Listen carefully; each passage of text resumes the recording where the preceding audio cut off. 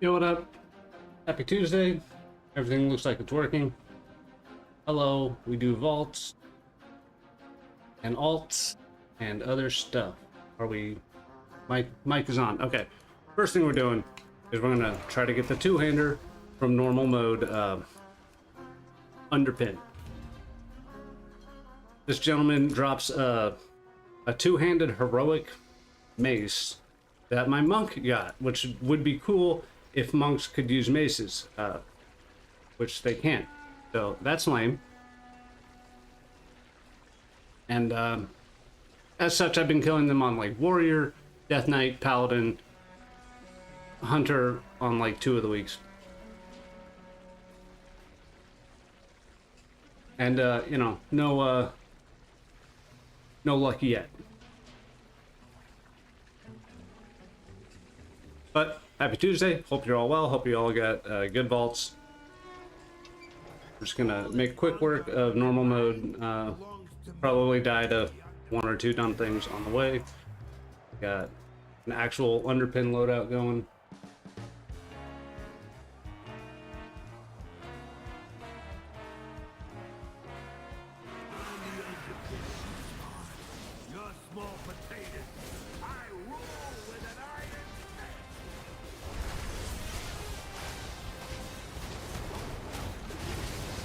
And unsure what we're going to do for part 5. It's either going to be monk or warlock for the next underpin kill. Highly unlikely to be anything else, just because those are the 2 that are at least have specs and are like 640 or whatever. Kaz is well on her way to killing her underpin on her druid. I'll probably post her video and critique every friggin' second of it when I can. I'm sure she would enjoy that.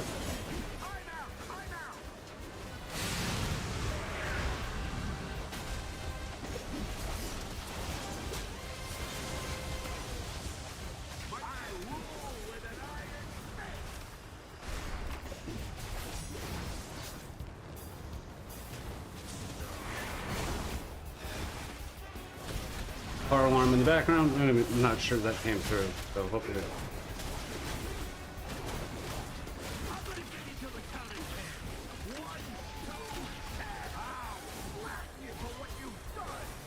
Good summon, guys. The flamethrower. Okay.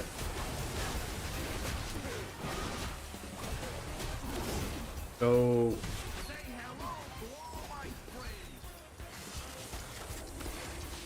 What? I said kick.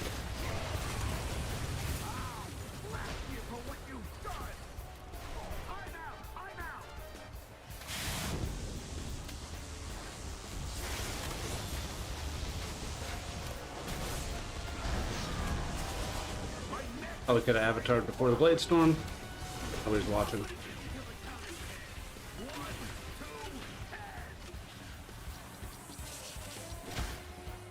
Oh. I'm starting to really hate this back area because you see the little raised topography, the lighter area. Trying to kick a bomb from anywhere here to like this back area just has it stopped short. It's like super annoying.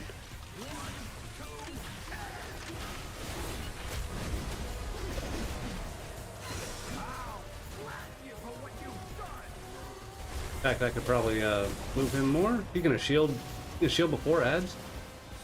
That's crazy.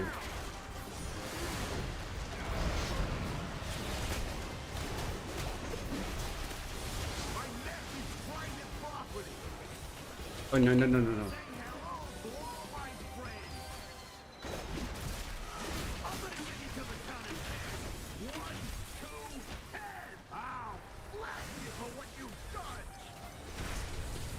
Okay, that one stopped short. Okay.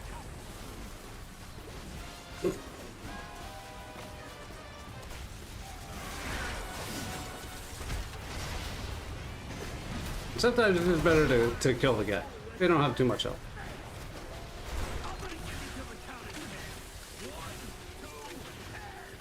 I jump? Okay. You jump, you jump. Oh, you suck.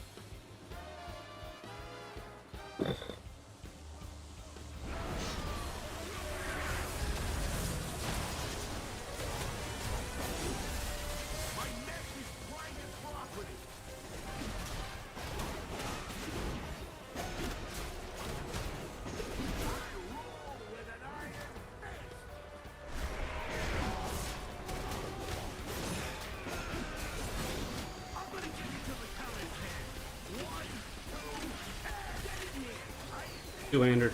Give it.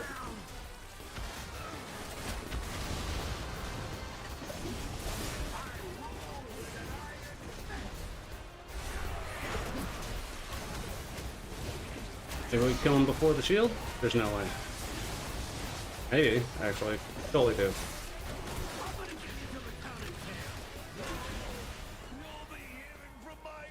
Alright, two-hander, let's go. Suck.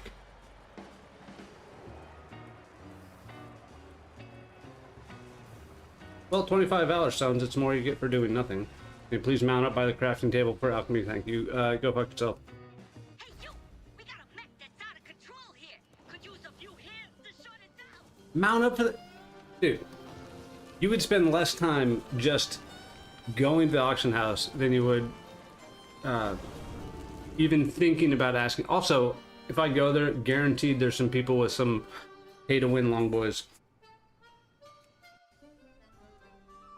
I know alchemists are, Jesus. Dornagal. Please, proceed. When shadow falls. Alchemists are total pay-to-win Andes. And we get World Soul weekly, so we can just do Awakening the Machine and be done with the weekly. It's like my favorite week. Also, what the heck? We gotta get out of town as soon as we can.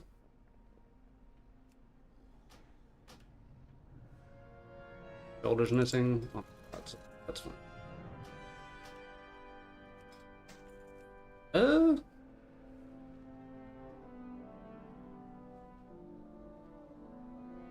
I have a heroic one-hander for my prot set? This is crazy. Okay. Well, since we just craft weapons, stick with prot loot spec. Mechano core amplifier, which I already have, but I have an adventure one. Ooh, and hero hands. And a veteran shield. Yeah, I don't care about the veteran shield. So hero hands.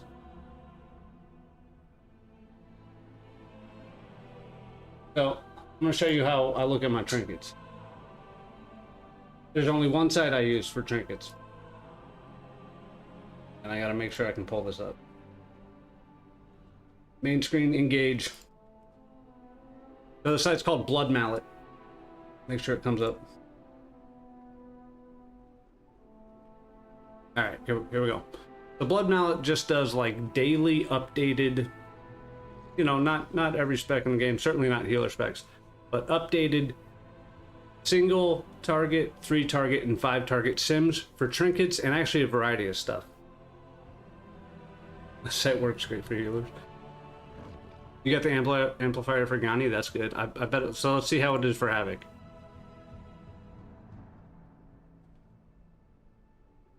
Yeah, what is it? 1, 2, 3, 4, 5, 6, 7, 8, 9. Ninth is not bad, especially when there's only a differential of 0.5% between the top performer and number 9. This is a raid trinket. That's good. So anyway, but I was pretty sure. And so things I'll look at depending on what character I'm on. So if I'm on my paladin, I'll look at 5 targets as well because I do Mythic Plus on my paladin. But for example, this trinket is actually slightly better in 5 target AoE than it is in single target. So meaning it's an overall good trinket. The one thing you just want to double check is make sure it doesn't go all the way down the list when you look at like a target differential. And 3 targets I don't ever really look at because nobody cares. It's actually even better in 3 target than it is 5. And that's for not my spec. So warrior, we'll check prot even though I don't care. Mechanical or amplifier, number 5 for prot. And it's actually number 2 for prot in AoE. So we know we can take that, you know, with some, and for Fury, best trinket. Literal best trinket for 5 targets. And for single targets, the second best trinket. So we're absolutely just going to take this. It's got some avoidance on it too. We can get hero gloves. literally any other time. We'll just get them from a delve or some other future vault or something like that. So boom. Basically Bish trinket since you get 2. And I actually got a suspicious energy drink, which is like also super good. Now I can actually sell a bunch of trinkets. Super happy about that.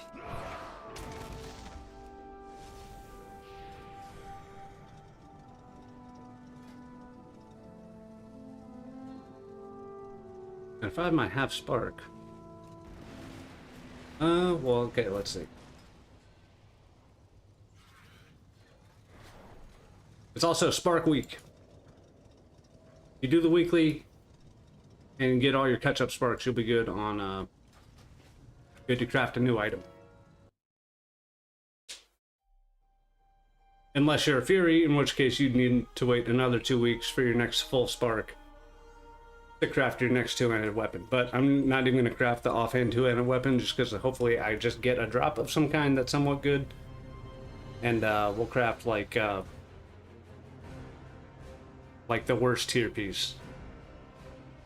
Hey, what's up, Skag? Welcome. Oh, where are we going? Do Paladin next. Same thing, we're going to kill normal Underpin for the chance at the two-hander.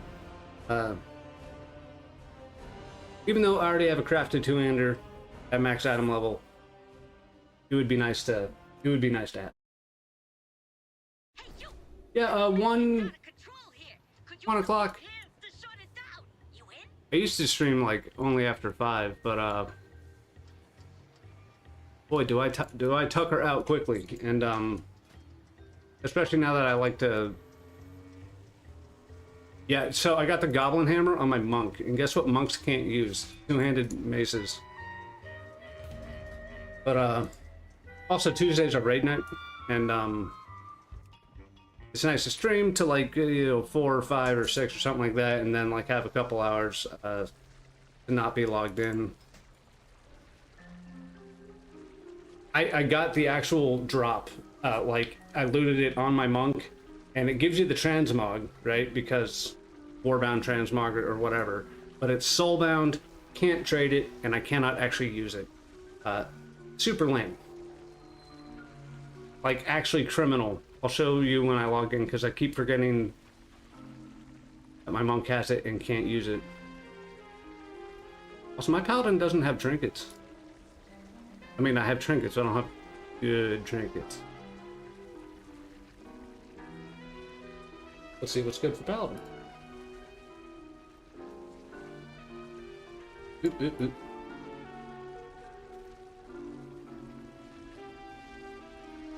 %5 passive, the 5% overall from the passive. Jesus. Noggin Fogger, Ultimate Deluxe. I think my Paladin's the only tune I have that doesn't have this trinket. Also, I hate this trinket. Because mobs, oh god, the PvP trinket's a second disc for AoE. Well, good thing I'm a prop Paladin. Let's see what prop Paladin looks like. Oh, Jesus Christ.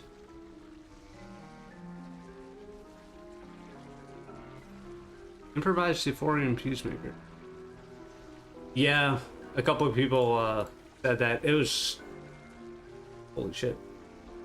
It was super crazy to see that thing solo Varus. And Varus couldn't do much to him, which was nice. But that thing can just get killed by mobs. Like in content. Like if you summon it on the Underpin and you're far away from him, he'll just melee the shit out of it.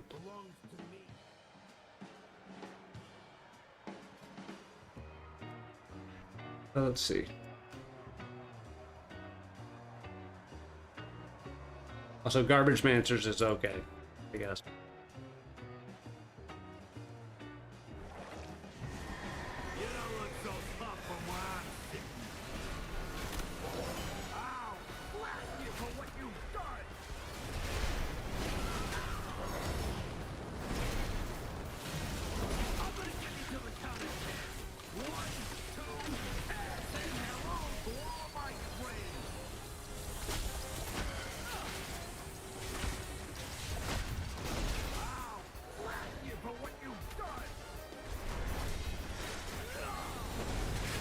So probably could have Brand just DPS. Unless he is? No, he got potions on the ground. He's definitely a healer.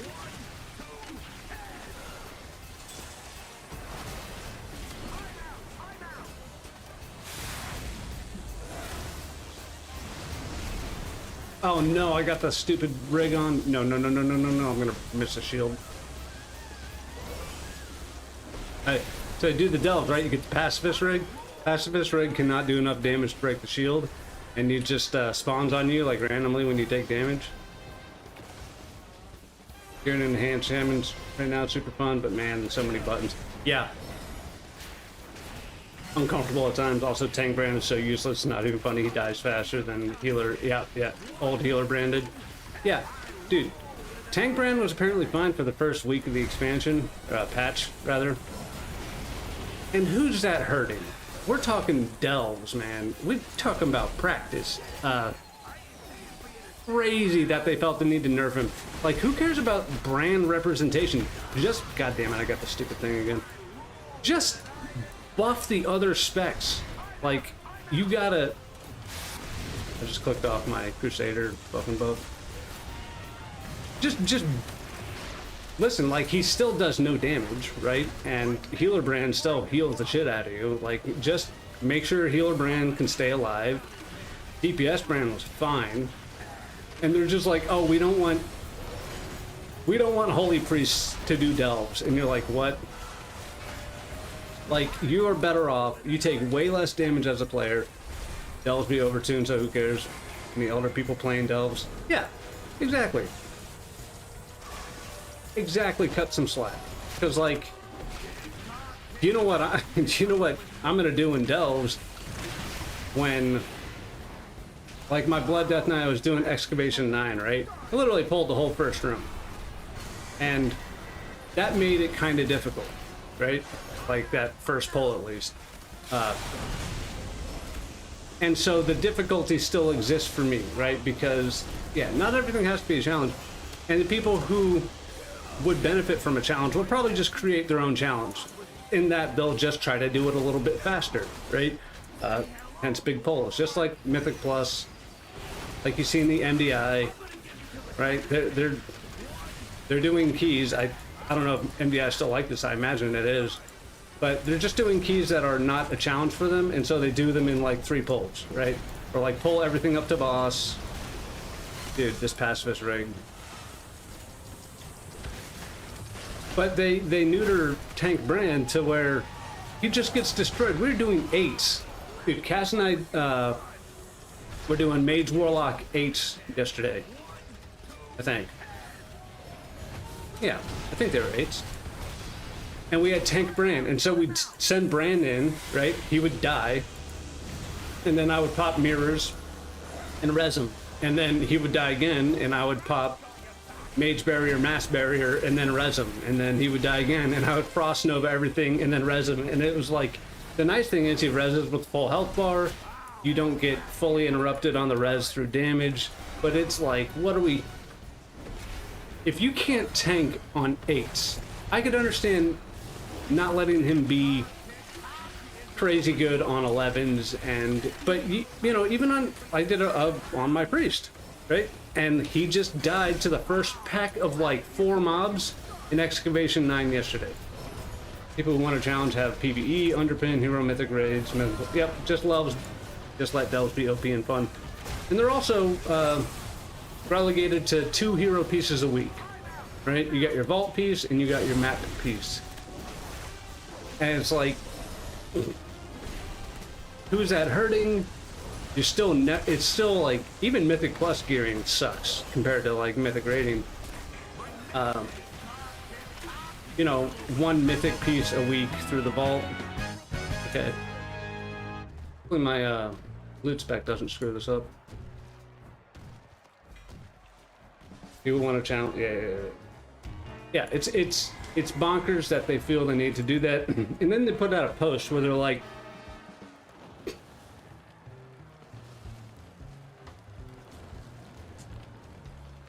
yeah, tier 11 being a bit tougher since you get the gilded, but other than that, I agree. And I also kind of disagree with them throwing the Gilded Crest on the 11, because 11 was just supposed to be like bragging rights or something like that. And now, just like everything, right, they turn it into something that everybody wants to do. And while delves are easier, dude, Gornagol is jacked up for frames per second. While delves are generally a little bit easier than they were last patch, I believe. Oh, no. Brought loot spec. Give me something good. Yeah. Like, what are we doing? I admit you don't want... You just did a tier 11 spiral weave, 616 enhanced, actual psychopath, managed without dying, but those little bomb goblins were a close call. Yeah, the fuse lighter goblins, not only do they just beat the crap out of you, they each have that cast that they kind of spam. And also, what are these trinkets? Actually, energy drinks, Krill, pretty good.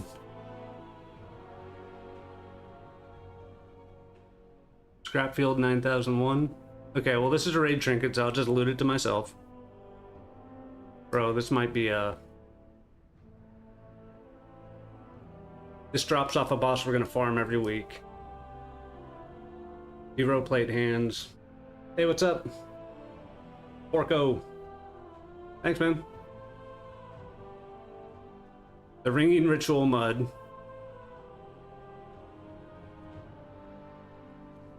Oh wait, this isn't a trinket I have. I thought this was this. No, I just think the Gilded should just be on lower tiers. Like, they shouldn't have just tied it to the highest one. Absolutely put Gilded in... You put them on 8s or 9s or something like that, but like... The whole idea behind... It's kind of like what they did with Torghast, right? Like, they said, oh, you know, the highest levels are just going to be for the challenge, bragging rights, etc., but they actually tied the most amount of Soul Ash that you could get from Torghast to like to the level 8 Torghast things. Yeah, I definitely think you should be able to get Gilded. I don't even like the cap. I don't like the 31 cap. I think that's dumb. I think what that does is, so you do 1 delve, right? But if you don't do 2, you get a shitty vault for delves, right? And so you're like, okay, I'm at 2, but it's like, you might as well do 3 for your Gilded, right? And then you're like, oh, well, I might as well do 4 for my second vault box. 31 is an odd number.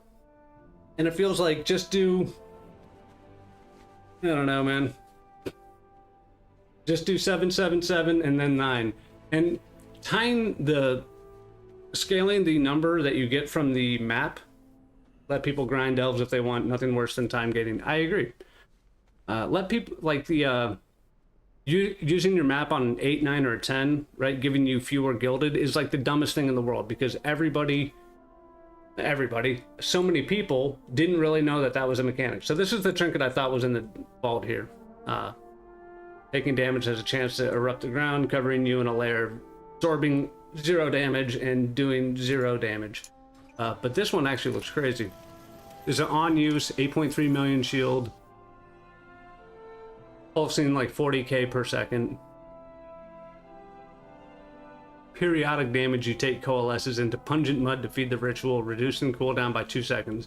The 2-minute cooldown. We might just take this, because that's actually on use. Absorb trinkets are busted for tanks.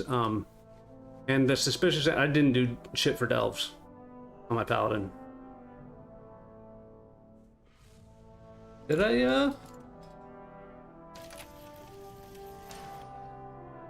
I may not have done the appropriate, I think I did. I capped my Gilded on every tune except my paladin, but I guess I just convinced myself not to do it. Okay, we're just taking the ritual mud. You did time walking dungeons, got Eye of Kizan from the chest. Yeah, that thing's bonkers.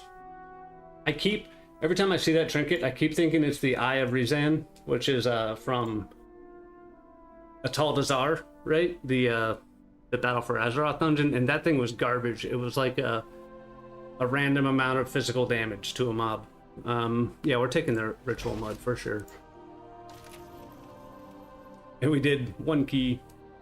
Hooray. Also my first actual trinket. Then we gotta do the World Soul Weekly, and then we can craft an item, but maybe we'll do that after raid.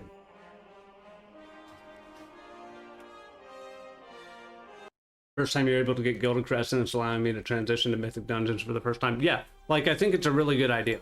I think it is a good idea. Allow them to drop from 8s, 9s, and 10s.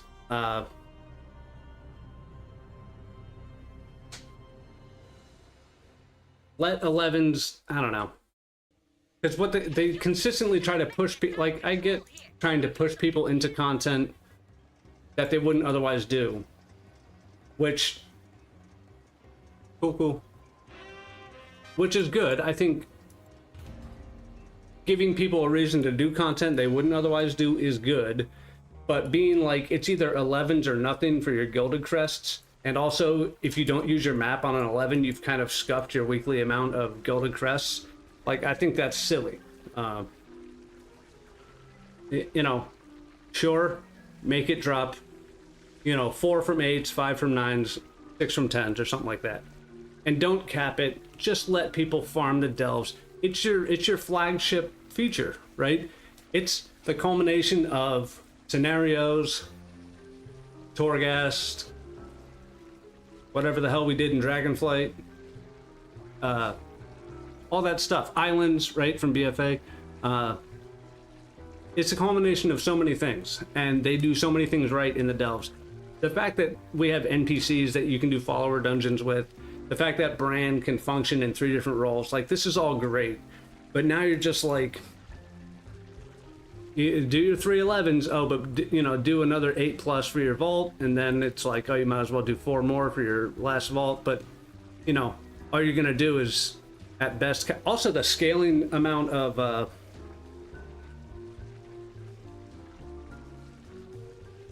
runed crests, right? Like how you get, I think you get 8 or something from doing an 11. Just make that 8 drop from a +8. It's literally the previous. It's literally the previous crest. I don't know what we're doing there. I don't think we have to be blood for this.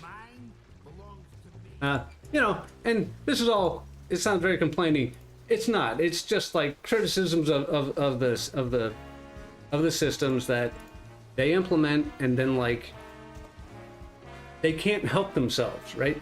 They can't help themselves from like fearing what the vocal minority will say about any given change, right?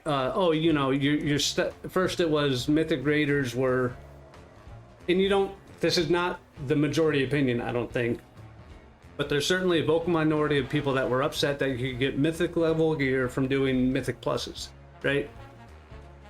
Crazy. It doesn't, if you're doing Mythic Raids, you are getting far better gear, especially now with the Vault in place, and far more frequent gear than you are in Mythic Plus, because you're basically capped at Heroic. You get 1 weekly item amongst 3 choices. Wait. Okay, Underpin. And it should not matter to anybody what other people are doing with their gear, and all you're really doing is kind of creating this divide between players. You already have things like trinkets that, dude, this guy melting. They generally screw up trinket balance. They're hard to get into Mythic Raid, by the way. I haven't ever done one. So Mythic Raiding, you have a couple different types of that. Generally, the first handful of bosses are, I want to say, relatively easy, but that's relative to the rest of the Mythic Raid bosses. No, getting into a Mythic Raid is not easy. You can pug them, right? You can pug the first couple bosses. It used to be pretty contingent on what server you were on, but now that's not a problem. You can just like look in the group finder. I don't think too many people are doing that right now. I'd be surprised if pugs were going past the first or second boss. But yeah, it is actually obscenely difficult for your average WoW player, and even people that play out, like my guild, we run Heroic. We're certainly capable. When we have 20 in the past, we've certainly done progress and killed like the first 1 to 3 bosses in mythic raids. I genuinely think it is a little too gatekept, and it's to serve no purpose. Like, if you think people aren't gonna do mythic raids once they can get 1 item a week, you know, from delves, or 1 item a week from Mythic Plus, like, that's not all what happens. Mythic Plus is just used to cap your currency and you know, farm gear early for the people that are doing the, you know, the mythic raid, because you are locked out in gear, and any gear you can get early on, even for mythic raiders, is like a benefit, because what, you got 10 bosses, 4 or 5 items drop, that's 40 or 50 items for 20 people in a week. So you're getting an item and a half, 2 items per person, and that's like kind of in a perfect world of distribution. But other than that, it's literally just like people getting portals, people getting their KSM, Keystone Hero, and capping crests to upgrade the gear that they already have, either from the box. Yeah, no problem at all. Where's my... Nah, no mace. Like, just the... It's not... I don't know, because depending on who you talk to, they're going to say, oh, you know, mythic raid's so easy, you know, but the reality is you have a set group, set number of people in the group, 20 people, right? You need 20 people, so that's 20 people who can perform reasonably well at their roles, especially earlier on, before nerfs and before people have a bunch of gear from your weekly vaults and stuff like that. It is difficult, and anybody who's saying it isn't difficult has already put in the time, the overhead of finding a group and sticking with that group and performing in that group for an amount of time to where you're this regular person. And I'm a guild leader.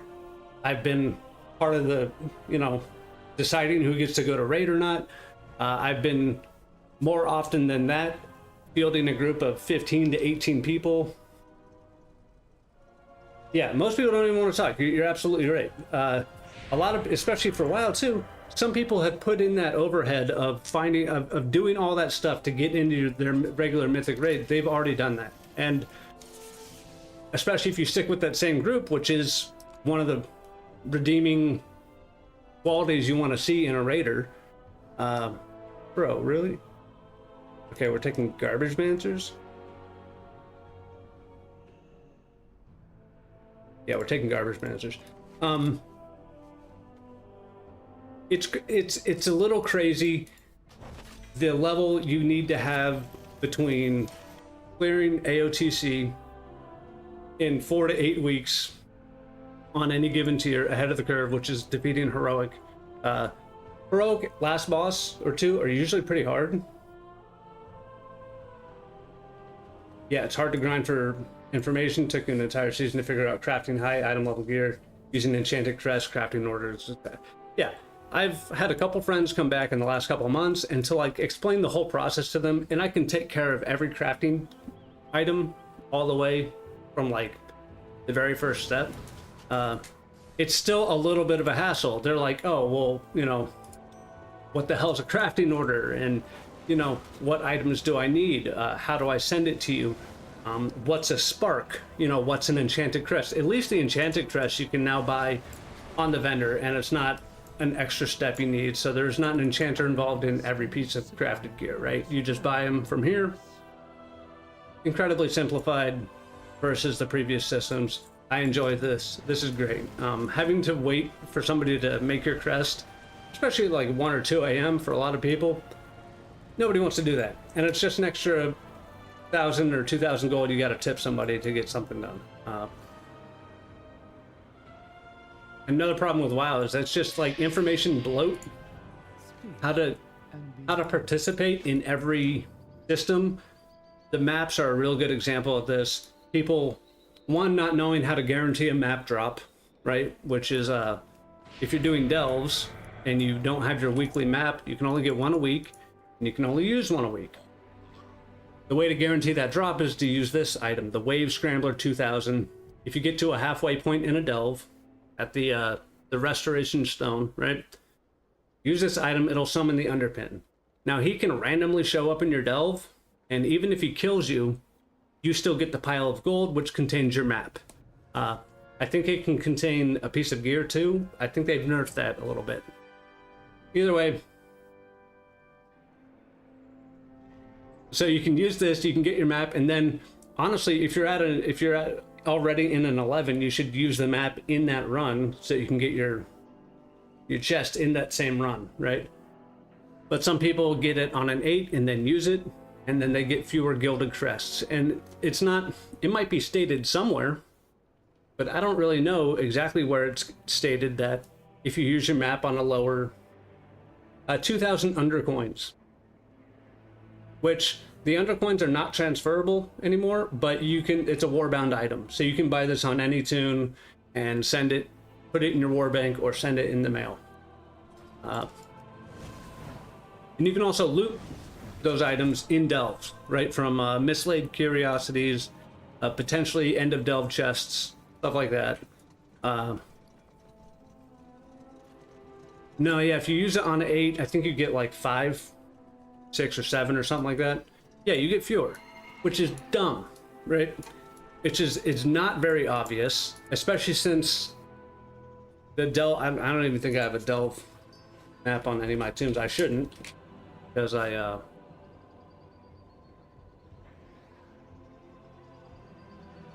yeah, I don't. But the map says, you know, use it on an 8+ or found in an 8+, and the map functions a little differently than it did last season, where you would get a map from whatever you ran, right? And +8 was the highest, but you could have like a +7 map or a +6, and you would only be able to use it to get that level of reward.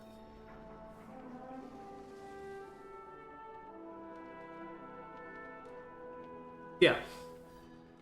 To tie the map to the amount of gilded you get then. So 2 drops if you get, yeah. And then just have it supplement, right? Like the whole having a super specific, like you got to run 3 11s and then use your map on 11, or at least one of those 11s to get what you need, is just, it's a level of,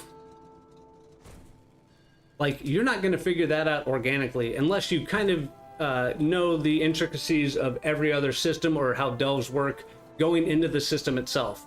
Because you're just going to click the 5 chests at the end, and you're not going to inventory everything you got from every chest. I still don't know which chests can and can't give you relics, right? Because I maxed my relics out because I ran 100 friggin' delves, right? But people who don't, right? Like, they're not sure. Should I run 8s for relics? Should I run 11s for relics? Can I just spam 1s? Can I spam 3s? For, you know, like Kaz, we're trying to get her relics because she was on Underpin. She's only got like 2 or 3 relics that aren't level 4 now, and some of those are the ones I'm recommending her, like for the Underpin hard mode. And so we've been doing delves, and delves are fun.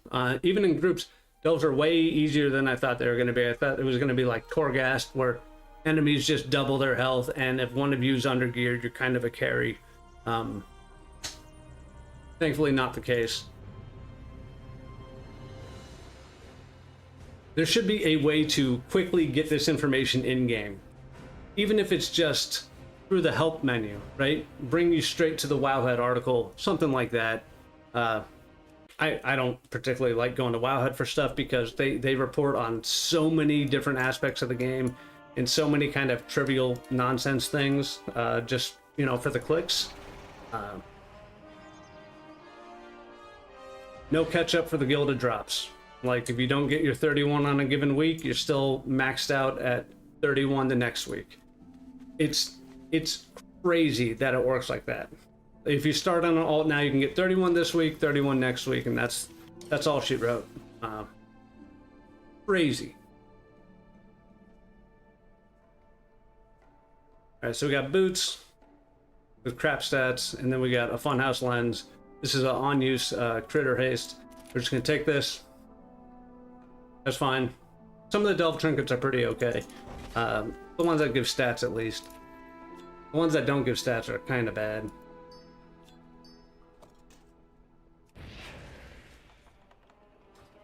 Okay, this toon cannot use the two-handed mace, so we're not going to bother with Underpin.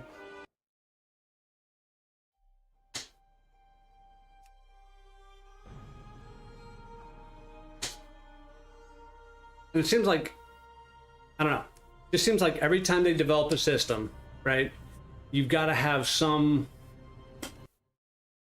like, they're basically stopping people that know the system, that would have all of the information they need on day one from getting the most possible gain they could get from it. What's the point of Sparks having to catch up, but the Gilded Crest not? I fully agree. Like, Gilded Crest technically do have catch up, but that's running Mythic Plus, right? Like, 7s or higher. Whatever drops Gilded Crest. I'm not sure what drops Gilded Crest. But, it might be 7s. I think it's 7s. Might be 8s. So you can grind to your weekly cap there.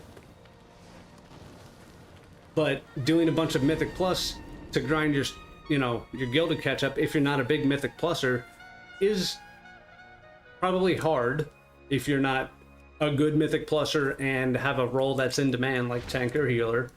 Even then, you're still subject to a bunch of people you don't know determining whether or not you get in a group.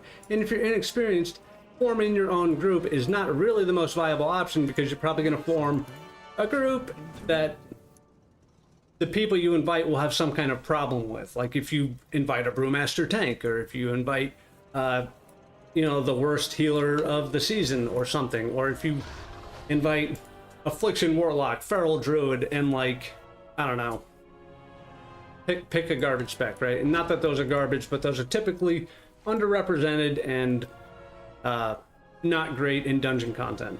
Like typically, if they are now, that's great, but historically, yeah. All right, we got a hero helmet, hero boots.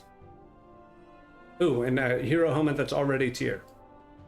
Okay, this is an easy decision. Tier helmet. I think we might get 4-piece. Yeah, you're Brewmaster tank, and I only say that as an example. I like Brewmaster. I think it's great. Apparently it's a little undertuned, and it's also one of the... Just rolled a Guardian Druid, was hoping to catch up. You can still catch up. Like... So, technically you're at 3 crafted items now. Or 2 if you have a two-handed, main hand, which Guardian Druid does, Brewmaster does. And so you'd only need 120 crests by this week. So you're not too far behind, right?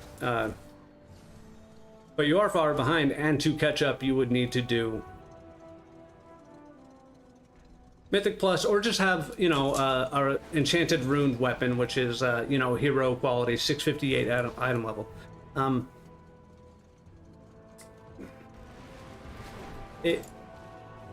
They create all of this stuff, and they're just worried that somebody is going to gain too much out of the system. And the people that are going to gain too much out of the system, one, it really shouldn't matter, because if it's people doing delves, who cares?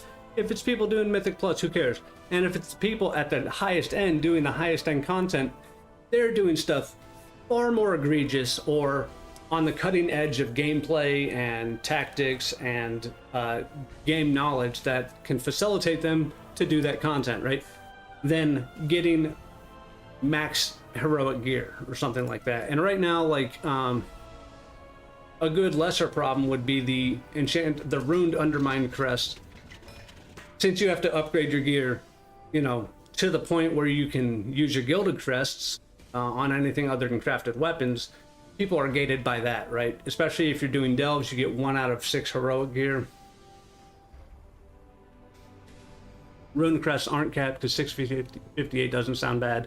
Wanted to focus on learning the boss mechanics using Guardian. Yeah, so you should be able to do delves and get all the runed crests you need. And I think you get 8 from an 11. Might be more. I don't think it's definitely not less. So yeah, you could, they are capped, right? Like they all are. In total that you can acquire for the season. Currently the cap is 360, but that goes up by 90 every week, right? So, but you can obtain up to that cap from spamming delves, right? There's no like delve cap on getting them.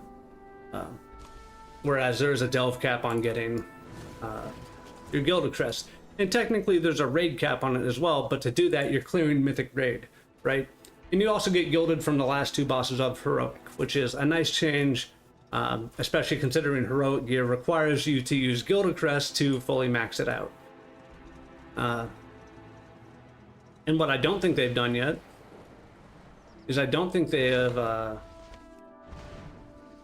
you can get these the tokens, right? Your consolation prize. And with the tokens you can get Carved Crests, you can get an item that gives you a socket, or you can get Ruined Undermine Crests. But you can't buy Gilded Crests. And the very nature of these tokens of merit is that they're limited to 6 a week. There's no reason why you couldn't have an item here to give you 15 or 30 crests for your 6 tokens, or 3 tokens, or whatever. Because again, by the very nature of only getting 6 a week, and that's up to 6 a week if you have 3 choices from the box, you know, that is gated. It's not like anybody's going to, you know, be caught up with the curve of people gearing by taking the tokens and converting them to Gilded Crests. That's like not how it works. There's also the Gilded Crest cap. Like, there's so many things that are just like, they're anti-middling player, right? Like, there's people that I'm sure don't do delves up to level 8, right? But they do 5 to 7, 5, 6, 7, and maybe 8's their cap, and they get Ruined Crests and whatever, right? And then there's people that just kind of only do 11s, and they will trudge through an 11 with their poorly geared alt and still complete it, and get their crests and be on the way.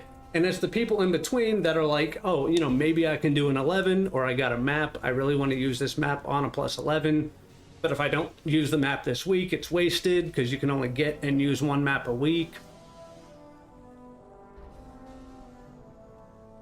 It's almost, and a lot of those players aren't going to go to Wowhead, right? A lot of those players might not watch anybody stream, or think to ask somebody that they play with, or even have anybody that they play with that they can ask. You know, and outside of like, outside of streamers, outside of Wowhead, and outside of like paying specific attention to every blue post response on the BNet forums, which is probably has a way less, a way lower rate of people doing that than people going to Wowhead, you're not going to be up to date on everything. And it's not like they outline everything. I'm the only stream you watch? That's awesome. That's because of the Zekvir content. I appreciate that. A lot of people like the Zekvir content. I'm very happy. If it wasn't for that, you'd be clueless. Well, you know, one of the things that I benefit from is it's kind of the only game I play. Like, I just got Final Fantasy VII Rebirth. I'm gonna play that, like, for sure. But I really like WoW, right? And I play WoW all the time, and I have every class, and I haven't done everything perfectly, like on my main and on my alts for like the currencies. But in the last 4 weeks, I've played enough of the content to kind of know how it all works, right? And you just kind of figure it out as you go, or you read forums. Honestly, reading the Battle.net forums and looking at like the complaints people have is like a very good way to educate yourself, because people will only complain about the things that are not super understandable, right? Oh yeah, you can convert Ruined to Gilded. You're still going to be, but when you convert, one, you got to have the crest to convert. And what I was talking about was the consolation tokens from the vault. You cannot spend those to get Gilded Crests. You can always convert, but you can only convert those Rune Crests after every item you have is at 658 item level. Which, you know, takes some doing. Especially if you start with Hero 1 out of 6, that's 3 upgrades. 45 crests per item times 16 is 540 crests, right? And right now the cap on that is, I mean, we're close. In 2 weeks we'll be at 540 exactly, actually. But that's assuming you don't. I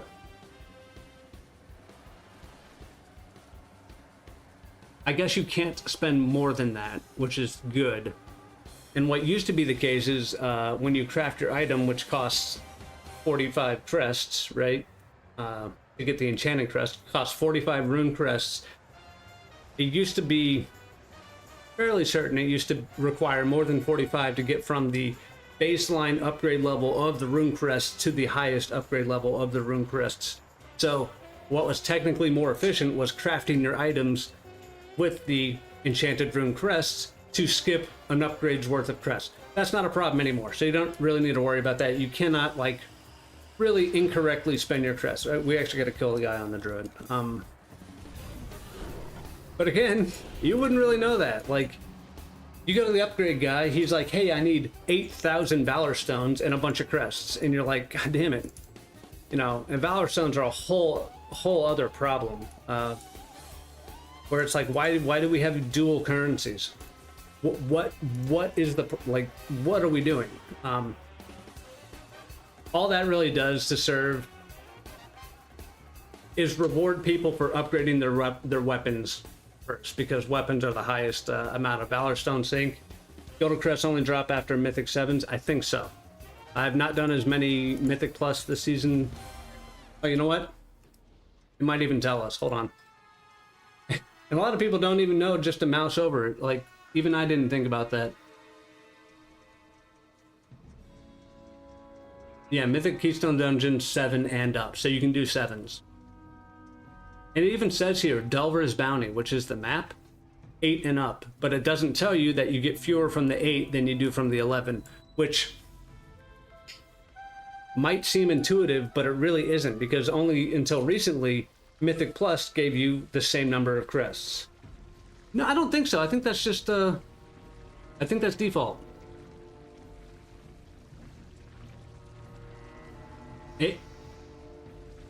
It's possible it's an add-on, but the only add-ons I have are Bag Sync, Simple Item Level, a Transmog, Healbot, Bartender Details, and that's it. KUI nameplates. No, I don't think so.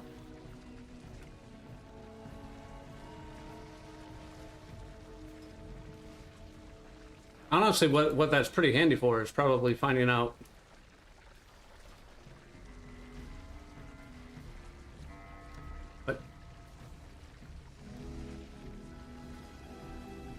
Oh, you don't even get runed crests until you hit tier 8? That's crazy.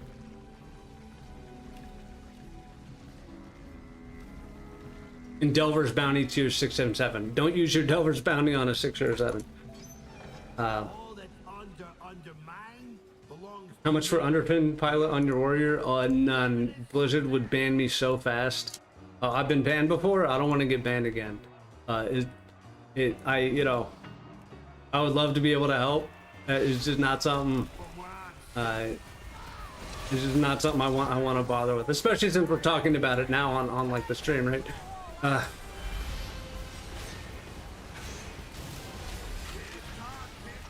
I bought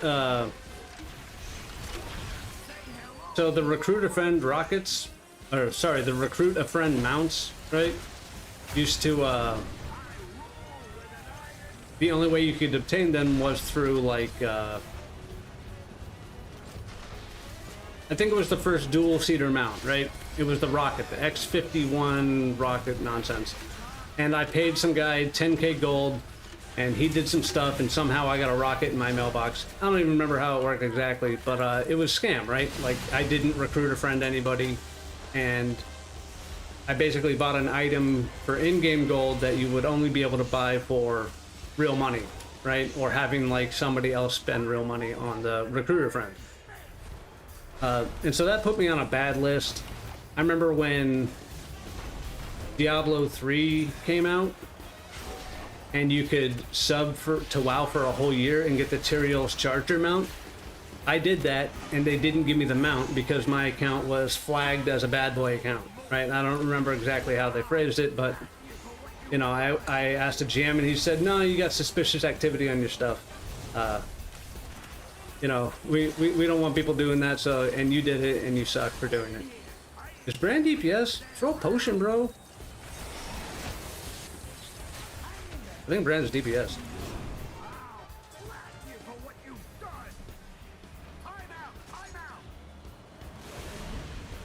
So, in that regard, I don't want to be on a bad boy account anytime soon. I was a little scared of that Mage Tower video, because you hear about some people. I don't think Brand's a healer. Get away from me. You hear about Rex Troy getting banned when he does crazy stuff, even though. Oh yeah, I got frenzied regen. Okay, we're good.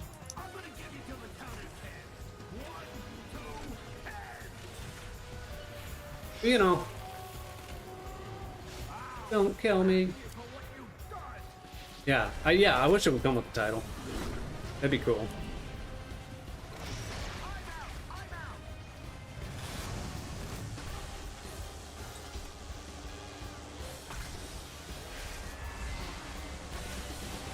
Okay, we got Convoke. Convoke's gonna heal me.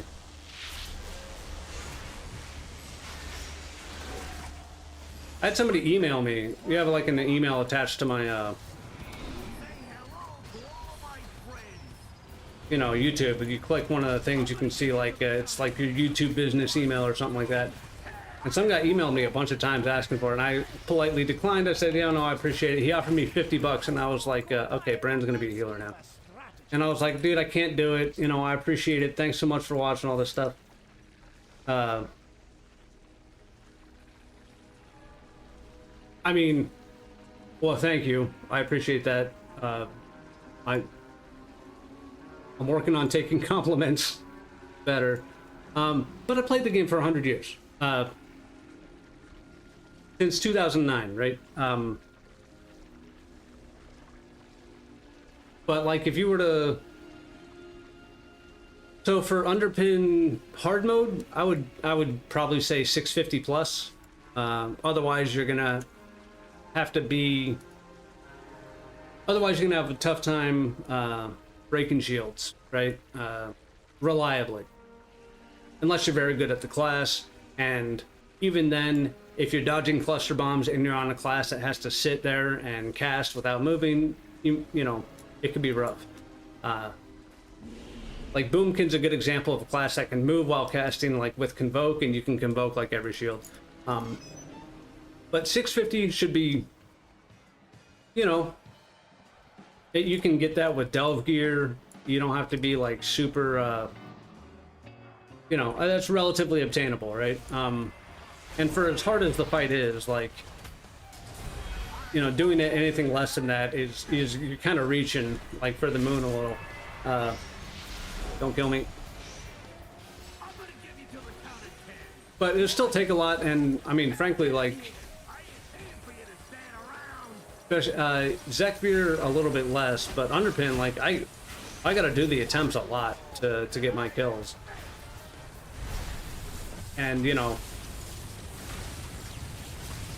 depending on who you ask, that's like, you know, you should be able to kill it every time, which I don't really agree with. I think the fight is so difficult. 656 struggle as hard as Warrior. Yeah, Warrior's rough too.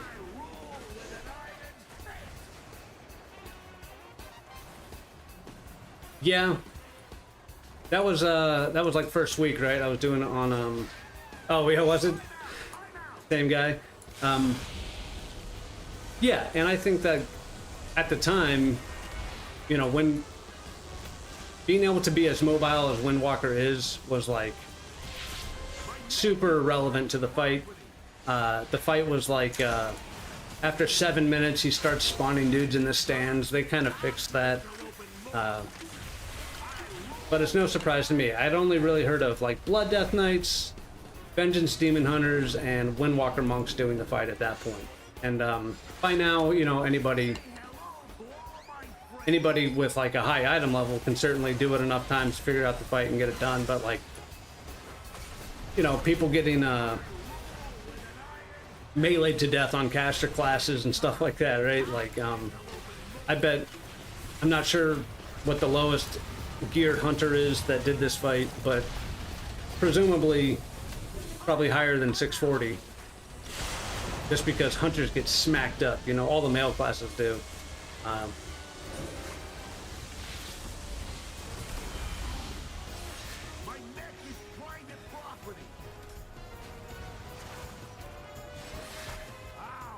I think this fight's more difficult, but I think that's just because you have more moving parts. Zekvir is more difficult when it comes to surviving melees because he could crit you. Underpin cannot crit you unless you turn your back to him or unless you sit down, right? Like you have to either do something you shouldn't do, don't ever let a mob hit you in the back, and don't ever sit down when you're getting melee, because that's the way to guarantee a critical strike. So Zekvir was harder to tank at the time, and even fixed Brand still dies to Zekvir. Healer Brand kind of never really dies to Underpin anymore, ever since they kind of fixed them. But you have like way more stuff to manage. Like the fight is so much about like making sure that the ads don't spawn in split groups, and part of doing that is making sure that after you've taken out a bunch of ads, oh, we're so dead. Part of doing that is making sure that after you take out a bunch of ads, you drag him to a new spot, because if the closest 5 spots that an ad can spawn are taken up by a corpse, or any of them are, like he'll split spawn. Some of them will spawn like right there, some of them won't. And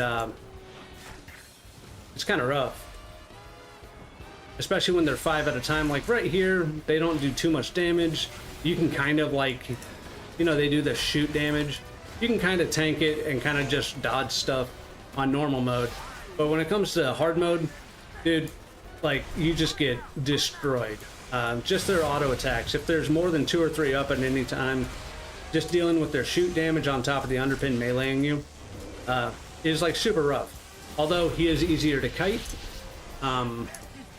like way easier to kite than Zekvir, because Zekvir had a smaller room, and until 60% and under, Zekvir didn't really cast a whole lot of different things.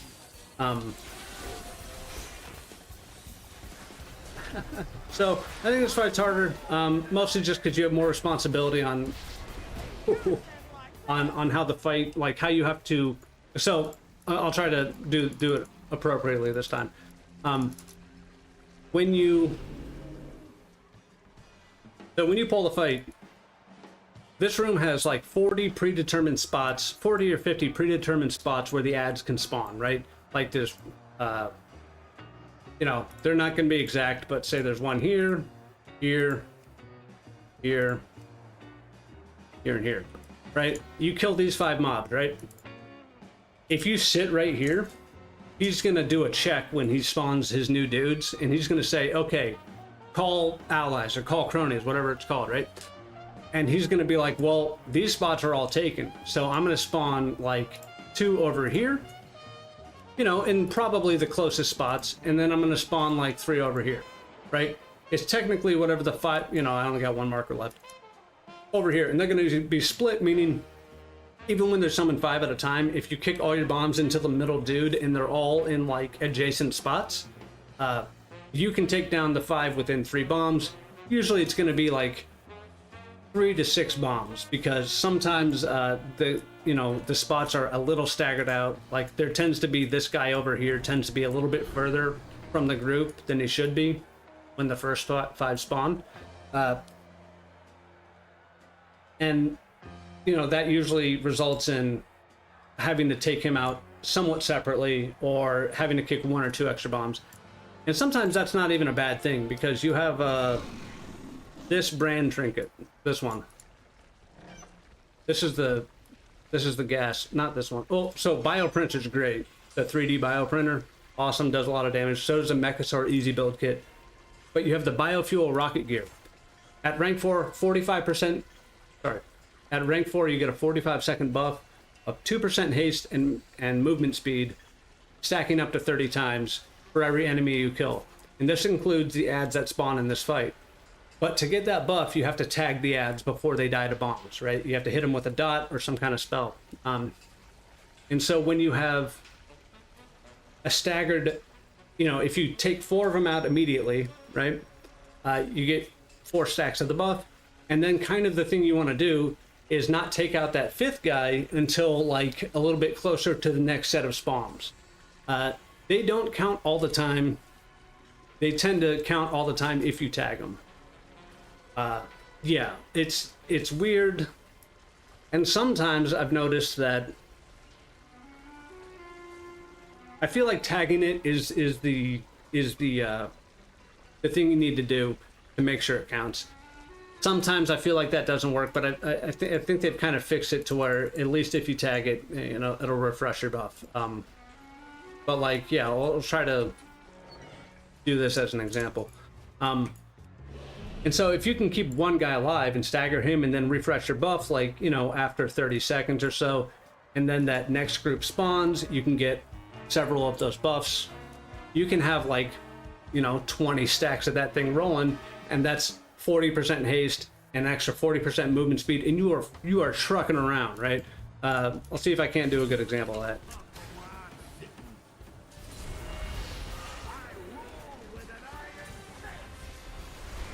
And that's what I did on my Blood Death Knight, right? 1, because Death Knights are slow. 2, because haste is great. And 3, at the time, there was basically this enrage. You know, a 7-minute kind of soft enrage when he started spawning ads in, like, the stands. And depending on what class you are, like, melee have a hard time kind of tagging everything. So I got 2 stacks. And if I want to be a good boy, I'm just going to let that guy... I'm gonna let that guy live for just a little bit. And near like my, you know, when the 30 seconds is up, or 45 seconds rather. Also, the first shield kind of throws a little bit of a monkey wrench in the whole situation. Because on hard mode, you're usually on your 2nd set of ads, or pretty close to it, or even on your 3rd set of ads when the shield comes out. So, like, you tend to drop your first set of stacks on the hard mode. Unless you keep a guy up, and unless you're paying attention to that. I just cancel my convoke.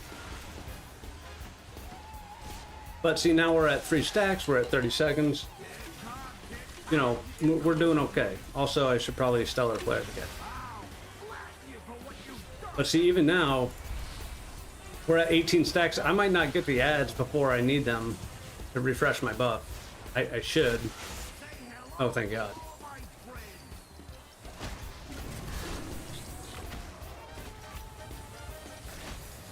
But see how... Where's the 3rd guy? Oh, okay, yeah. We did get them next to each other. We got the 3rd guy over here, and, you know, he's fine. And so we're just going to kind of keep him alive. At least just for a little bit. But see, I did drop my stacks, and I'm pretty sure I tagged those guys up. Maybe I didn't. And I totally missed with the,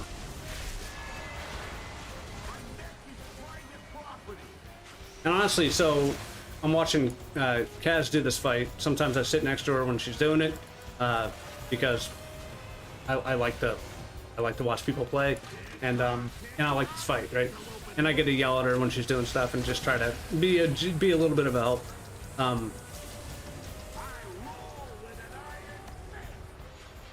But dude, she had like 30 stacks once, which is the max, and she's just like. She's a bird too, like a boomy, and she's just running around. It's very funny to watch.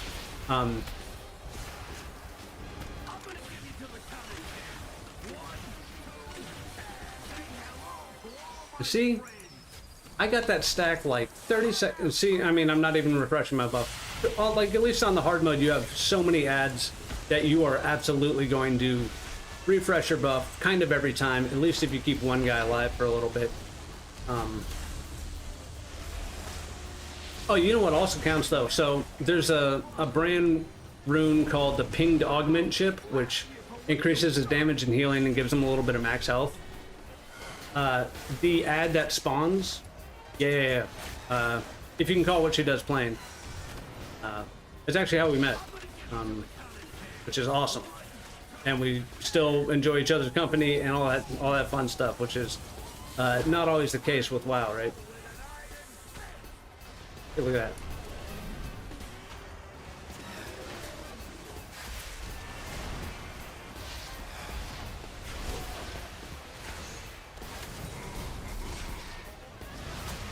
And we've lost the train of thought entirely.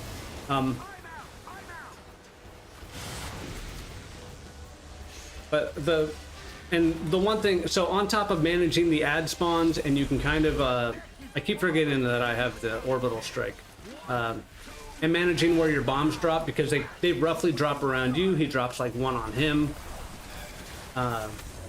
You also have to deal with the cluster bombs that come out roughly every time he drops bombs, and those are just like swirlies on the ground that if you don't dodge, they will one-shot you. And if they don't one-shot you, they're going to put you in a position where his melees will one-shot you right after. The wife plays and our YouTube streamers too, but different. Oh, different field. Nice. Hey, that's cool. Hey, it's good to...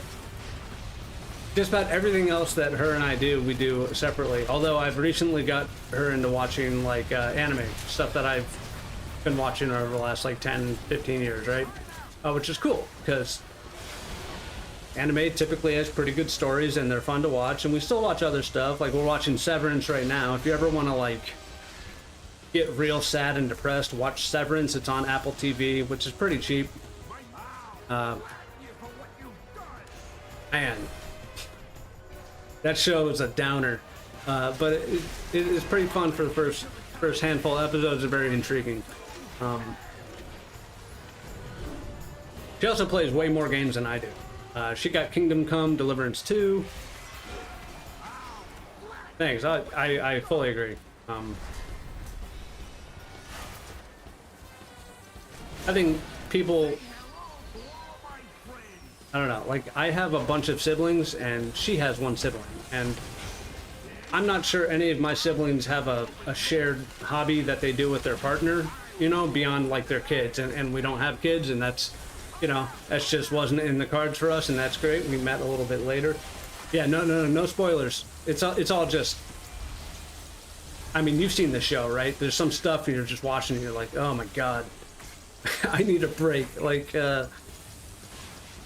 we got to a point where I was like, I can only watch one episode a day. Otherwise, like, I'm just too sad. About to start next episode. 10 minutes? Nice. Hey, I finally killed the stupid thing. I didn't get the two-hander. So you had Zekfir, which he would just melee you to death, right? And Healer Brand was okay. He threw his potions, and that's fine. But it was so much about like you just being able to tank a mob, and people that aren't tanks, understandably, are not very used to keeping a mob in front of them and like completing objectives and standing on a wall. I hope it's the same, because I don't want to have to farm double question mark. I've only ever seen it drop the one time, and that was on normal. And frankly, that was like the first week. And so I don't even know if they changed it to where it can't. Like the repair kits from a delve. It's funny. But I imagine it's similar, because after completing normal, I don't think you can loot hard mode. I just think you're kind of loot locked and you either did it or not. And the schematic for you know, the golden blimp is just like, you just have it now. If you completed it, it was bugged for so long that if you got it on your account, you just have the option. And it was supposed to drop, and it wasn't dropping for a lot of people, and, you know, every problem you can imagine under the sun. I don't think they had a problem like that with the Void Skin on Zekfir, but I did that fight relatively late. I'm gonna sneeze any minute.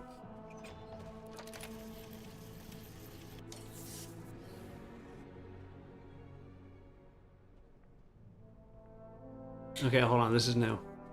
Your melee attacks and abilities have a chance to befoul the blood of your enemy, dealing 600k nature damage over 10 seconds. Additional injections overlap.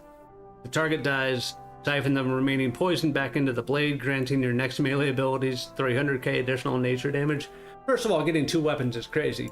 Second of all, I have a friggin' crafted weapon. Third of all, I'm still taking this because it also has haste, and my crafted weapon is 658, so this is cool.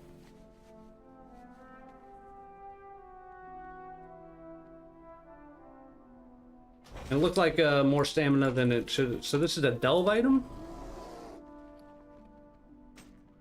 No main stat. Oh yeah, good call. How much main stat? But that's better than like a caster not getting their main stat, because they get like 14k main stat or more. Where's my weapon? 4,500 agility.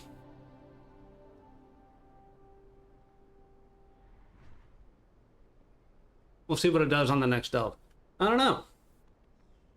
It's also got like a on death protection. I think we're just gonna do it anyway. I feel like Bear's tanky enough to where you could lose some agi. Bro. Wait, what? Oh, I need Valor Stones. Yep. I hate this game so much. And even the discounted Valor Stone upgrade rate is like wild. I'm glad I didn't enchant my weapon yet.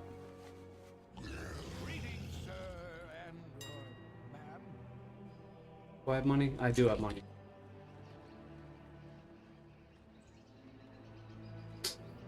So the druid forms that are not available.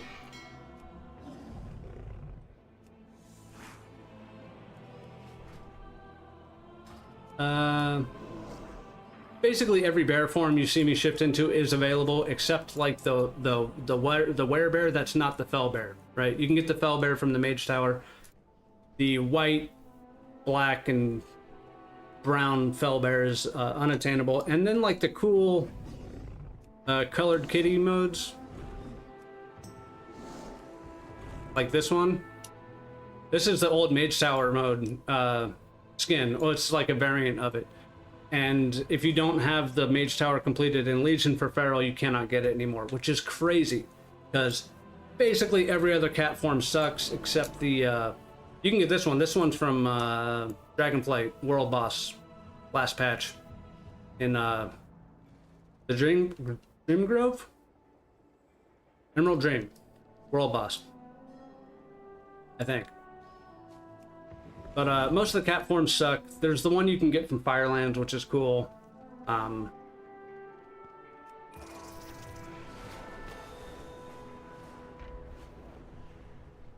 No.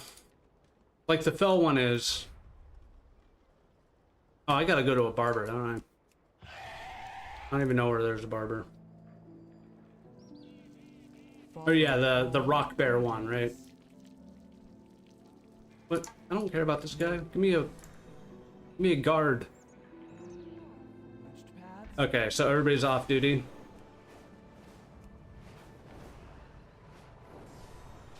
Dude, we are lagging something fierce.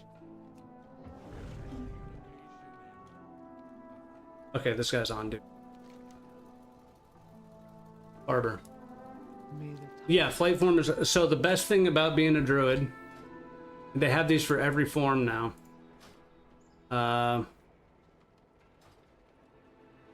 It's a glyph. So if you just go to the auction house, type in chameleon, you have the Ursal, Swift, Lunar, Feral, Aquatic, and Aerial chameleon glyphs, and you attach these to your form, and it'll randomize any form you've earned every time you transform. Super awesome, especially if you have a lot of like the. No. This stuff's great. They only had this for like the bear for a while, and then they added it for the cat, and then they added it for everything, and I think it's great. Super awesome. It's just a nice, because otherwise you're not going to see so many different forms that you have, right? And then you can also play the little game of trying to get the form you want whenever you transform into something. See, this is like the Legion werebear. And these had different colors based on the race you were at the time. I think white was Tauren. This was, something else. But, yeah. Like, it really makes it's just such a minor thing. It really makes playing Druid just a little bit more fun.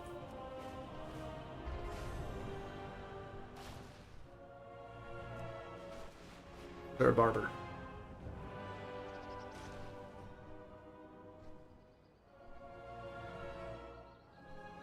Yeah, I guess no reason why he wouldn't. Oh yeah, here we go.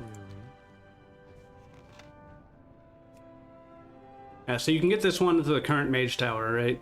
And this was like a compromise that they made because you couldn't get... Jesus Christ, look at this. You couldn't get these anymore from the Mage Tower. And it was like...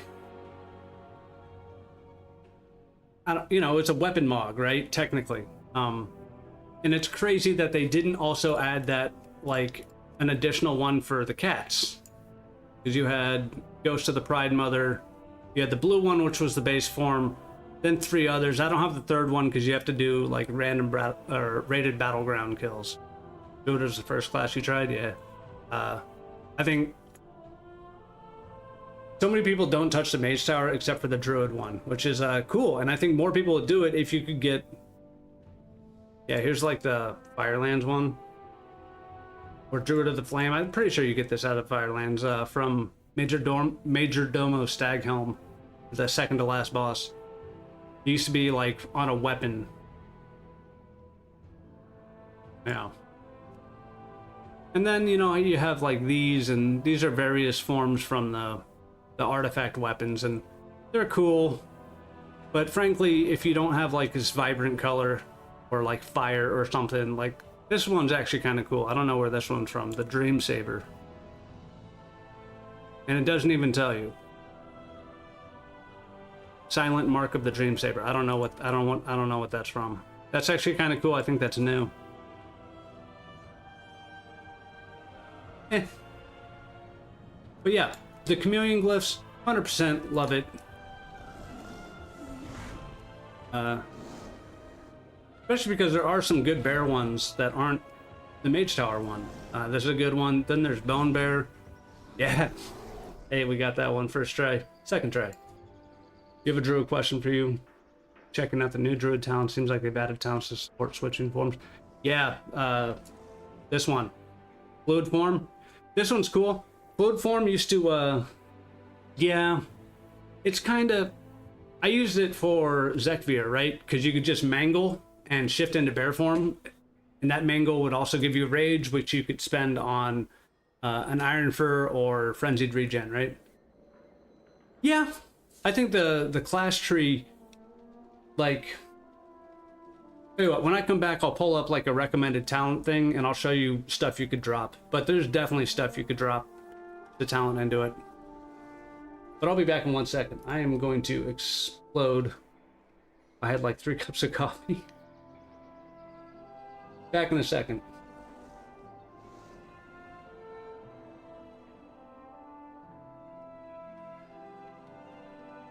Yep, you're right back.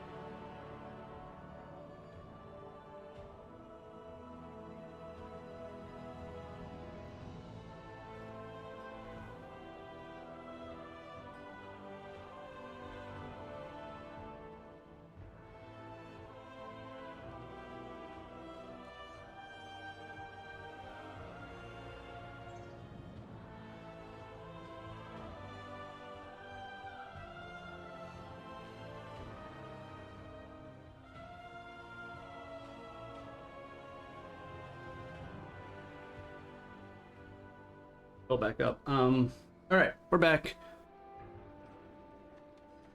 So yeah, I was gonna pull up just a Wowhead build, which that's a whole other tangent I could go off on about the number of talents that you shouldn't, you know. There's so many like mandatory talents and stuff that you don't want to skip, and then stuff that are just like, I don't know, like they got a lot of work to do on the talent trees, and I think they should prune them down a little bit. But like, for example, we'll go to classes, Guardian, talent builds, rip weaving single target. Oh my god, okay. I forgot how crazy this shit is. So let's do Mythic Plus. Balloon's chosen Mythic Plus.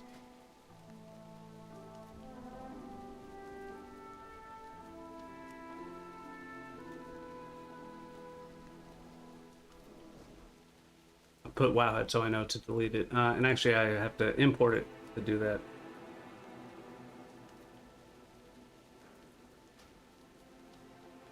What? Oh, I'm balanced. Yeah, yeah, I'm balanced. Hold up.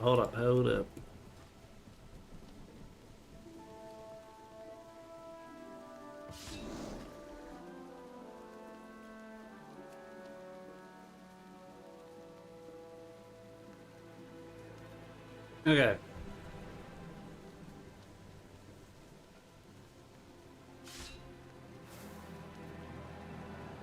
Okay. So here's the Mythic Plus build from Wowhead. You play Brewmaster, the low levels keys, delves that do Windwalker, and loot spec has been Windwalker. Haven't opened your Great Ball yet, but if you were me, would you switch loots? It depends. So Windwalker and Brewmaster generally have the same loot tables, with the exception of like tank trinkets, and very rarely are DPS trinkets not on the tank loot table, but there are some exceptions. You can just open the loot journal for like raids or dungeons to kind of like, yeah. So as far as like stat prio, the stats on the gear you get in the vault or anything that drops will never be determined by your loot spec. It'll only be the items that can drop, and pretty much every armor piece can drop for every spec. And then you have things like trinkets and weapons are the only differentiator, and Windwalker and Brewmaster share weapon types, right? So if the answer is you don't have a good tank trinket, which there are some good tank trinkets, there's some good ones in Mythic Plus, some good ones in Delves, and some good ones in Raids. And I don't really know if any of the ones from Delves don't drop for DPS specs, but presume they don't. I would say Brewmaster, because there are some absorb trinkets which are on use absorbs, or like the raid absorb trinket. Those are very good defensively. It's like an extra cooldown, especially for Brewmaster that doesn't necessarily have too many buttons they can press for their cooldowns, right? Like as a defense, you have Fort Brew, and then you have like Celestial Brew, and that's pretty much it. Outside of your normal like mitigation. So here's your Guardian Druid Mythic Plus loadout. Things that are going to be harder to move around. Also, this is crazy, and I'll tell you why. Things that are harder to move around are stuff in the class tree and the hero tree. But the hero tree really only has 3 to 4 optional things. You could definitely trade Moonfire Slow for the Bear Charge, although having a slow on the mobs when you're the tank is like super helpful. Paladin Consecrate's a real good example of this. I wouldn't necessarily trade out any of these, because these all look pretty good. Especially the Thrash damage, like... So, Thrash becoming arcane damage also allows Thrash to heal you through Elun's Favored, right? And that's why they take the double Thrash and the increase... the Thrash damage increases damage you deal and reduces damage you take. This is a good talent too, right?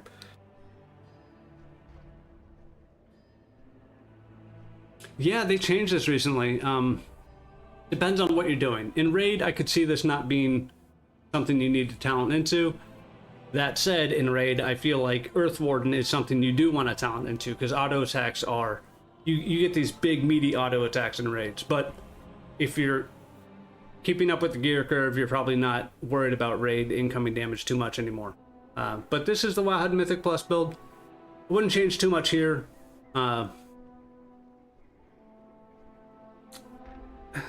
People be doing some crazy stuff sometimes, but the class tree for most specs in the game,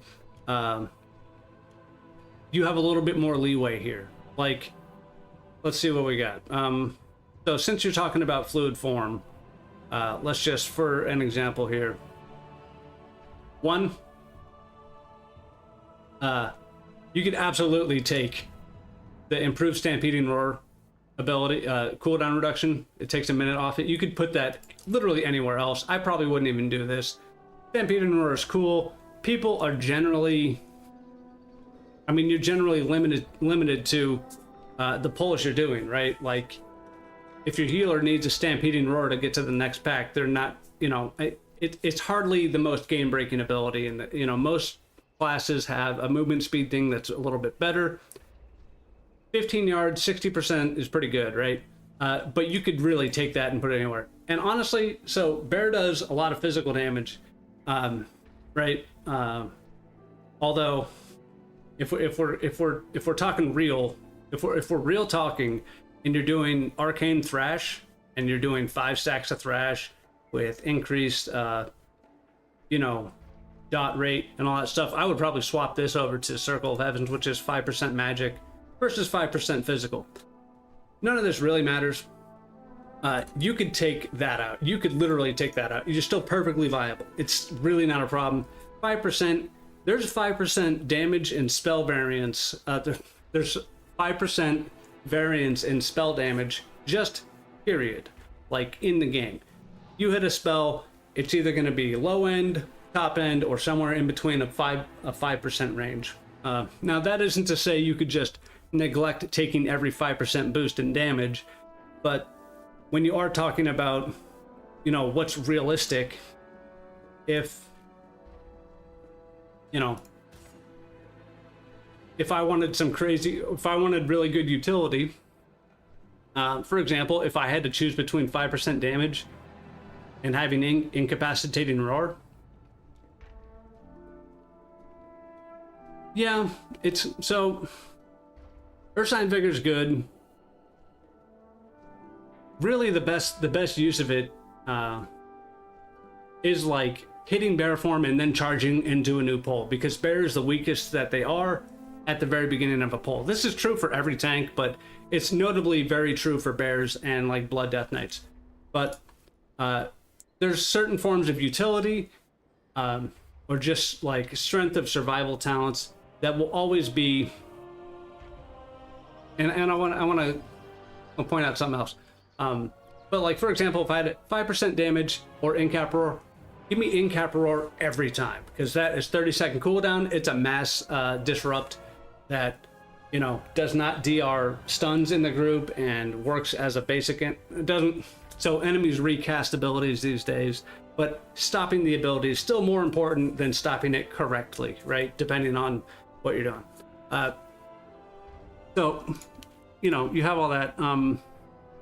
What I want to point out, right, is a little bit of like the Wowhead build not thinking too far ahead in terms of their build. And this isn't like shit on anybody, but for example, you have Lore of the Grove, which is Moonfire and Sunfire damage by 10%. Oh no, you're welcome. You know, I really like to talk about this stuff, and there's not always really a good format to like write a video about the bottom third of the class druid talents or something like that.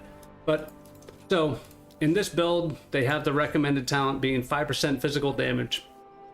Now, Mangle and Maul are definitely a lot of damage, and that's great, but essentially another choice node is you have Maul damage increased by 8% and Moonfire and Sunfire damage increased by 10%. First of all, you're never Sunfiring as a bear. Very rarely, and it's certainly more of a skilled mood. You're certainly not Sunfiring if you don't have Sunfire talented, right? So this is Moonfire damage only. If you look at a Mythic Plus overall damage log, Moonfire is going to be a good amount of damage. It's not going to beat the damage you have on Maul unless you're doing a very high key and you're never allowed to spend damage on your Maul. And also, they're not spec'ing the Maul at all. But so what raises my question is not that this talent is necessarily better than this talent or vice versa, but you have what is essentially a choice node between Maul damage and Moonfire damage. Maul damage is going to be more. Kind of period, end of sentence, even if you're not pressing it a whole lot. And you also have a similar choice. They're also probably kind of close, right? You also have a similar choice here in physical and magic damage. Now, why is this build pressing magic damage every step of the way, but not taking the magic damage node? Like, this increases your arcane thrash damage, this increases your Moonfire damage.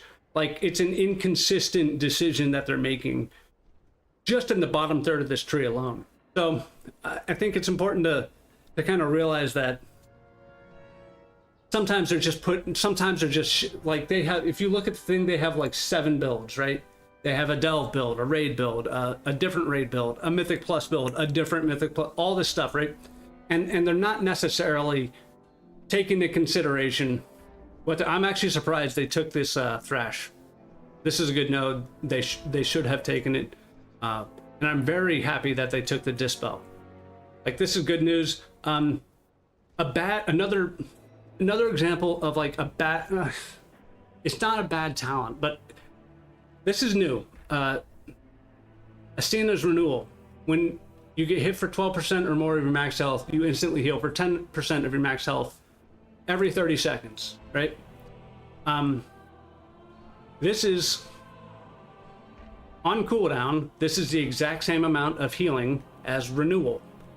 But what Renewal also has going for it is it's a burst heal. It's off the global cooldown. You can press it in any form, and you can press it when you want to press it.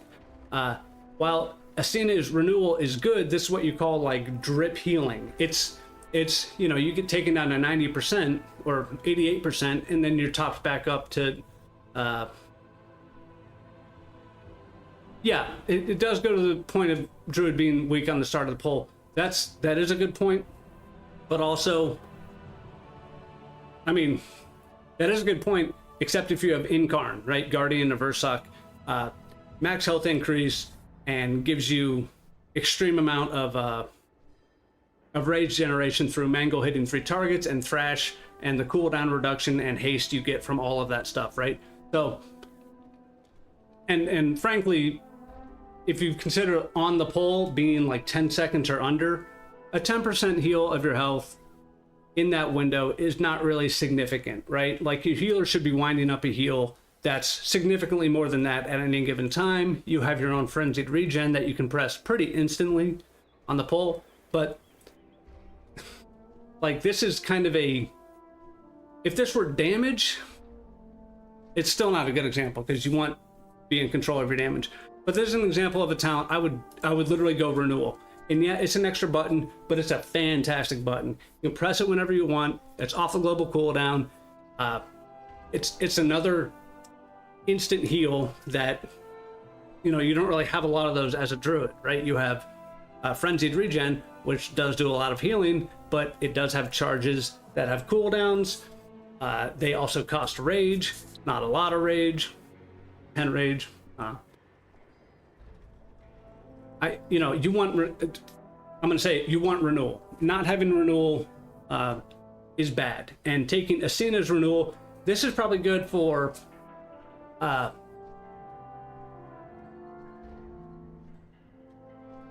Resto Druid, right? I would take this on Resto Druid, maybe.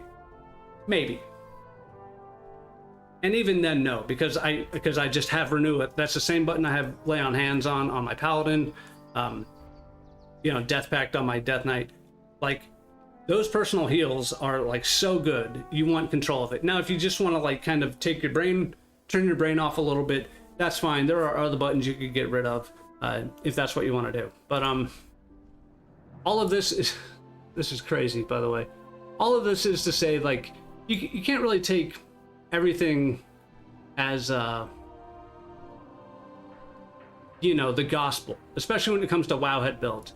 Wowhead, they do great work, and God bless them. And I don't know why that they don't have Ursoc's Fury. Ursoc's Fury does so much healing. It's an absorb shield. We're amping thrash damage, and your other spec amps maul damage. Like, you should absolutely have Ursoc's Fury. Period. End of sentence. Circle of Life and Death is fine, but frankly, the impact damage of thrash is going to be more damage. It's going to be more significant, and it's going to proc a pretty good absorb shield, and it allows you to spend damage on maul and still get defensive value out of it, right? Like, Ursoc's Fury is great. Circle of Life and Death is fine and everything, but frankly, if you're also playing for Rend and Tear, like, if you're spending any time off, like Mythic Plus, you're never going to drop your thrash stacks, really, ever, unless you're kiting, right? But on like a raid boss, when you're doing something, you might. And if you want to keep your thrash stacks up for the damage increase you do overall and your decreased damage done to them, like Circle of Life and Death will run out your dots faster, meaning you have to recast Moonfire faster. You know, and Twin Moonfires,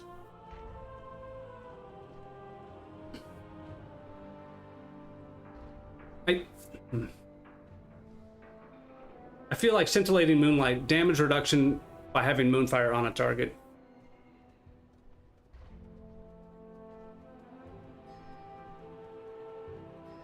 Why you would want Innervate and the 2 spells under it as opposed to more defensive options on the left and maybe more range.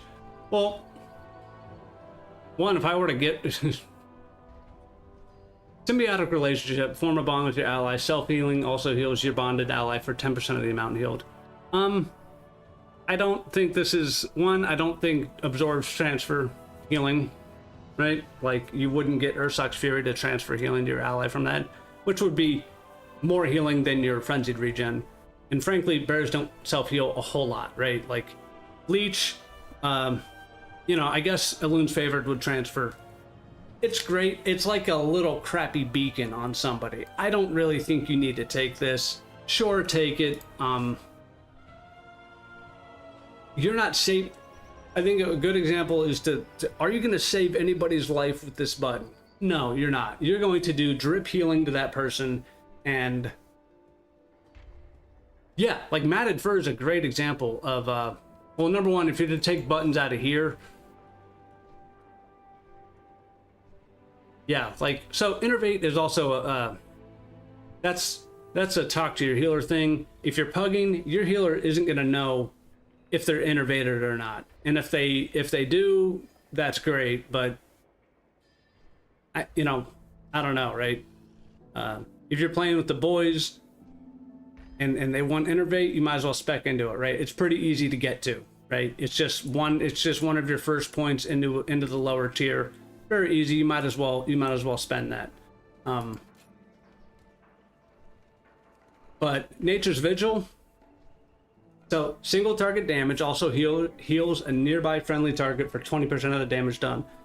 Bear does like you would have to be Druid of the Claw, right? So single target damage. What is single target damage? It's Maul and it's Mangle, and that is it. It might be the impact damage of Moonfire as well. That is it.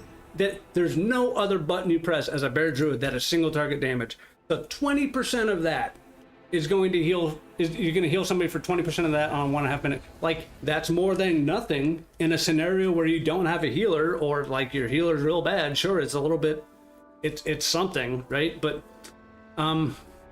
it's not a very good button. For a DPS, it's a great button, right? Especially in like a raid or a high damage Mythic Plus scenario, because you can tie this to your burst cooldowns and do a significant amount of healing to somebody, right? So before I choke on my own words here, these are examples of like Symbiotic relationship is it used to be a covenant ability, right? And it used to give stats too, right? So it's a little bit of a redesign. It's not a good button, right? And somebody might say, well, in Giga High Keys, this is a Wowhead build that I stole from Wowhead that I was using as an example to explain why some talents are bad, or why you can get away with not using some talents that are recommended and still be viable, right? So this is a Wowhead build. That's why I have it. That's the only reason. This is another reason why I would also have Ursoc's Fury over Circle of Life and Death. Like 25% increase, essentially, on the damage you deal with Moonfire and the Thrash dot is just garbage. It's insignificant. It's not like it's insignificant damage. It's just not very significant damage, right? And yeah, it speeds up your healing a little bit, which is also nice. But again, frenzied regen is a 15% increase on frenzied regen. It's not even an increase. It's just a reduction in how long it takes to get healed. So we're talking like a third of a second off of a 3-second heal, right? But this is an absorb shield on Thrash and Maul, which on impact for Thrash and just Maul damage alone are huge damage, right? Like, it's really good for the pull, especially when you combine it with Incarn and you're thrashing like every friggin' global. I think it's like every other global now, but basically every other global. You are so in Shadowlands, this was the survival king of Bear. Bear was the best tank for like a long time in Shadowlands because you had absorb shields coming in from Thrash, and it was much higher. I think it was like 100% of the damage. And so every 3 minutes you were unkillable. And now you get cooldown reduction from Rage. So you get, every 2 minutes you have Incarn for 30 seconds, which is max health increase and basically infinite absorbs from Ursoc's Fury. Absolutely run this combo. Circle of Life and Death is garbage. The only reason you would ever actually take that is to get Blood Frenzy, which Blood Frenzy has been kind of lame ever since they nerfed it to only work on up to 5 targets. And the only reason you're not taking that is because you're taking Lunar Beam, which actually is pretty significant healing. Sorta. You also get a bunch of Mastery, which is max health. So another max health button. Illusion Chosen really kind of messes with the Bear. Like, I think it's more of like it's novel, right? People like to see like, oh my god, Arcane Bear, right? Like, oh, it's so cool. But in all practicality, if you want to do, I still think Druid of the Claw is probably the way to go. But if you're unable to take things like Vulnerable Flesh, Vicious Cycle, and Tooth and Claw, then maybe you do Illusion Chosen. So, and that's neither here nor there. I think those are all choices that you can get away with making your own decision on, although that is like scary, right? Especially if you're not used to playing what you want. And a lot of people will like look at your build and say, oh my god, why are you not running Asena's Renewal? It's because it's a bad talent. It's a bad talent for every spec in the game. Maybe not for healer because you are just able to heal yourself all you want. And so having an extra button for that isn't necessarily the biggest deal in the world. And having the passive on you is probably okay.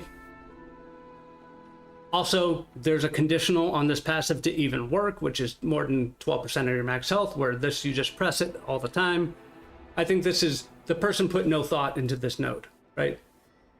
Similar to how they put no thought into taking physical damage increase on this node, but Moonfire damage increase on this node. Like, this is inconsistent at best, right? You would probably just take magic if you're front-loading magic damage with Thrash and Lunar Beam. And if you're Druid of the Claw, you're taking the physical damage node and then Instincts of the Claw. Yeah, Renewal is off the global cooldown, just like Lay on Hands, right? Man, Death Pact and stuff. But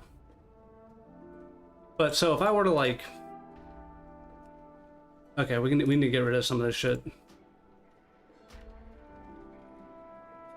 just want to see if we can quickly build something out. Ooh.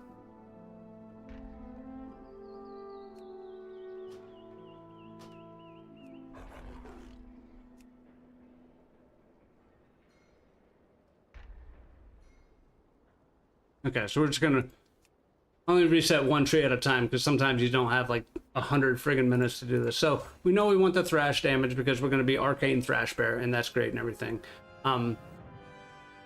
You can totally not like Starfire, Star Surge, Moonkin, and Sunfire. This is all, you don't need to take that. They're kind of correct in not spending time on that. But stamina increase and stamina increase in Bear. This is 9% stamina. You want this. It's actually a little bit more.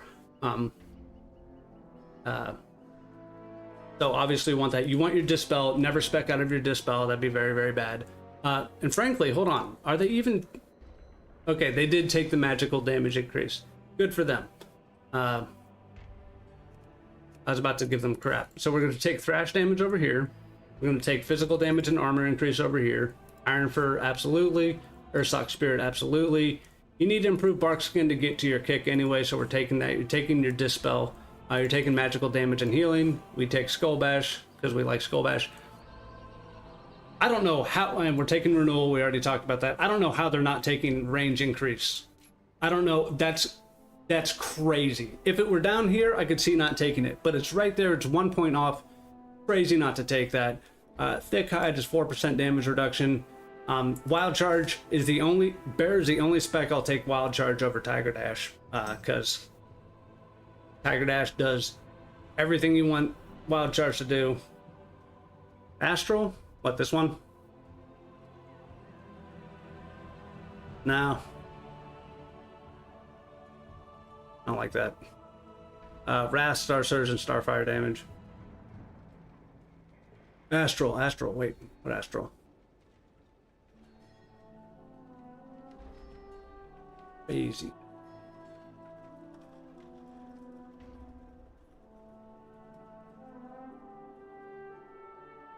Oh, the increased range. Yeah. We take. So again, Wild Charge. Bear form is the only form Wild Charge is a good button. Unless you're doing some shenanigans like trying to grip yourself up to somebody else on the Gahoon fight in Battle for Azeroth 8 years ago, right? Like, but we're not doing that. Well-honed Instincts is great. Honestly, it's great. We'll just say it's great. Movement speed is king. Matted Fur. Bark Skin or Survival gives you an additional Absorb Shield. This will scale with your versatility and increase healing, right? Like, this is a button you probably want. You can get away with not taking it. And you kind of have to take Soothe just to get your Stamp Roar so you can get down here to Lycara's Teachings, because 3% main stat per point, a total of 6%, not main stat, secondary stats. And in Bear form, this is Versatility, which is arguably your best stat after having a certain amount of haste. You want that. And then you basically are deciding, how am I gonna get access to this stuff down here? Honestly, like,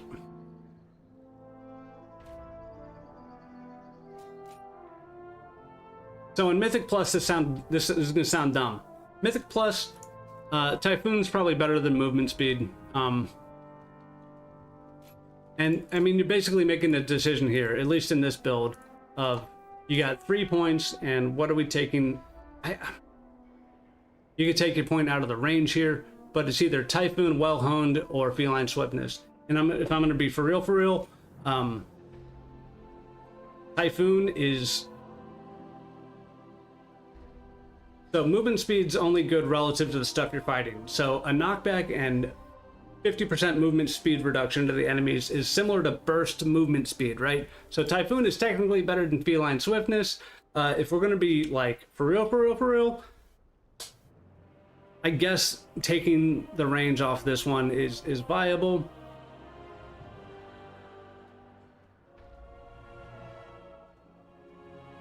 Yeah, they kind of handcuff you a little bit here. Looks like we're not taking Matted Fur. And Well-Honed Instincts is a 2-minute cooldown. You could actually genuinely convince yourself not to take Well-Honed Instincts. Especially since to make it even better, you have to spend a secondary point. Drop Dispel, let the healer deal with that. If it was like Shaman Dispel or no, if it were like Priest Dispel, a non-healer Priest Dispel where you can only do one thing, I would say that's fine. But Poison is pretty consistently seen as like the most common debuff. Oftentimes, it also is applied with a slow attached to it that you could shift off, but if you're a bear, you can't really shift it off if you're tanking. So I don't know. I feel like the Dispel and curses tend to be pretty nasty too. You know, you're gonna have to make some choices here, but generally this tree is better than it used to be like last patch. Dude, maybe you take the range out, but I would probably even drop well-honed instincts, because yeah, that's, I mean, you could just press your own, you literally just press your own frenzied regen, right? You can even take thrash damage out. 10%'s a lot, but it still is only thrash damage.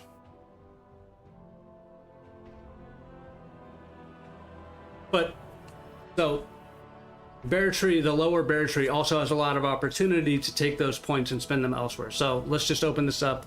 We'll call it Well-Honed Instincts. And what did I take out of it? Nothing? We just don't have mana for it. That's fine. Okay. So like Howard's teaching, these are automatic points you have to spend. 6% stats, kind of like you basically, you're never not taking that. You know what you could definitely not take? You could definitely not take Heart of the Wild. I'm sorry, right? Like 20% damage increase on a 5-minute cooldown for your magic abilities is it, and to get there you have to spend, you know, at least one other point. Let's just say we're going to spend our magic point there, and we're going to be done with this for now. Let's say we also don't really, let's say we buy Innervate but we don't buy anything else. You're only casting Regrowth if you have the talent that gives you free regrowths, which we don't, so we're not worried about that. Symbiotic Relationship, we've already discussed, is poo healing. Nature's Vigil, also poo healing. You have healers. You hate Heart of the Wild for sure. Totally understandable. 5-minute cooldowns are a joke. It should be a 3-minute cooldown at the most. But we'll buff Well-Honed Instincts. We'll take Oak Skin, great talent here. Incap Roar. If you want Fluid Form, this is great. As a courtesy to the healer, you would take Innervate as a courtesy. And does it haste the healers anymore? Yeah, no. 8 seconds. I don't know. You could not take it, but let's say we do take it.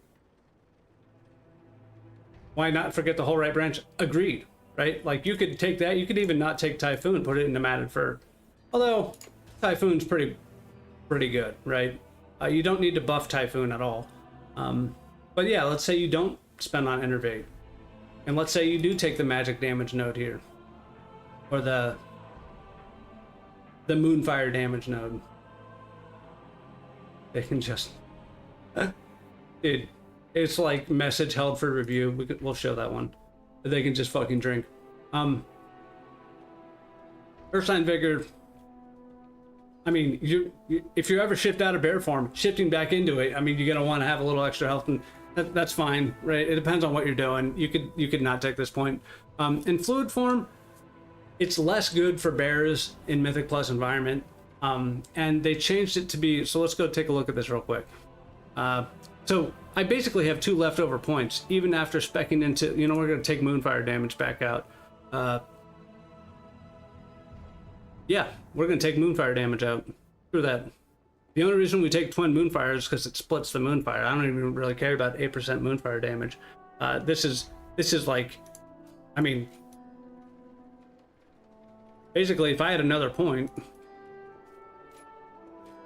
I would put that in Scintillating Moonlight. This is 5% damage reduction or 10% damage reduction if you spend both points. You obviously have to spend both points just to get down to Lunar Beam. But I think the only reason you don't is because you want those points elsewhere. But one thing they did with Fluid Form, and they changed this a little bit. They'll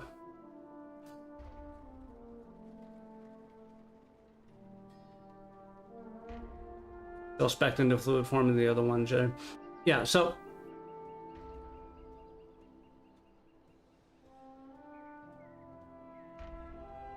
Yeah, I mean, if you shift out of bear, you are dead. Mangling into bear form is a bigger benefit to non-tank bears than it is to tank bears, because if you're mangling, you probably could have just wild charged in, you know, and you're already in bear form, and you're gonna mangle, right? Like you're rarely next to a mob not in bear form, right? And if you are, something weird's going on. I think the big benefit for fluid form for bear really comes. What are we doing? We're just gonna take just for sake of argument, damage. See, I don't know. I don't even know where I would just probably start spending points back up top, honestly. 4% increased healing would probably be better than Ursine Vigor. And if you wanted fluid form, I just want to show something. One, you have to buy Moon Conform, which is 2 points, which we're not really spending anymore. But fluid form used to instantly put you into Moon Conform, right? Like as soon as you touch the Wrath button, it would put you into Moon Conform. So now it unbears you, and not until you complete the cast do you flip into Moon Conform. And again, that's if you have the talent, right? So one, you'd have to spend 2 points just to make this worth it. I think it's really super worth it if you're doing like this cat weaving nonsense. And I don't even think cat weave, like this talent right here. Mangle grants you feline potential. When you have 6 stacks, you get a really buff ferocious bite or rip, right? Like this is a raid, I'm gonna do extra damage talent that doesn't matter because you're a bear and you do no damage anyway. You have DPSers to do the damage. You have 12 or more DPSers to do that damage. Or it's like a solo challenge, Mage Tower style button. But being able to shred or rake, bro. Skullbash better not send me in a cat form with this talent. Okay, thank God. Also, if you have Skullbash, frankly, you should probably have a macro, depending on what spec you are. Where are we? To, where's my bear? Yeah, here we go. To flip you into bear form before you hit Skullbash, right? And that's actually what this button is. So if I'm in stupid form, right? And I just hit my interrupt, I just have to hit it twice, and I go and interrupt the target. I'm in bear form. You never want to accidentally be put into cat form, especially if you're moving out and you're using it for, like, if you're somehow in caster form and you're using it for the charge to get back in after a knockback, and it puts you into cat form. Like that's kind of pepperonis, man. You're gonna get murdered. So I don't know. I think if you're a bear, I don't think you're bothering with cat weaving. I don't think you're bothering with moon conforming. One, because I don't think you could rely. Actually, I mean, if you did, you would be taking the points out of grievous wounds and rake, and then doing that, right? And 10% off thrash is fine.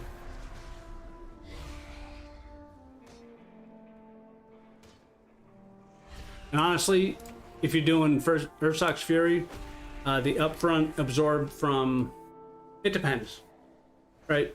Like high Mythic Plus, you're probably looking for the DR over the impact damage on Thrash, which also converts into healing, but that's fine. Either way, you would probably not take Moon Conform. So Fluid Form's kind of niche. It's kind of novel. It's like not really accomplishing much for you. And I think, what does Wowhead build do? Yeah, they don't even take it, even though they don't even necessarily know what they want to do. Yeah, and especially since forms are on a different global cooldown, you can usually press them pretty instantly while you're waiting for your global to come back up. And this all got started by us just talking about,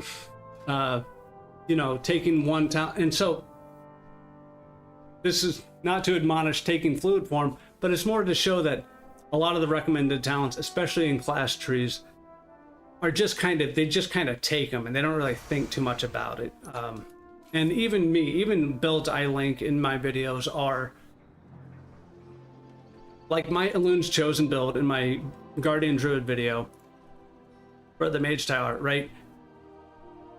It's kind of hokey. It's kind of, I'm just leaning into doing as much caster damage as I can because nuking Varus in Moonkin form is kind of funny and it's kind of neat, and you haven't been able to do it since Legion, and we haven't had Moonkin form for like 2 years anyway, so it's like, hey, we have this button back, and I might be less than a year, but we have this button back and now we get to use it again. And you know, look, I'm a Guardian Druid, but I'm casting, right? Like so trying to like identify talents that are like basically, if you ever get like a bunch of stat from a talent, unfortunately that talent's probably required, especially when you're talking about 6% versatility for a tank. That's as close to required as you can get in this tree, other than like kick, right? Or Iron Fur, or physical damage and armor increase, right? And again, renewal better than that. And you know, you don't even have to have Ursula's Vortex. Also another button we didn't even talk about. Taking all the buttons out of here and just putting one back in Ursula's is great. Then we could take Matted Fur, we could take Fluid Form out, and we could even put that damage back into Maul. Or better yet, probably put it into Natural Recovery, which is another, like, you know, 4% increased healing, which is not insignificant when you consider that it's all healing, including like your own. But physical damage node down here is like bonkers for them to take that.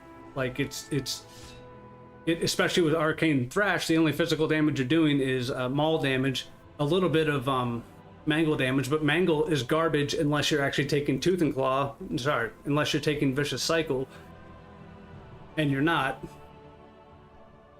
And the only real reason you take this mangle deals 20. Like this blows me away. Oh my god, I just saw this. Alright, I've moved some stuff around over here. But for them to take, like, this is crazy. For them to not take a second charge of Survival Instincts on a Mythic Plus build is the most batshit insane thing I've ever seen in my life. Like, that is actual, I mean, it's dog shit. I would give up. Also, Ursula's Warding is nice, but it's, again, it's novel. It's not realistically a good button. But taking improved Survival Instincts and then the proc regrowth is going to be better, and then you can take Vulnerable Flesh. You know, I don't know. Where we go? And then you can also take Tooth and Claw, which gives you a nice fat empowered maul, which also reduces the damage done to you by that target that you've mauled. You gotta take Thorns of Iron out, and then yeah, the right side here, this mid right is a little garbage. Like it's pretty lame.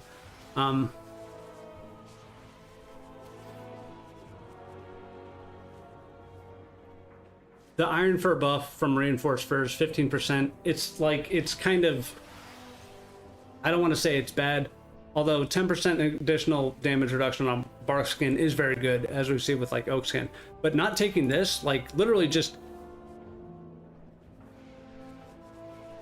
having a second charge of Improved Survival Instincts allows you, one, to use a charge and kind of have a charge in your pocket. It's just mind-blowing me, because Mythic Plus is theoretically the most damage you're ever going to take.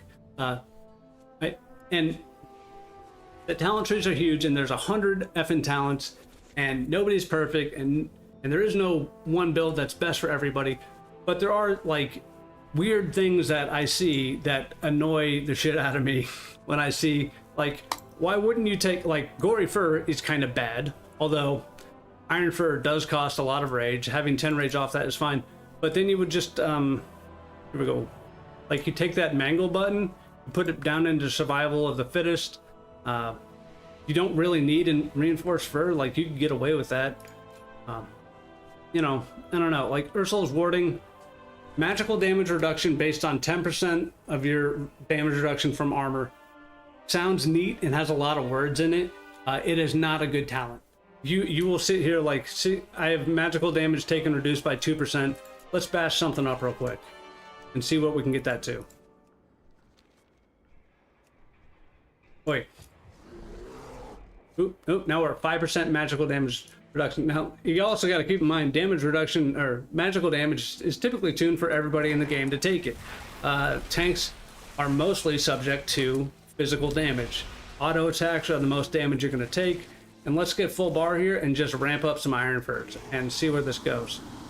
And even with a bunch of Iron Furs, we're talking 16%, sorry, 8% damage reduction from armor. Even with several Iron Furs on us. 3, 4, 5 Iron Furs, we're still at 7%, 8% magical damage reduction, which is not enough to be a cooldown. It's only enough to be just a little bit of defense. Now, damage reduction is great. It's better than 8%, like, you know, it's better than 10% heal after taking 12% of your health and damage, right? I don't know. I think playing as a tank and then like seeing that incoming damage and experiencing it and realizing that you're either fine and you're under cooldowns, or you have a cooldown up, or you're about to, or you have a heal that you can cast on yourself, or you're going to be ramping up absorb shields on yourself from Thrash and Maul, you know, or you're in danger and you're gonna die and you need like a full effing heal now, or like a 30% heal, or a potion, you know, or one of a litany of different things that you can do in the moment versus like this, you know, 10% magical damage reduction, sorry, magic DR equal to 10% of your DR from armor, which is realistically just not a lot at all. Also, this is Earth Warden, sorry. What is significant is reduction of the auto attack damage by 25%. That's reduction. That used to be a 2-point talent too. I don't know. Again, I think talent trees are so big. I think people just put talents in and they're just like, oh, okay, we have to get to this talent. We have to get to X talent.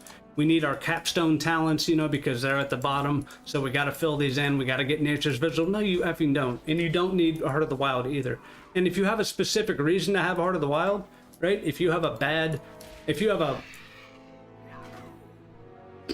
tantrum damage phase, which basically refers to everybody taking a bunch of damage, and if you're a tank and you don't need to be in bear form and you can hit Heart of the Wild and throw out a bunch of heals, and this only happens every now and then, or you can use it as an assigned cooldown to do significant healing to your group of 5 people if you're like your raid is split or something like that, like that's cool. That's a specific use. That scenario is not going to present itself every 5 minutes in any content, right? Like in one raid fight you might use that, and as a 20% damage increase on your magical spells every 5 minutes, that's not worth it. I mean, for that matter, I don't like fluid form either, but it's just not. You would put that on matted for Instincts of the Claw for just for damage, right? Like 8% maul damage is going to be way more damage to over 5 minutes than Heart of the Wild is every 5 minutes. Man, Wowhead builds piss me off.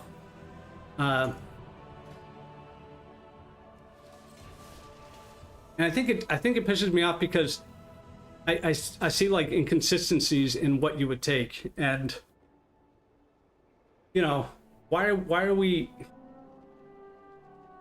pressed for 20% damage every 5 minutes on just your magical spells, but we're just passing up what would be like 25% of your damage by taking these 4 talent points right here. Even as Moonbear, these 4 talent points, 25% of your damage, easy. Big fat mauls, you know, all day, which also would transfer into Absorb Shield from Ursoc's Fury. Like, it's not. I say it all the time. It's missing the forest for the trees, right? They're hung up on one tree, right? They're hung up on this tree over here. Circle of Life and Death. Oh, that means our Thrash ticks faster, and it's like you're not in it for Thrash ticks. You're in it for the damage reduction you get from the stacks. You're in it for the potential impact damage of 2 or 3 thrashes in a row from Flashing Claws, and being able to hit that button 17 times within Incarn, right? And having those all grant absorb shields too. God damn it.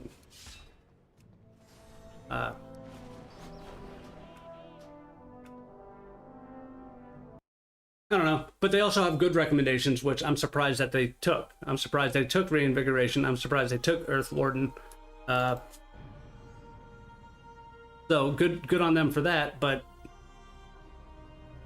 you know, are we really taking Ursol's Warding, right? Spending 2 points on that just to get to Oakskin, which you have Barkskin up, you're probably fine with it being a 30% DR, right? And spending 3 points to get it to be a 40% DR might not be worth.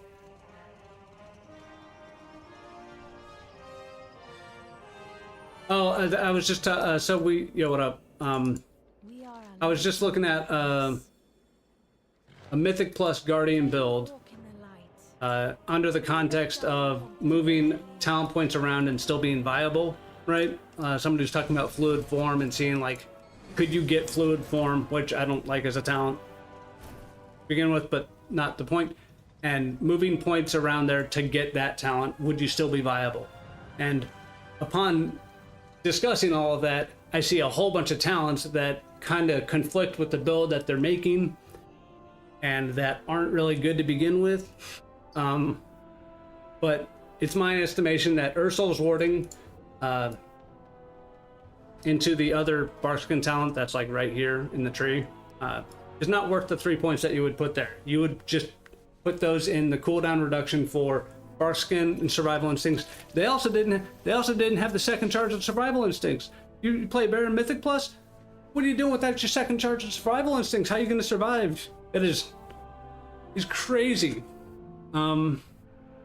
Big Haste Ring, Fat Fang Toxin. Okay, this is Veteran. We don't care about that. Big Haste Ring or a Hero Chest. I think it's going to be Hero Chest. Because we can always craft a Haste Ring, and this is going to be tier, and I probably won't get Mythic Gear. But for Underpin, hard mode, I think I'm going to go, I think I'll probably try it as Boomy for first. I now did it as Guardian the first week, but that was mostly under the context of having like 0 gear. And I don't know what item level I was at the time, but just getting meleeed to absolute smithereens on my Balance Druid. Now we have a little bit more gear, we can survive a little bit better. And also Healer Brand can survive the fight, so you can expect having heals. Alright, we already capped out on our tier charges, that's fine. As far as Underpin, I think we're gonna do, you know, I think the core idea of the talents and like what's really good, they probably take the most important talents, right? But on the way there, I think they might not necessarily think all the way through, you know, optimizing. It's really that middle row of talents. Like you see a lot of things that is just a little weird. Where's my Just Enchants? That's not how you spell Radiance. Oh my god, we need Storm Dust. So, you know, I like the game is, there's 100 friggin' talents for every spec, right? Like, you can't really just sit, I mean, I just sat there talking for like 25 minutes about like 3 different talents. You can't really expect to just, you know, knock out your own talent build at will whenever you want. But I do like taking the Wowhead talent build and then kind of just eyeballing it and making adjustments for myself. And sometimes if it just makes no sense, you gotta like start from the beginning. But that's after having years of experience with like certain specs, right? Like if I were to pick Sub Rogue, right, and I can't really eyeball the best damage build for Sub Rogue in their spec tree, right? I could probably do a pretty good job of the class tree because it's not all damage points, and a lot of the damage points are pretty obvious, like things like double stealth and deeper stratagem, stuff like that. But for specs you play a lot, I think you can kind of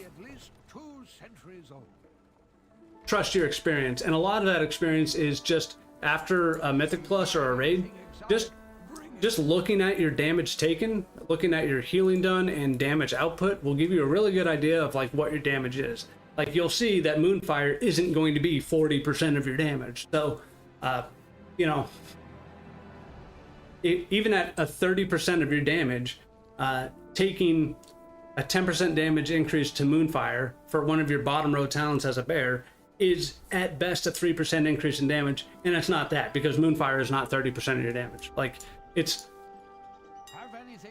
Whereas if you take Ursoc's Fury, which is absorb shields based on thrash damage and maul damage, and you put 8% more damage into maul, like, that's a fatter absorb shield. You're stacking that absorb shield up, you know, versus this like trickle damage from Moonfire, and you actually have, you know, DPS to do damage to. I don't know. There's a lot of things that go into it, and I think even just making considerations on like where you're putting your talent points. Yeah, switching to cat form, like,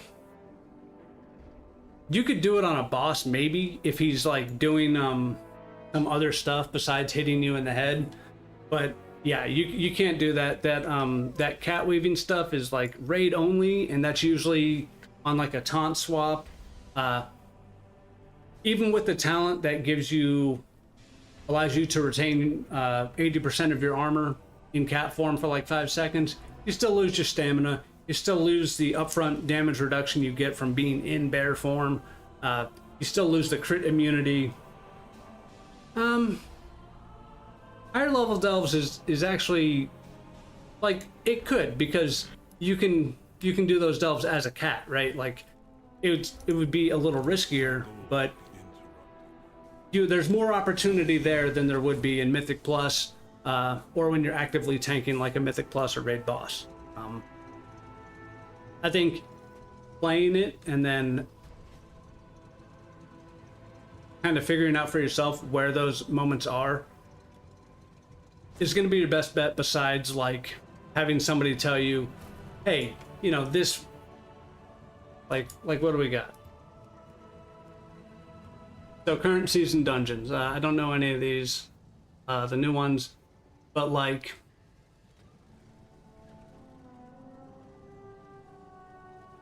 Operation Mechagon, who's in here? Not good examples. Well, Cujo, like when he's about to ramp up his tantrum damage, right? Like you could throw a fat bite out. When King Mechagon's jumping into his suit, you have a few seconds before he starts meleeing you. There's an opportunity there. But all of this is like, I mean, really, while there's damage coming from those buttons, they don't really synergize with your kit in any way. Like maybe just staying in bear form and throwing out extra mauls is going to be more, especially since you probably lose all of your rage and then shift back in and then have 25 rage on bear form. I actually forget how rage works on bears these days, but it sounds neat.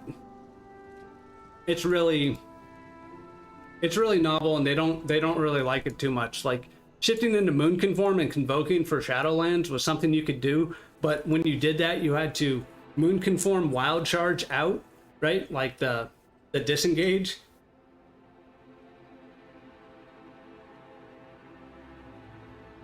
The damage the damage of Arcane Thrash is higher with the physical damage selected for me. That's crazy.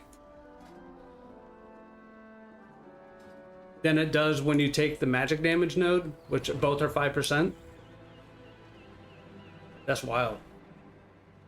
Honestly, even though you love Guardian, you always hated form shifting because of GCDs. That's crazy, Nez. I'll look into that. I'm still not sure you would do that. And, I mean, I guess even if the... So for Lunar Beam, it shouldn't buff your Lunar Beam at all. That's unintended? I'll look into that. Now, if that's the case, that's an unintended... I won't say unintended. That is a kind of like an under the hood... Well, I'm not on my bear right now, but Yeah. So the swift melting is only novelty thing, not really viable then. Like, depending on who you ask, they're going to tell you if it's viable or not. I'd say shifting out of bear form, unless you're like a Giga Bear and have a ton of experience, is probably going to be more of a liability than a benefit. Especially because you can do significant damage just throwing out additional mauls. That's wild that the physical damage increase node would increase damage that Lunar Beam does. Like, that's bonkers. I actually want to look into that a little bit, but we're gonna go try a little bit of Underpin.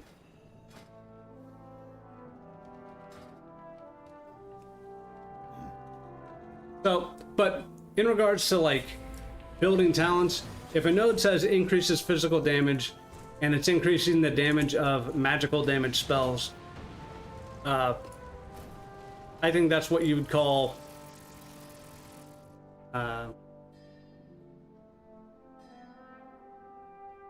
unintended obfuscation of information, right? Like, I could understand it maybe still buffing Thrash after you have Arcane Thrash selected. Like, maybe that could be an oversight, but the fact that it wouldn't also increase the fact that it wouldn't also increase the damage of Arcane Thrash, like, from a magical damage increase node is like wild, because Arcane Damage Thrash does heal you through the bear talent that gives you healing based on arcane damage dealt while in bear form. I can't remember the damage. I can't remember the name of that. And in fact, it's quite significant if you have 5 stacks of the old Thrash.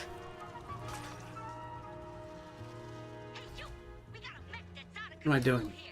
My car. I'm in combat.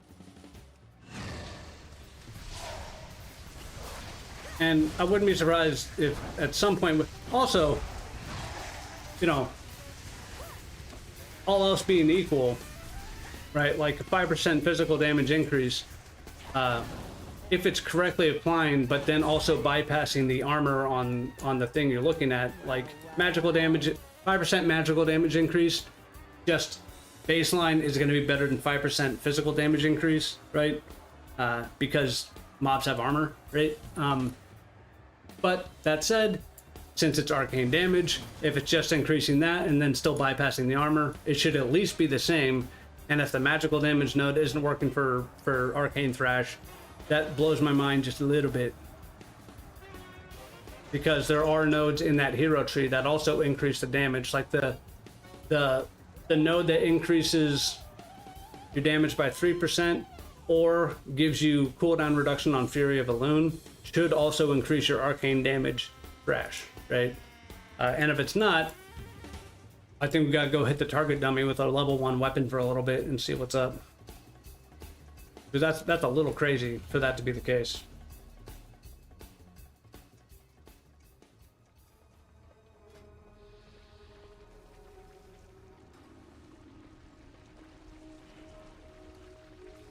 You know what?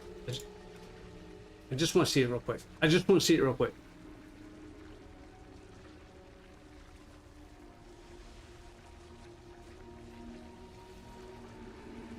Also, high Naz.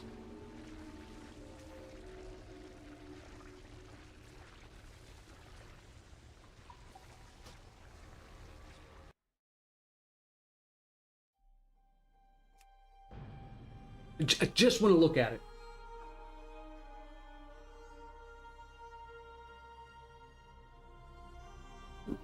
Also, maybe we do Monk first.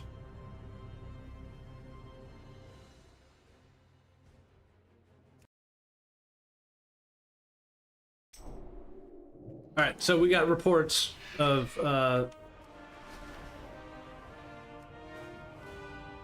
me being a bit of a... Yeah, we gotta save this real quick. Okay.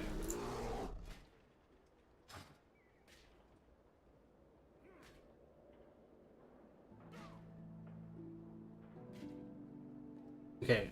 Thrash now deals arcane damage and damage increased by 12%. That is the correct node. Alright, first thing I want to look at. 28,000 plus 9,500. I want to see if this magical damage increases at 28, 1, and 9,500.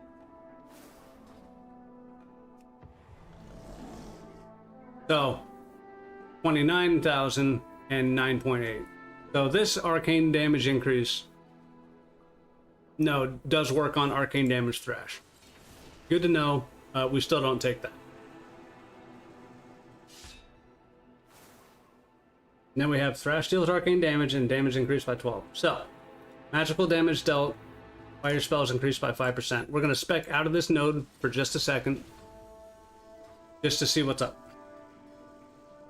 Back into bear form. 28,179 and 9,500.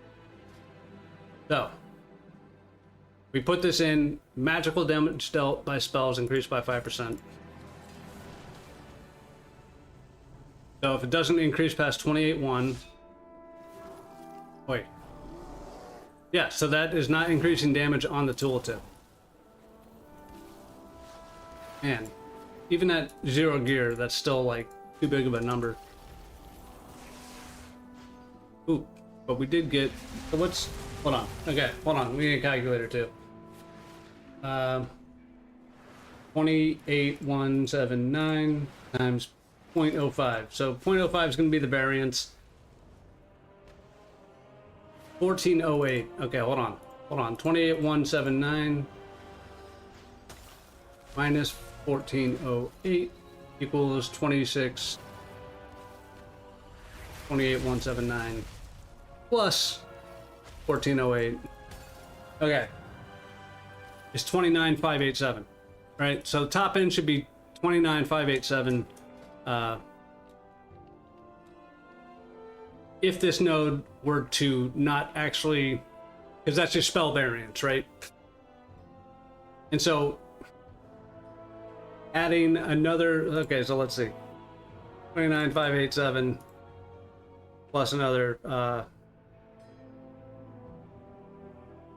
and it's actually plus or minus 700. Okay.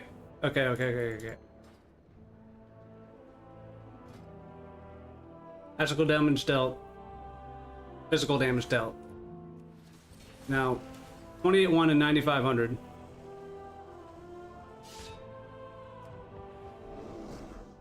So this shows the 29,587. They rounded up, right?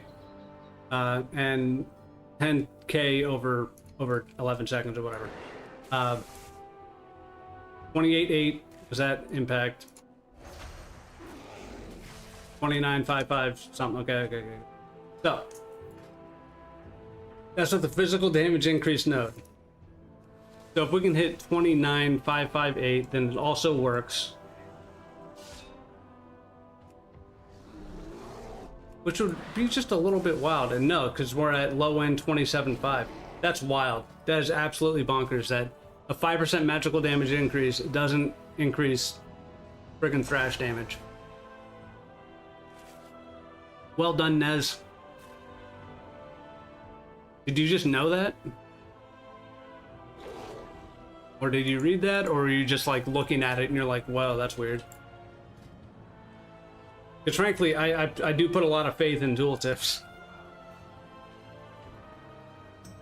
And if that is the case, then obviously you stick with this, not only because it's going to buff thrash damage, but also because you're going to buff your maul damage, which also increases, Ursoc's Fury absorbed from thrash and maul. So, okay, they're off the hook with that one, but we're putting in a bug report. We're gonna write this down. I'm gonna bug report that sucker, because that's weird, wild stuff. Let's spec out of this for a second.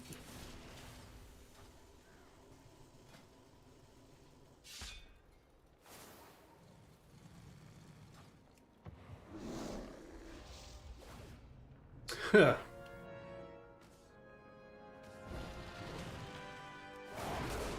The bleed damage shouldn't be subject to armor, generally. But looks like it is. There's a 12% increase on 20k, is yeah, I mean it's 2.4K, right? That's wild. This is weird, wild stuff. I don't like it. Also, I still wouldn't take Moonfire increase.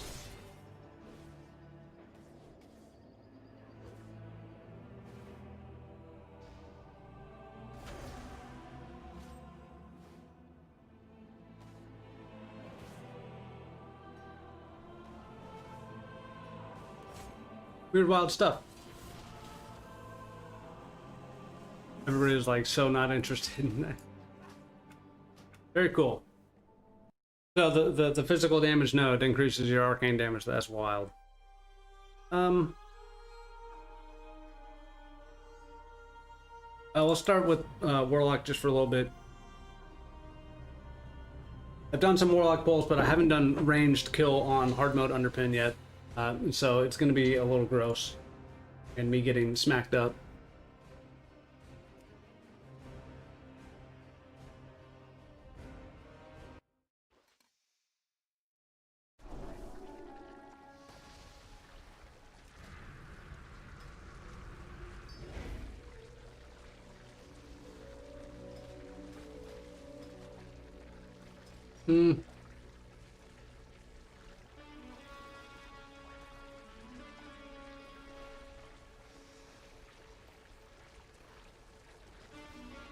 Oh yeah, I needed my my chest enchant. Oh shit. No, I know I dropped my person out there, didn't I? Gotta go to mailbox, put an enchant on the chest, then we'll try. I actually did okay on the Warlock a little bit. I was having trouble breaking shields, but I also wasn't trying bioprint.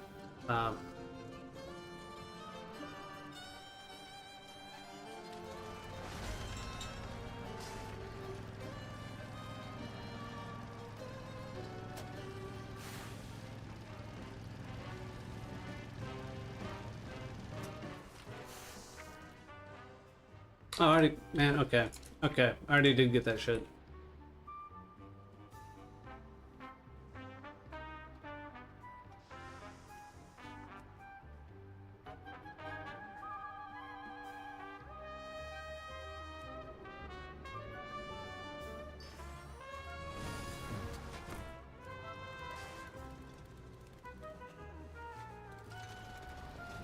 We gotta fix the Mog too.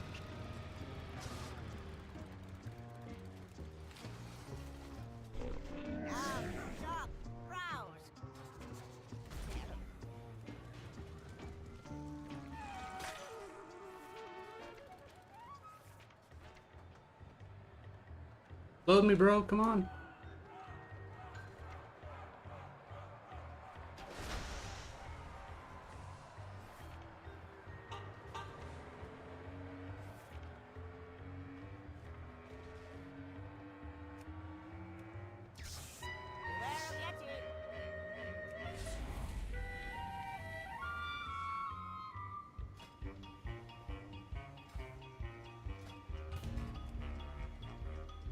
Okay, so we have a flask, that's good. We have an oil, that's good. Burning feet, and we got 388 movement speed foods. If you're not using this stuff yet, exquisitely eviscerated muscle gives you 3% movement speed. 3% is better than not having 3%.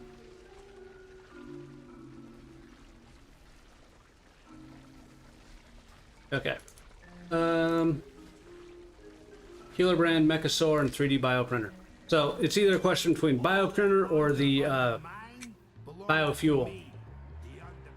The biofuel is great, but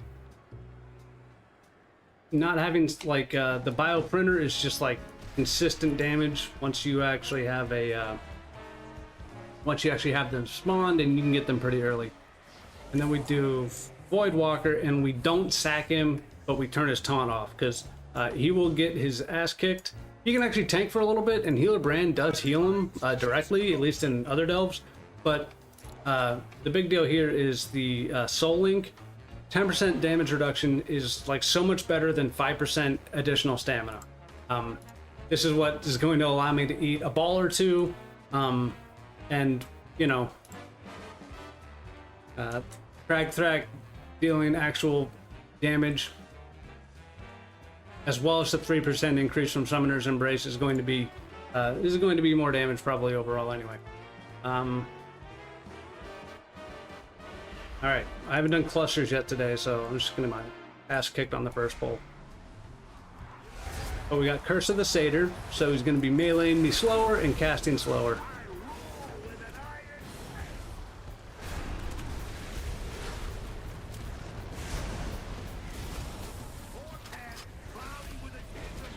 Oh, I heard also he's resetting coolies now when you wipe, which is a thank God moment.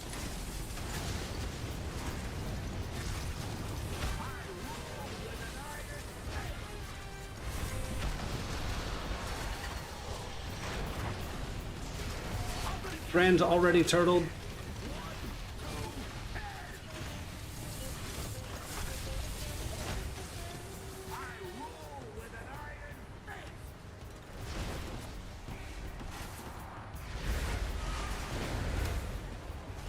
We got to move him over because he's got to have 5 open slots to spawn his next gentleman at. And if he doesn't, it's bad news for me.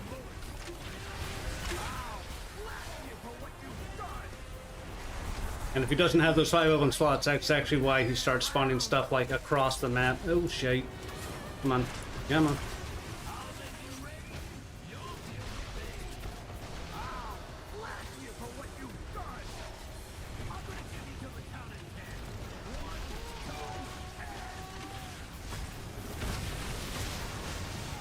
Okay. I'll kind of deserve that just a little bit. But yeah, Infernal's reset. We got a new campfire, we got new food. Okay, that's not bad. When we get to the first shield, it'd be better.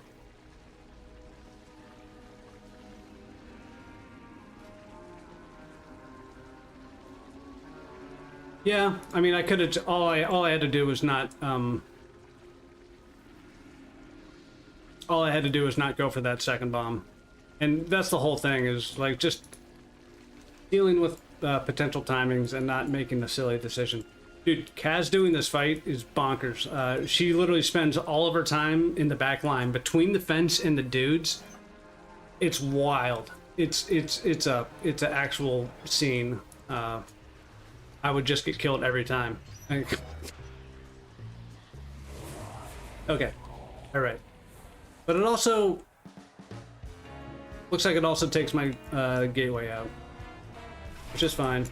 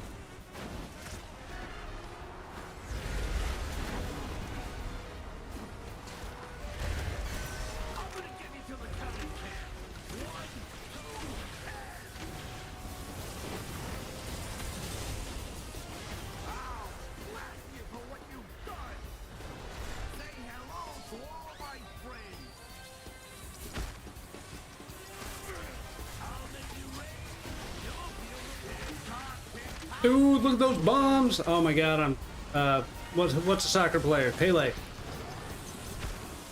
Literal Pele. I gotta. You know, I just kind of looked to see if I was. Oh yeah, we gotta get him away from here. This area right there that I just ran and fired. That's bad stuff. You don't want ads there. It's uphill. Oh, he's gonna cast shields now? You shield. Shield.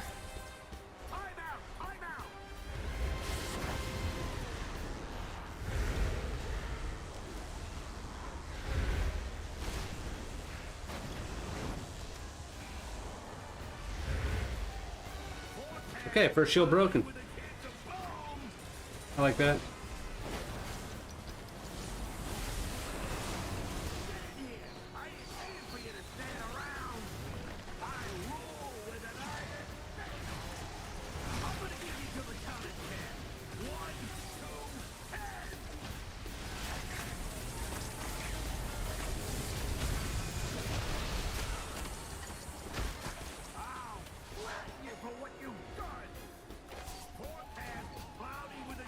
Hmm.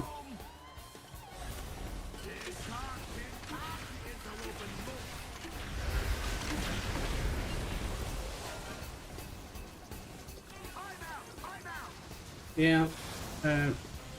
Okay, it's fine.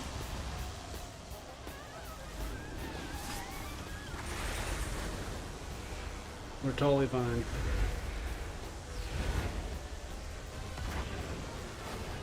Oh, we got it! Hell yeah! Okay, we're gonna leave that guy there.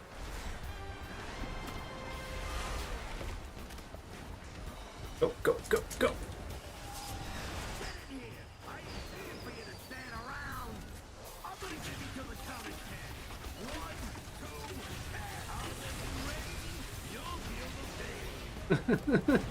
No!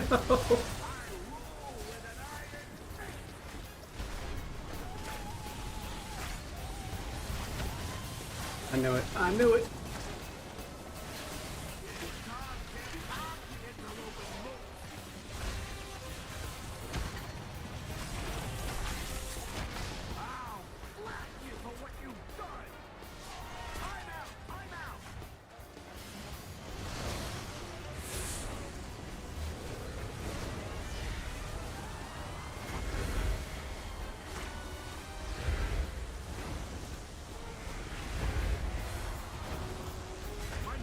Hell yeah, we go, we go, we go. Go, go, go, go, go.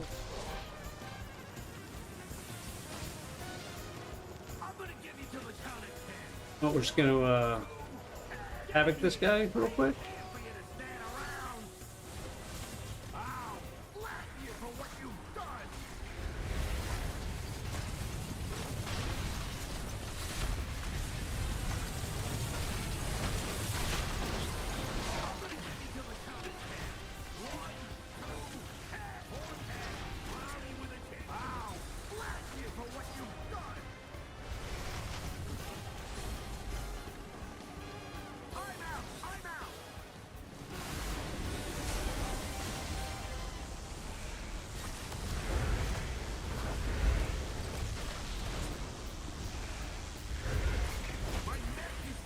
Okay.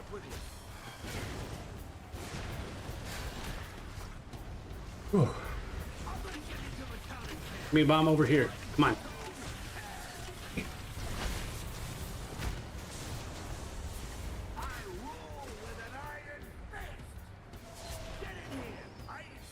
Tell him, Cass. If you got one guy left over, that's your white whale. You can't like let that guy dictate what you're doing. I got 3 seconds on my health stone. Oh, we're so done. We're so done. Okay, new bombs. We wait for new bombs. Health stone.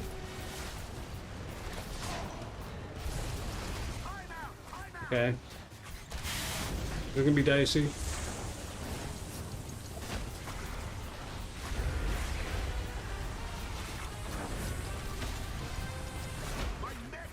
Oh, we got the shield too. Let's go.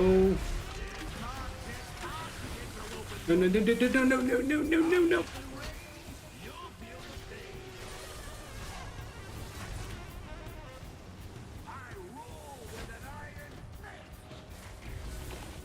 I think we're going backwards now. Okay, okay, okay, okay, okay.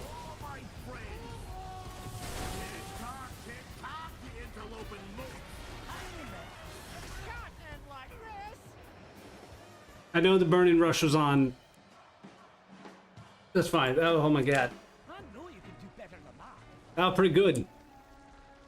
what was that? Like 40? Okay, like that.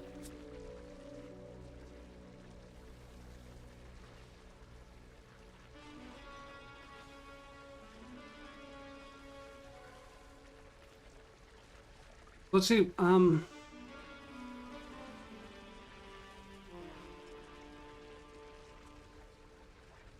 yeah, so the shield phase is like, it's pretty, like, so it goes at max energy, right? And he doesn't do the first one until 81%, 81 something, right?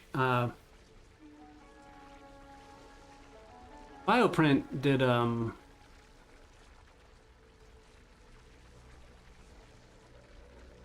they nerfed Bioprint? Bro, did I? Okay, hold on. But then after that first shield, as long as he's under 81%, he'll do it every minute. That's about how long his shield takes. But that cooldown on the shield is like a minute from when he would end his cast. Well, how does this work?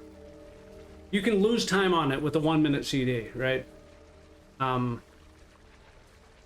basically, you just have to hit your 1 minute CD like instantly once he starts casting, or even during the windup.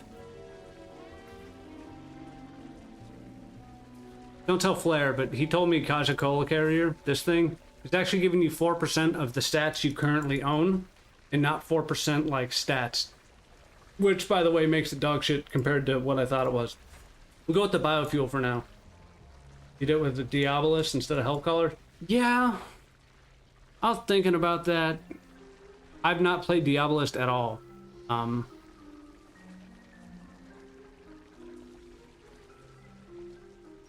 Also, always getting Soulburn Teleport is nice, huh?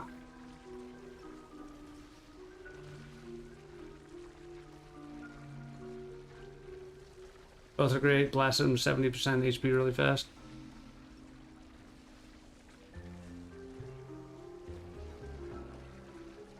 You know what? I'm not, well, yeah, so, not having Curse of the Satyr.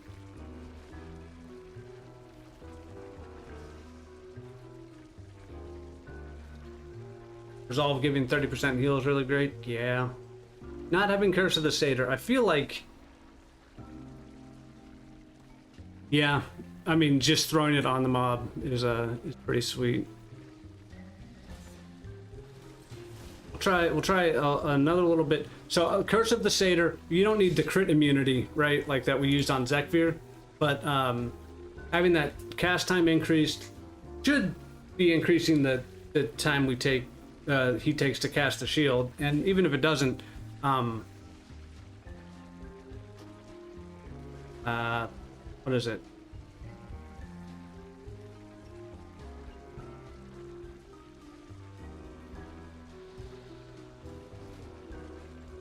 Where is it? I guess if we don't need... Yeah, it didn't feel longer. You might be right. Where's my other curse? Oh yeah, it becomes... Curse of Wreck becomes this. 20% increase in time between auto attacks. I feel like I would miss that, but okay, let's actually we'll try one more Hellcaller, and actually next pull we'll try the Diabolist, because I think you just talked me into Diabolist.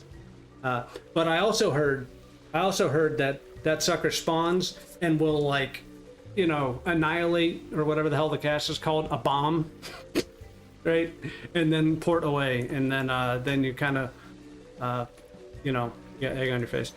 But yeah, let's try it after this one.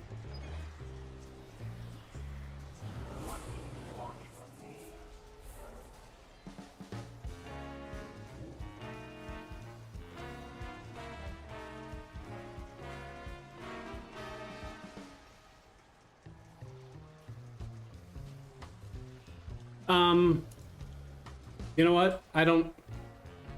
Whichever one channels an attack through to the mob. I'm guessing that's probably the Overlord. But I'm not sure I've even spent 1 second playing Diabolist. But we'll see. And it's like a, you know, it's a comment on the BNet forums, so it could just be bullshit, right? Totally potential bullshit. Overlord versus a pit lord. Yeah, that's fair. Also, demonic hellstone's nice. I should probably get one of my health pots. One that gives you the Comet Chaos Bolt. Yeah, the more we talk about it, the more I feel like I should probably try it. Let's give it a shot.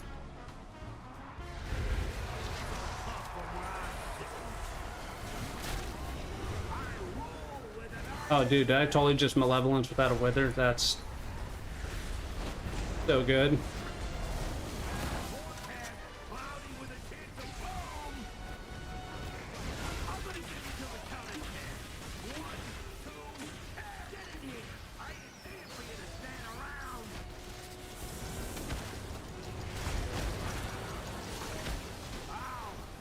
Oh yeah, we're biofuel. I gotta tag them off. Okay, we got 3 stacks. I'm gonna let this guy live for a sec.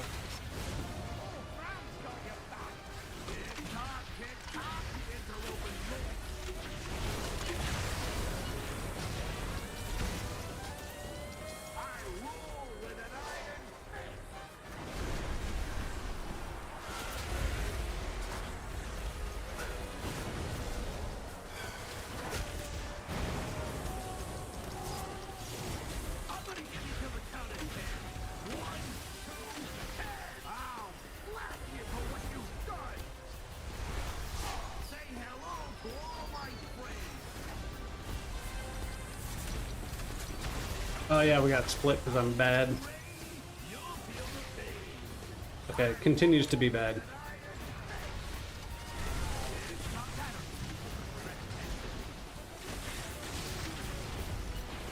No, no, no, no, no, no.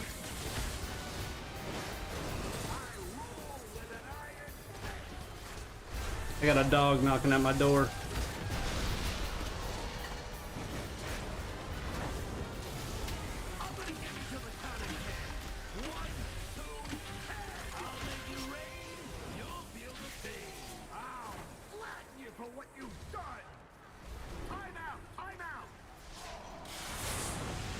Hey, bud, just a sec.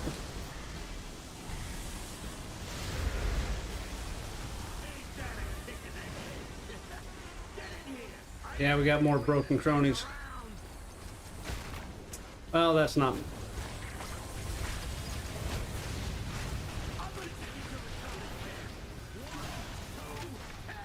Hi, bud. You know what? This is the worst soccer game I've ever played. We got a bomb over here. We got a bomb.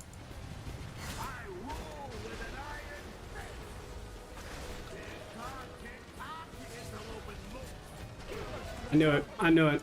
I knew it. Okay. So, where'd it go? What? Okay, I got dogged, but then I didn't get dogged. All right, let's give it a shot.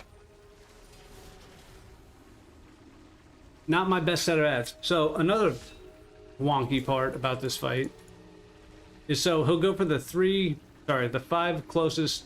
Thank you. The 5 closest spots, right? And if you have him on the side, right, like the edge of the arena. Do I need a specific demon for Diabolist? Can I keep my Voidwalker out?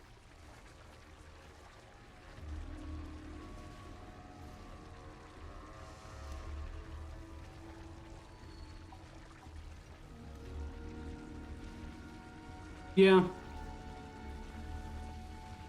Yeah, Diabolist just works better for you. That's totally fine. And frankly, I don't even.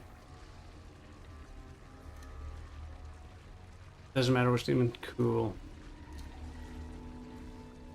Frankly, I only care about the shield damage, and yeah, like it probably is better shield damage.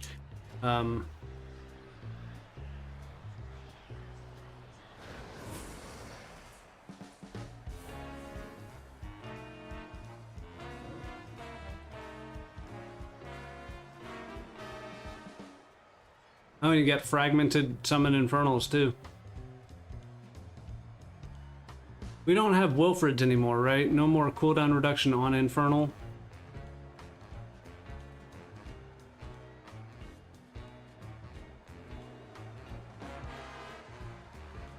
Oh, you can get Nova Fiend from Ritual of Ruin too. Yeah, again, if I can break shields, I don't mind what we're doing. I'm just gonna have to get a little bit used to the recast on the or casting the Immolate again, because it's been a bit. All right, all right.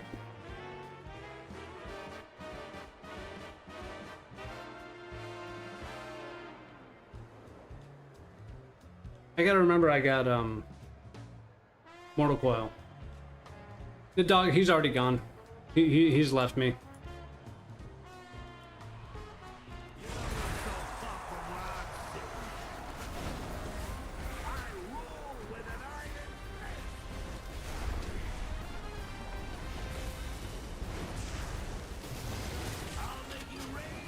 I think I just got it.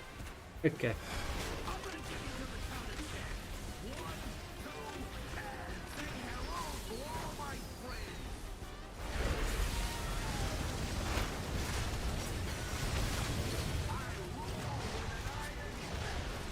It's a little harder to tag mobs without Wither, but that's also fine.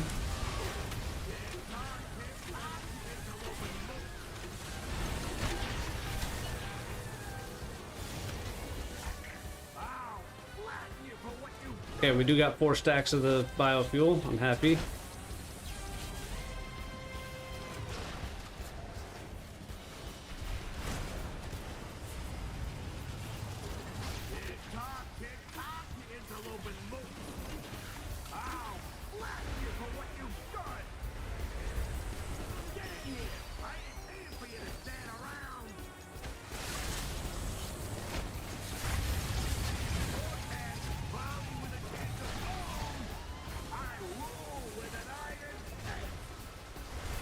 Okay, I'll take it.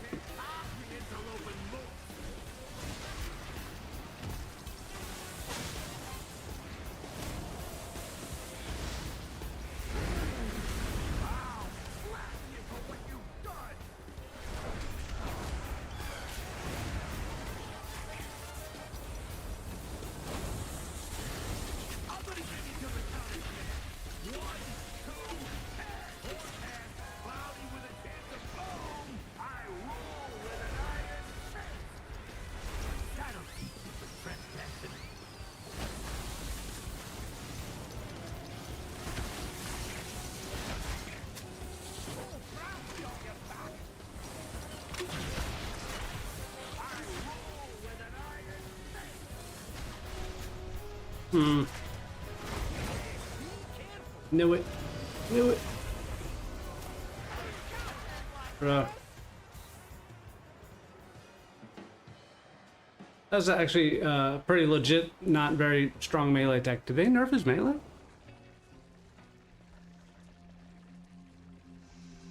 Just do it 3,000 more times. Hi, Bell. Literally, just do it 3,000 more times. Yeah, I used Resolve like super early. Before our first set of ads was down, actually.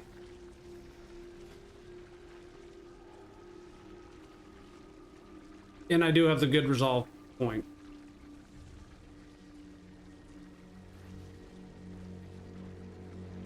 Dude, I gotta self-port more. It did okay. Honestly, not having Wither so tagging the mobs to get the biofuel proc was a little harder, right? But I mean, that's fine. Yeah, you can't be counting your attempts. I mean, I spent a week, maybe not a week. I spent like 4 straight days in here before I killed it on that first character, Death Knight. Also, cooldowns reset now. And yeah, that was also flip-flopping between Prot, Ret, and Blood. You just gotta do it a lot. And I might seem calm, but I mean, if I die, then I've not really succeeded.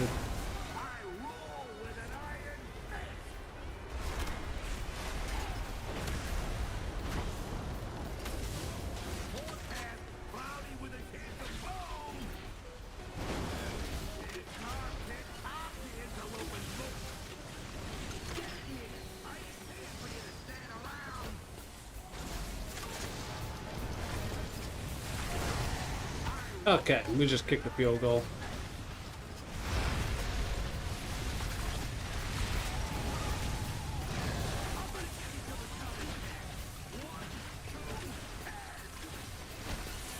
We just did it again. No, no! I couldn't remember which way I was facing when I set my portal. That's fine. That's fine. Okay. Okay, it's fine. That's what happens when you miss 2 kicks.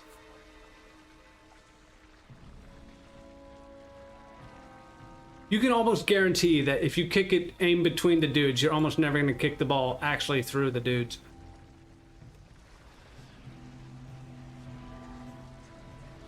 Okay, that's fine. Damage feels, not bad. And honestly, they're helping me get some tags on the mobs, because that bioprinter annoyed me. It was doing no damage.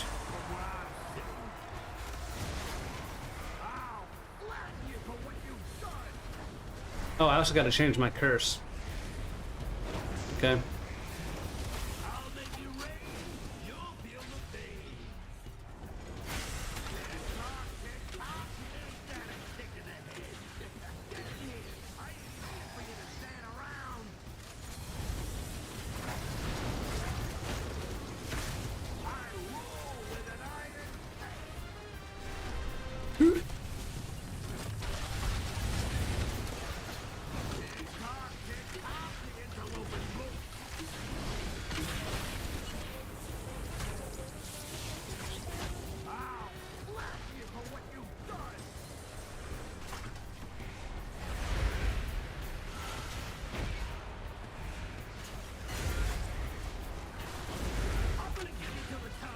My curse. There's a weakness. We did it. Son of a bitch.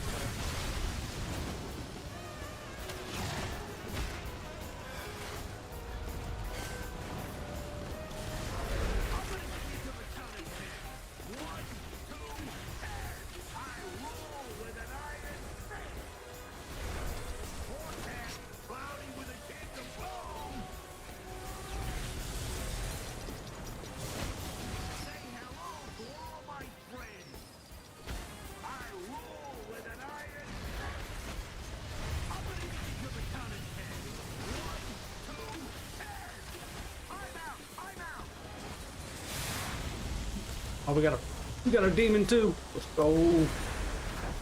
Bran, heal yourself. No! Get the boss, Bran! Oh, my demon. That's fine. It's fine. It's fine. It's fine. It's fine.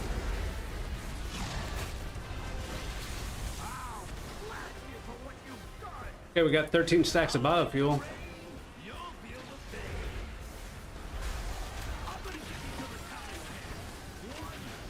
We still got a guy over there. He's gonna stay over there.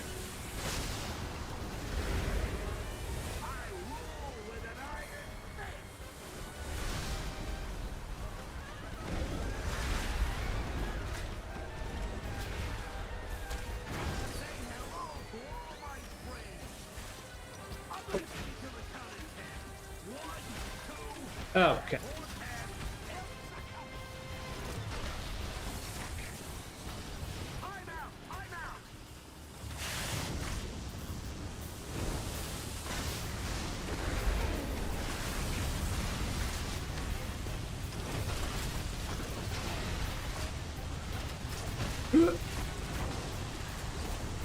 Son of a bitch.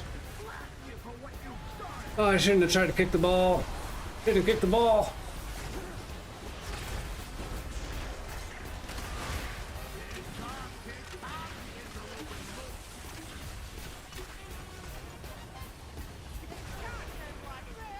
You're good up until that. It's really odd. Those demons should always focus the same target you're attacking. I mean, I did Havoc the mob, and you know, like I do try to tag them because if you don't tag them, you don't get the buff from the biofuel. So you know, he could have been like, "Oh, we're fighting that one, hey boss," and but we did pop that shield, so I'm not, you know. I'm not too super bothered about it. I don't think I had resolve back up. I don't think I, you know,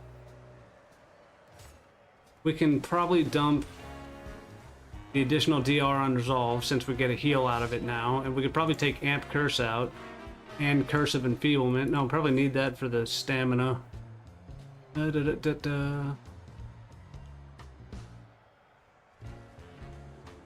What else can we do? Hellstone healing?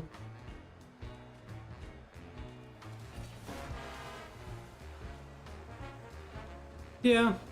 Well, I mean, it's also like the first pull. First pull is always great, right? And then you have every other pull until you kill it, and it's usually worse. You know what? I don't know if I can Soulstone Brand, but we're gonna try it.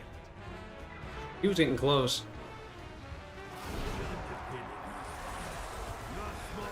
Yeah, if Diabolus had Wither, for sure.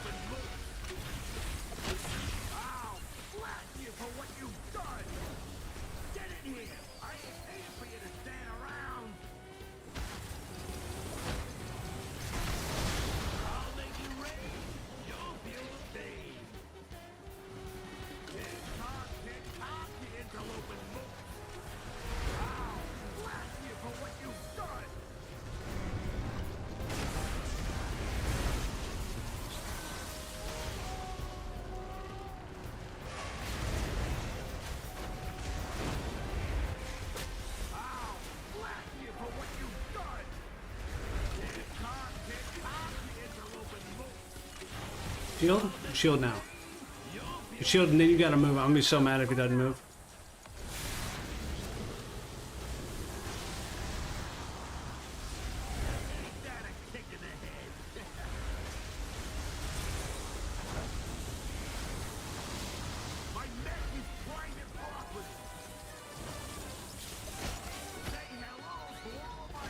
Yeah, we got a split pack, 100%. No? Okay, they're not split.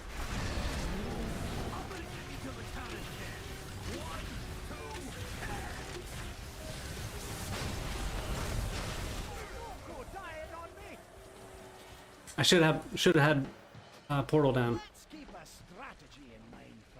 Okay.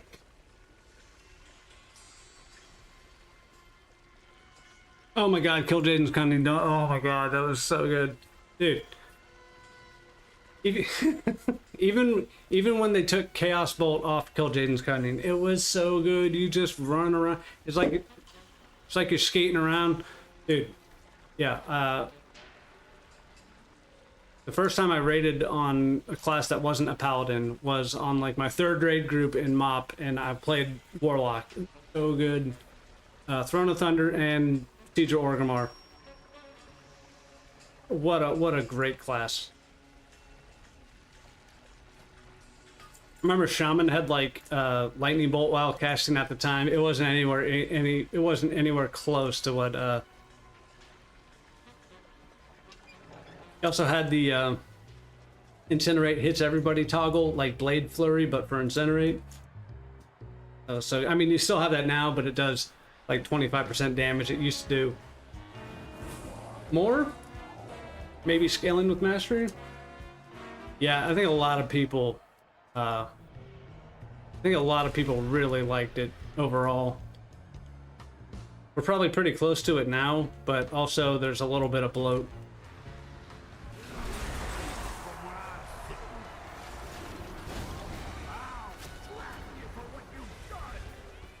I say a little bit.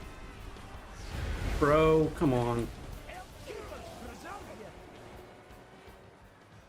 Okay, that was dumb.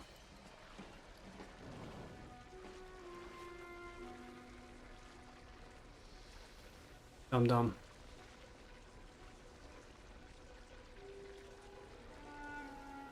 Food buffs. Freaking get back there. Either actually hellstoned or I just didn't refresh my hellstone. It probably the latter.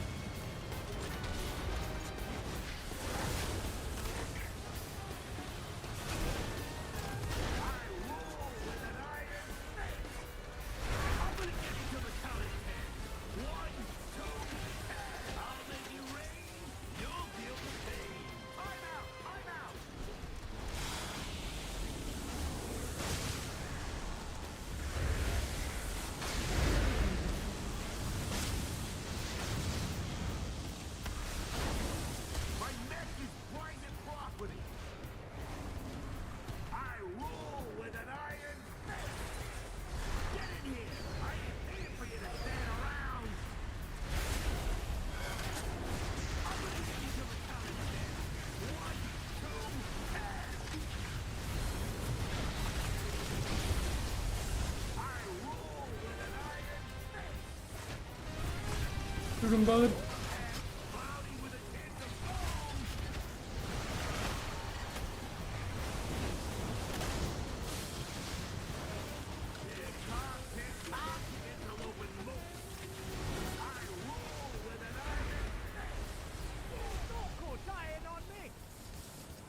Just move. I just move. All I gotta move. What class has the easiest for Underpin? I think Monk is up there. I think Monk being like one of the first classes to clear it, or at least the one of the first you see on YouTube. I think that's pretty indicative, right? Of what's happening. You know, then you have like Blood Death Knights who I don't want to say can't die, but have a much easier time surviving. And you have Vengeance, Demon Hunters, also up there. I think that's, you know, and that's just like the mobility. Honestly, having the damage to break the shield on Vengeance that first week is actually pretty crazy. I don't know the item levels of the Demon Hunters that did it, but yeah, Windwalker's up there. I think they have so much like passive healing just through your damage. You know, you have the Expel Harm, you have Instant Vivifies, Karma, right? Stuff like that. Yeah, Death Touch, yeah. Death Touch for those like leftover mobs. Suggested item level for a rogue, I would probably like 650, right? Like, rogue depends on your spec, but I feel like you have really good uptime on evasion for rogue, and rogues have great damage. You could probably break the shield pretty reliably at 645, and it's just about how much, and you also have hookshot if you're, outlaw. I basically only play outlaw rogue for the most part, but I would say anything under than 650, you're kind of putting yourself through the ringer a little bit, and certainly now, you know, with how many delves you could have run, the number of boxes you could have had already, 650 isn't unreasonable, and you can do that all in delve gear, right?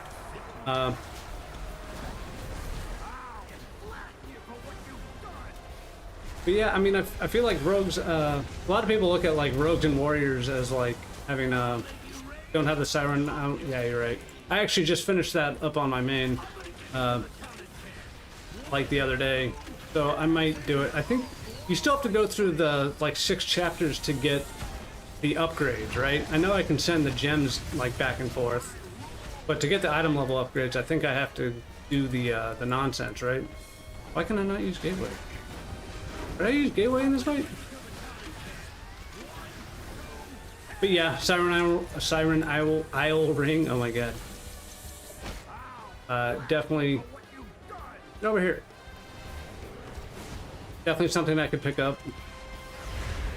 I mean, I should pick it up just to save crests on like upgrades.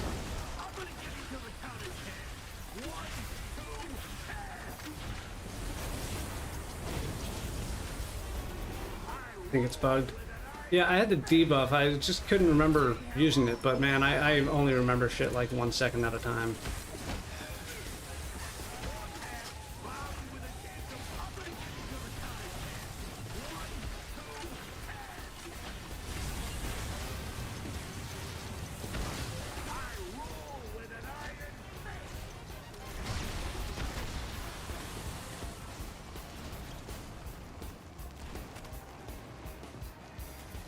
Bro.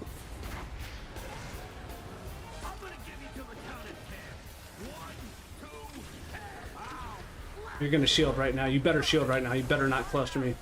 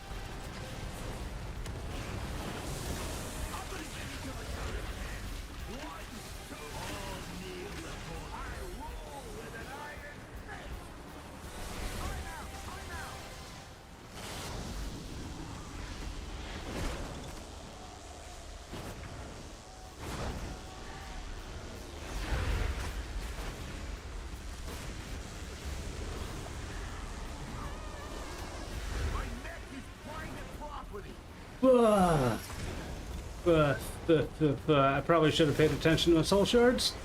Starting the shield with no soul shards is probably not the way to do it.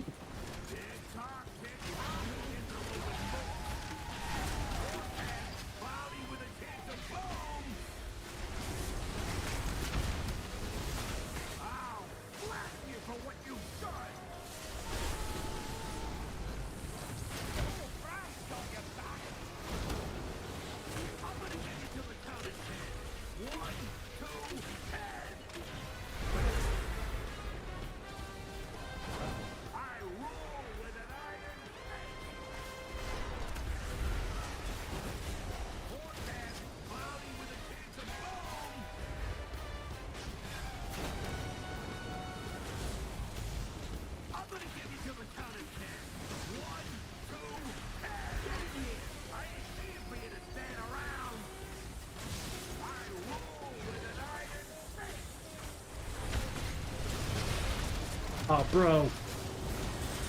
No. 1 second, 1 second. Meleeed me through their shield. I had 15 seconds left on Hellstone. Oh my god. That one kick. Talents might give you a hard time also. Did it with Soulfire. Yeah. Man, I hate Soulfire.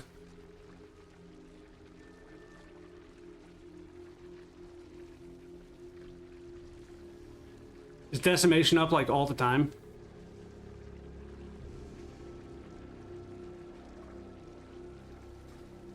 The cast speed reduction.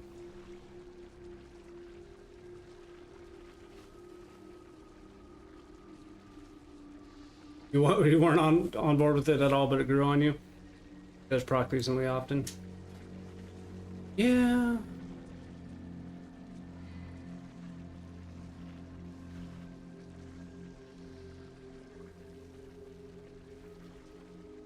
Probably just take out Burn to Ashes and Dimensional Rift, probably. Or maybe even Chaos Incarnate. We will under advisement on that one. We'll give this another go or two.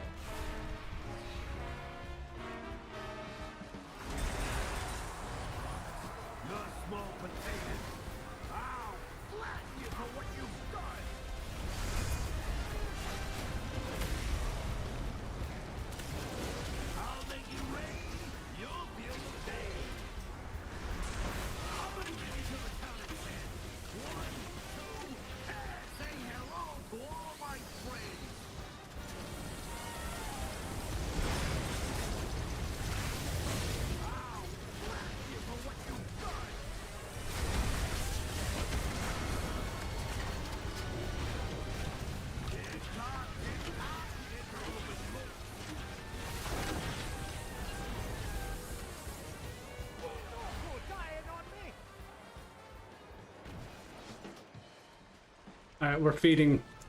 We're just respawning. We're feeding. Okay, all right. Probably every 4 to 5 chaos bolts, maybe. No. I guess yeah. Chaos bolts guaranteed crit. So you don't even have to rely too much on RNG crits.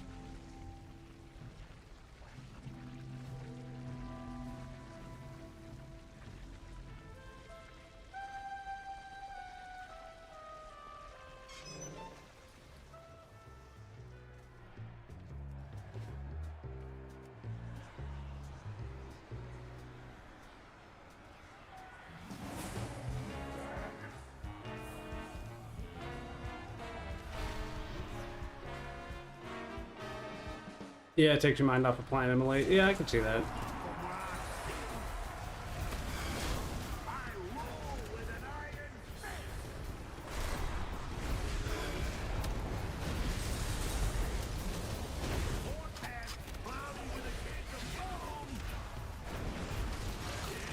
Cool. See you in a sec.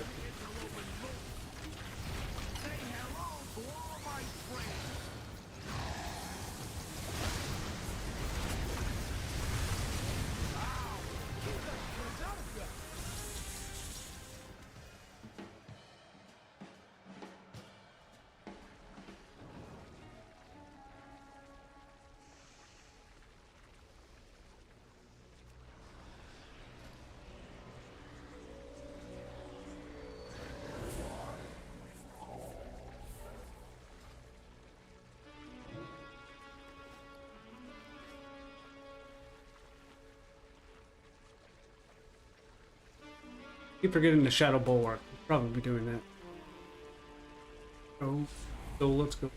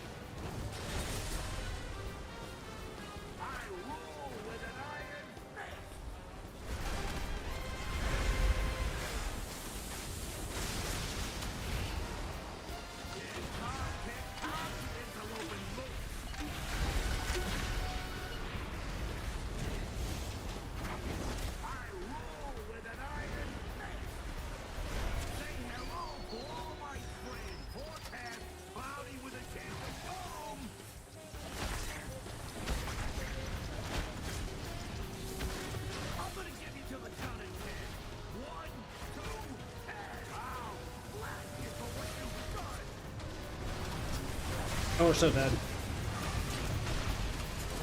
Brand! Brand, bail me out!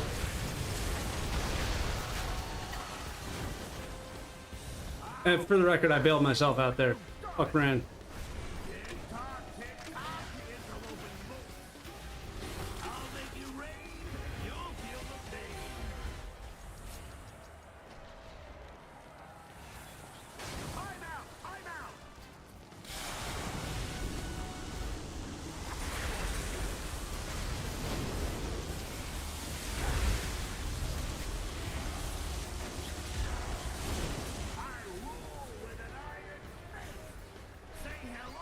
Oh, you son of a bitch.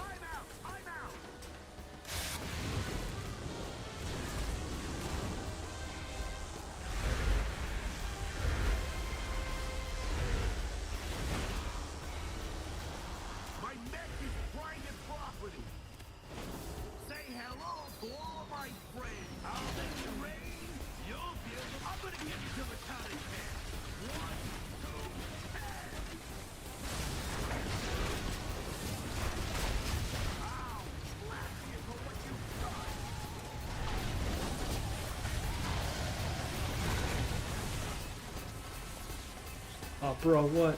Come on. Yeah.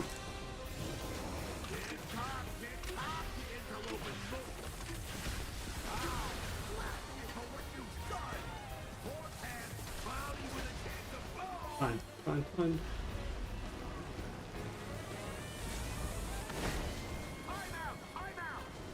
Ran!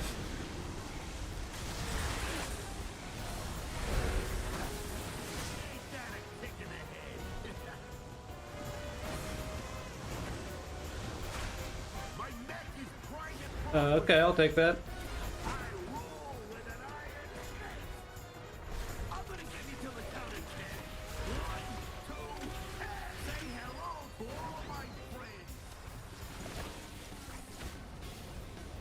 That didn't go? Oh man, come on. That was like such a good kick.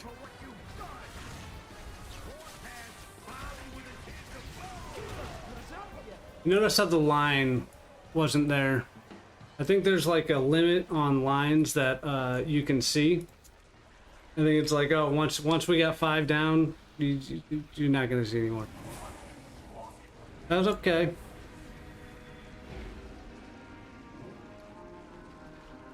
was okay. 3 minutes on flask.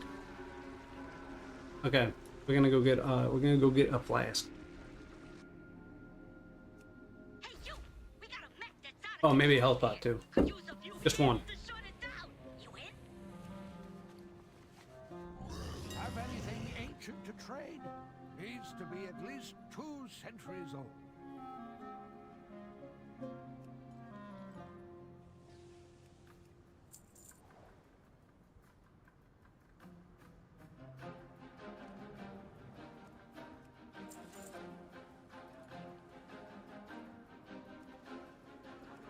If you find anything exotic, bring it. Find the logic for how far the balls travel when you kick them completely nonsensical. Sometimes it feels like it goes halfway across the arena, sometimes in 5 feet. Yeah, so the stops for no reason thing, I've convinced myself that it's, like you see how this light patch here is actually like a raised area a little bit. I'm not saying all of the time it's because of that, but I feel like when I'm kicking the balls to like this set of ads that's like right here, I feel like that's why they're stopping short. But 500%, I think it's lame, and I think it is inconsistent. Sometimes, like, I was kicking downhill right at that guy whatever it was, 3 or 30 seconds before I wiped. And one, that was a good kick. Two, I was sliding across the oil, and yeah, like I feel like I got kind of but also, you know, I left him up for like 3 sets of bombs. I should have dealt with him sooner, so I'm willing to take responsibility for that. Go. Man, it's always just trying to get back to that one good pull, right? Like that very first pull.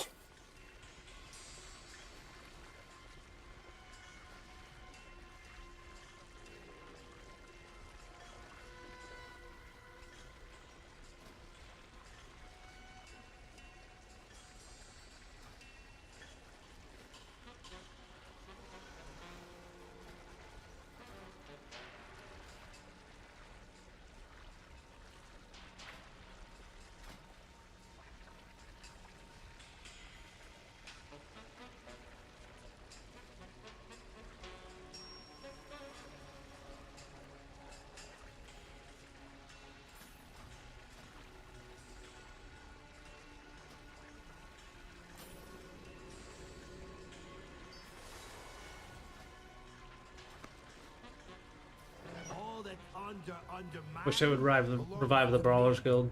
Yeah. Yeah. I agreed. Brawlers Guild was always... Man. Some mobs, they were just like, you know, it was like you learned the gimmick, right? And then you're good to go. And some mobs were actually tough. I can't remember the names of any of the fights, but there was that snake that you had to kite. That basically just... Where's the sound?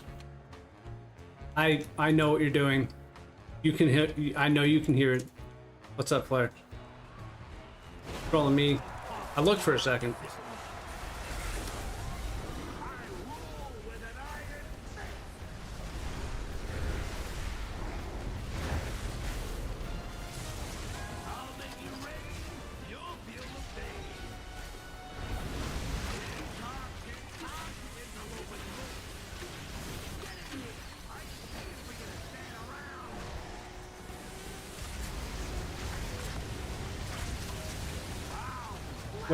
Waiting like a good boy. Whew.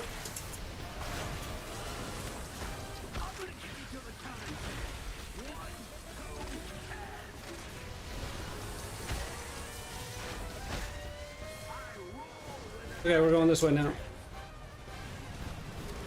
Ah. Ah. We had it all along.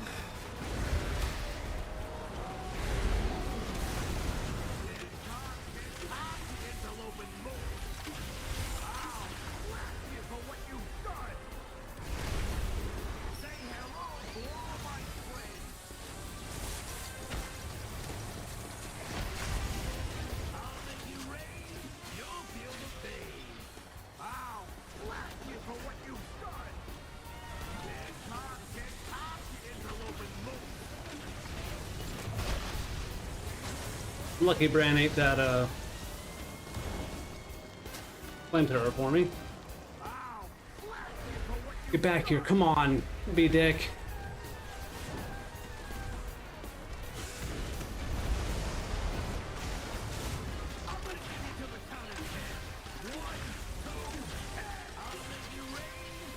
He just cluster bombed, didn't he? Yep.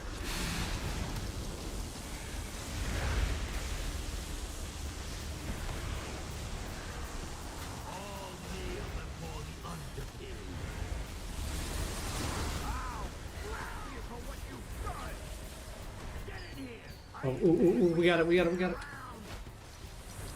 Nope.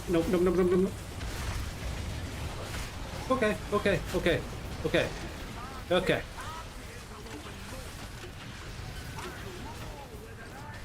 Son of a...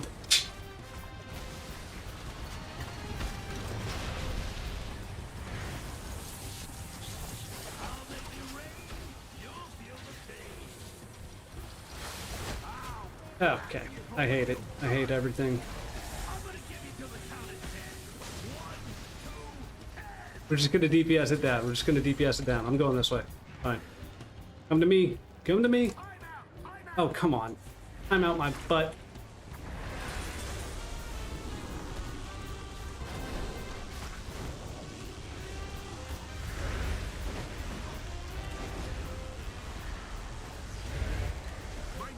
Okay, we got it. We got it. Did I Void Walker die?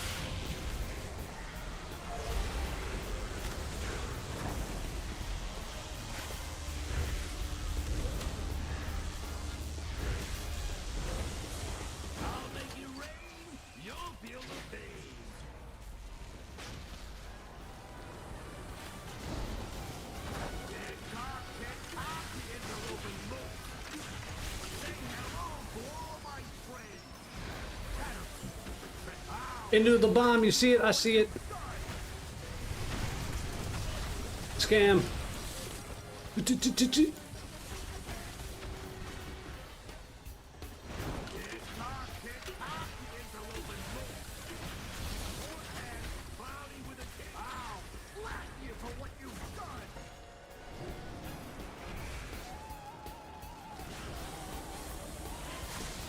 Come to Butthead, let's go. Maybe I didn't need to refresh my curse there.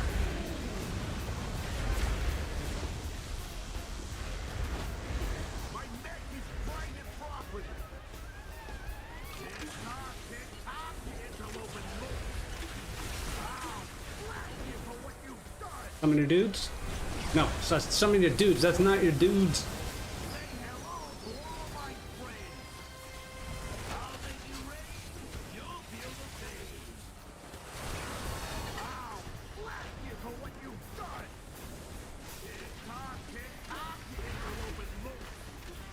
Yo.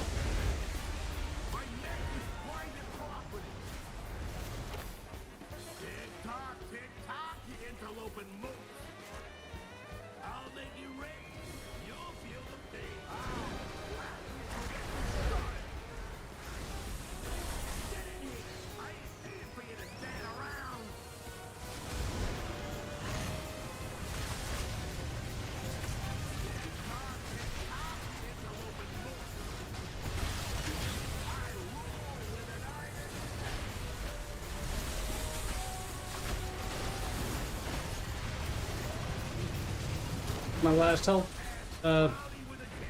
Stone. Stone's the word I need.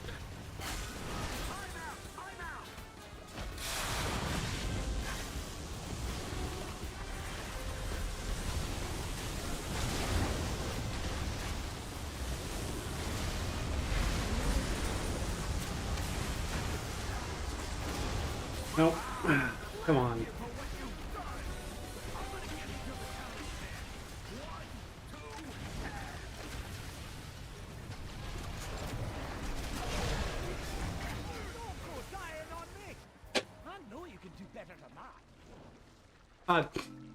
Things are well. I hope you're doing well. That's probably 10 minutes ago. No, only 4 minutes ago. Well, actually 7. But yeah, no, things are good. Oh, you didn't miss it yet. I can't believe it's already 5. Holy shit. And I think I keep killing my Void Walker.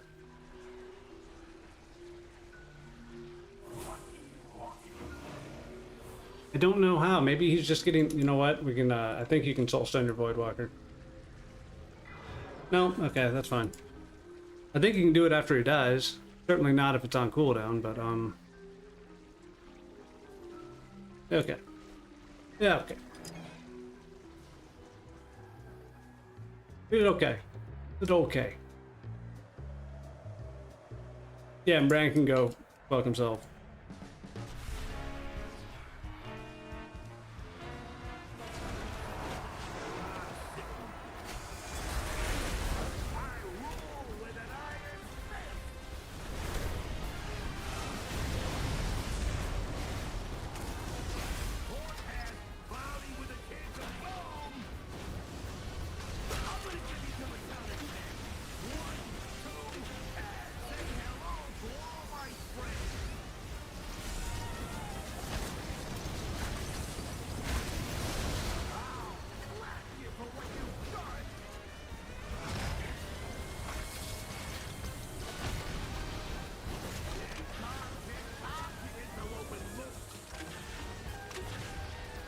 Jump on me over here, please.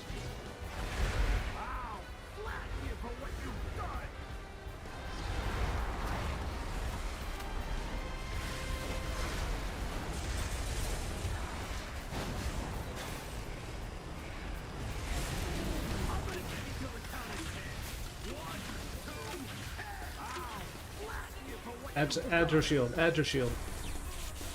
Add. Okay. You son of a bitch.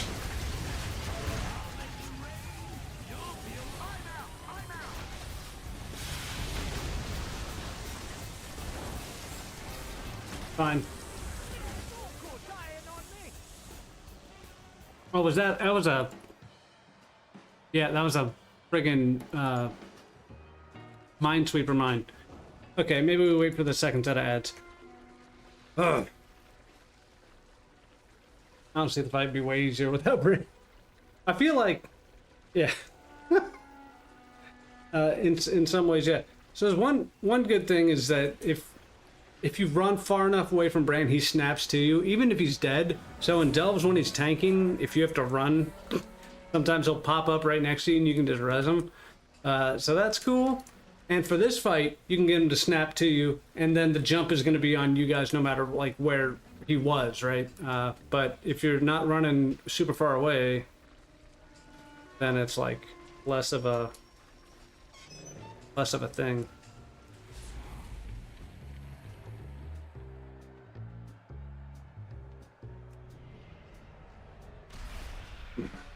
Okay.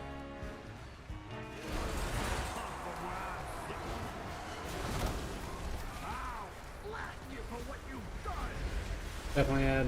We've used the snap mechanic. Yeah. Oh yeah, like 100%.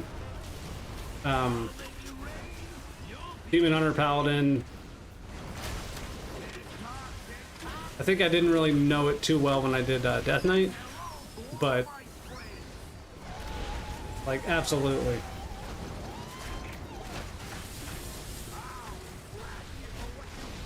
Okay.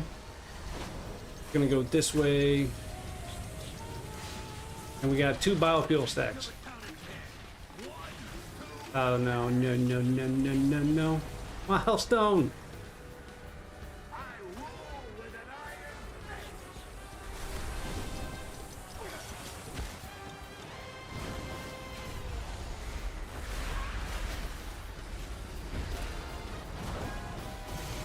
Maybe I do take the Healthstone cast speed reduction. I think it's like 2 points though.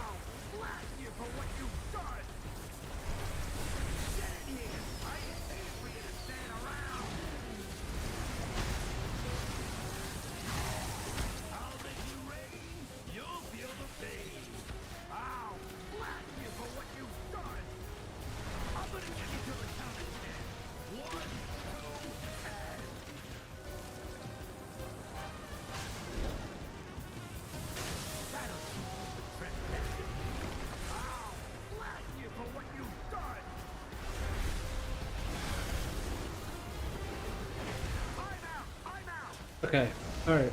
Time out indeed.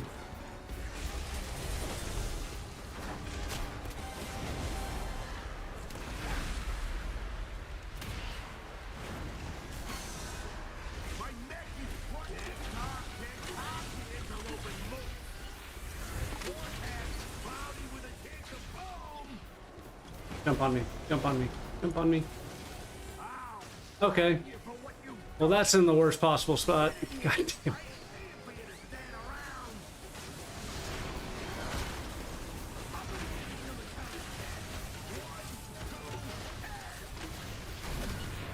Well. Okay, only one left. That's fine.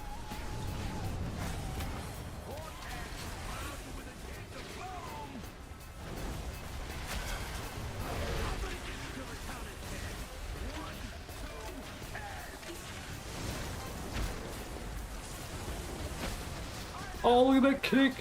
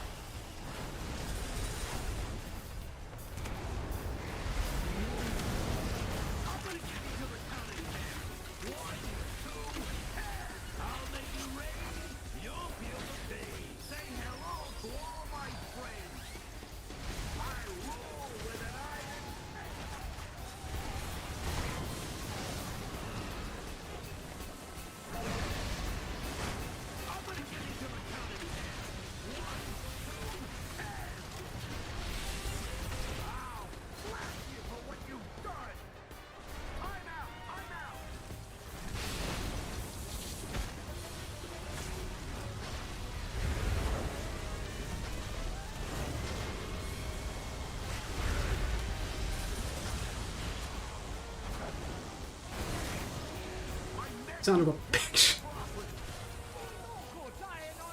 I sh- Next time, let's use some hard-hitting moves.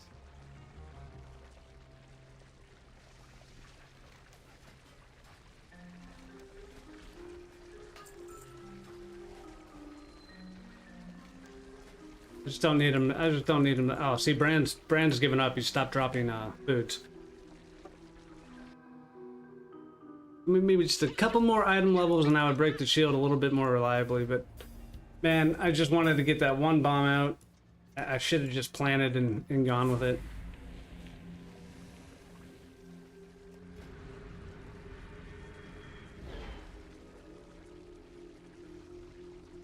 DPS Brand with my lock. I don't think I'm getting away with that. Because Soul Leech is an absorb and it's only doing 11 mil, whereas the floor potions are doing double that, almost double that. I could. I don't think I lived through that. I'm already chewing through Hellstones that I think I'm going to pick up the Hellstone talent, which is only 1 point now, thank God. I mean, if I swap my, if I had any leech, swap my bracers to leech maybe. And Walker had enough self-sustain. Random melee attacks, yeah. I just think, so let's see. I mean, excluding the flamethrower, right? Which, if you take that off, melee attacks are the entirety of my damage from the Underpin, and 2/3 of the damage. The crony shoot is basically everything else. I did get hit by a guy.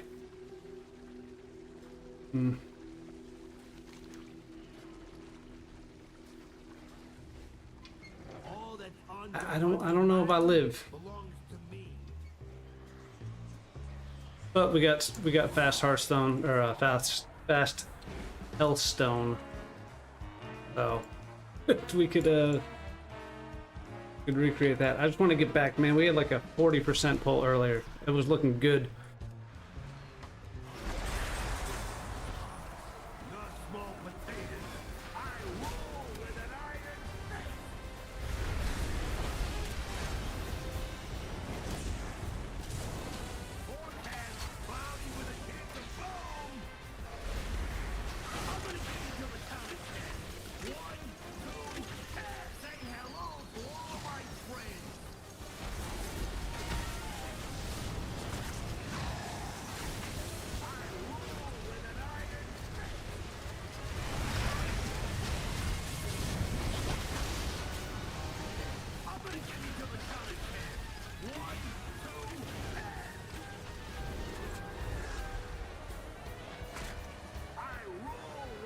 Come on.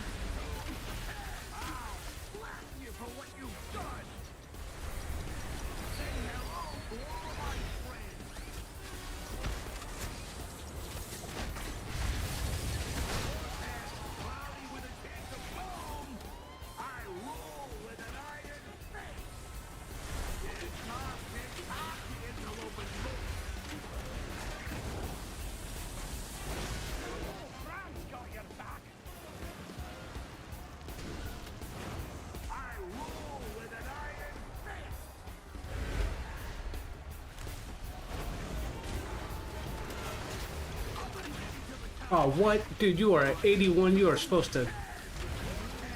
That shield, though.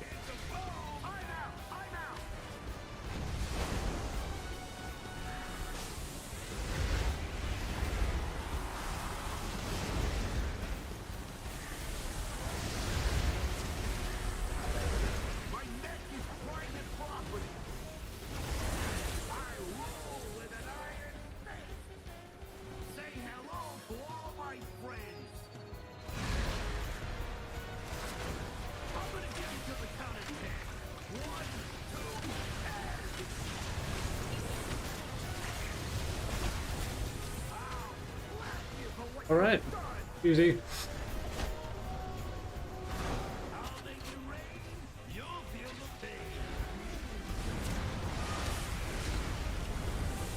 So there should be no cluster in the shield, hopefully.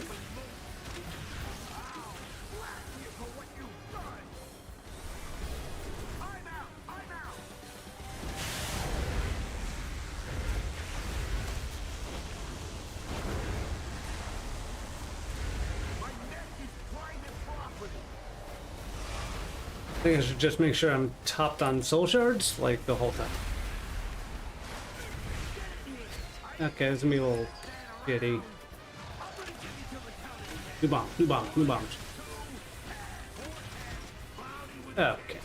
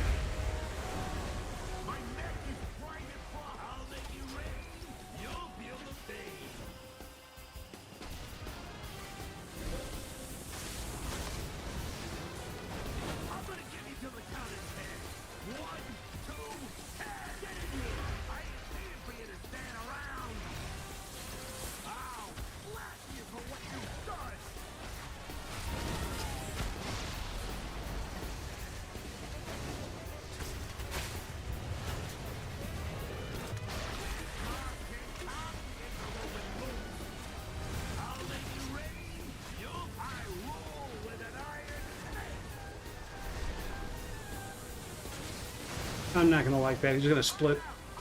Okay, thanks.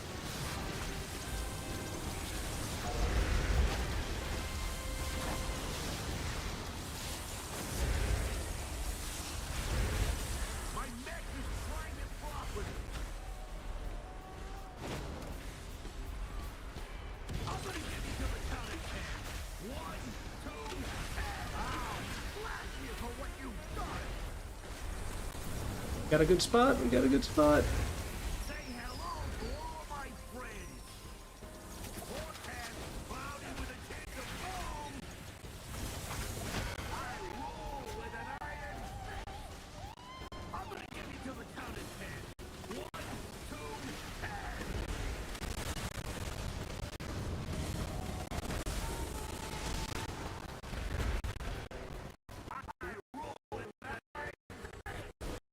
Fuck it.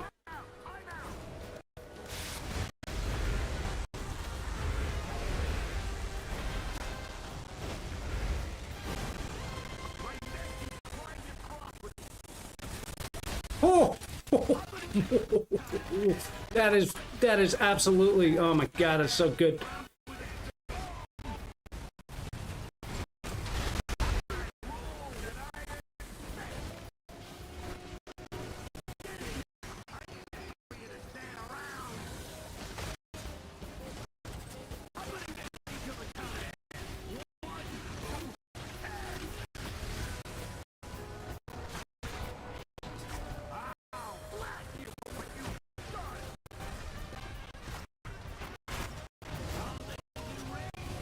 Go, go, go, go, go. No, no, no, no, no, no, no, no, no. Okay, that's fine.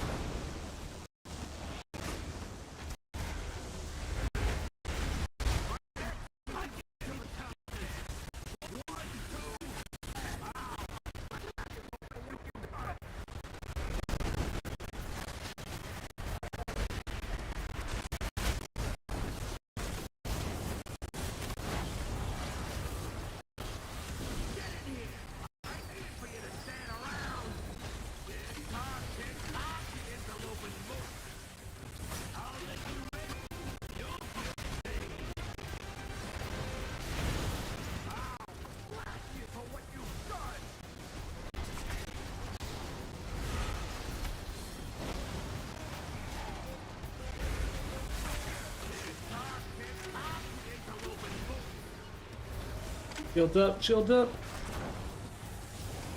Come on, do it, do it, do it, do it, do it, do it.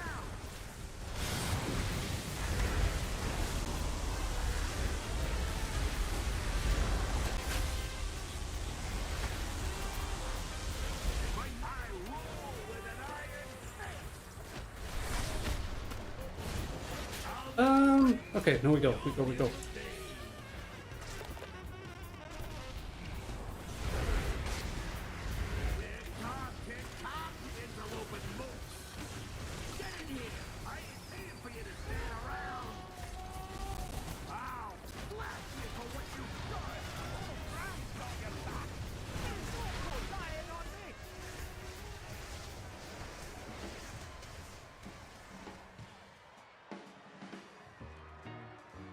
Brand Bronzebeard points at you. Not like this. Man, okay, we got it. We got it, we got it, we got it, we got it, we got it. That's wild.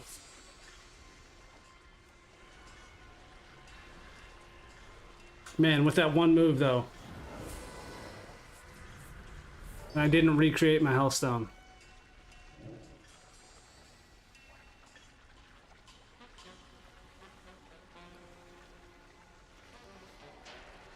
Should create a weak aura that sends me a bill.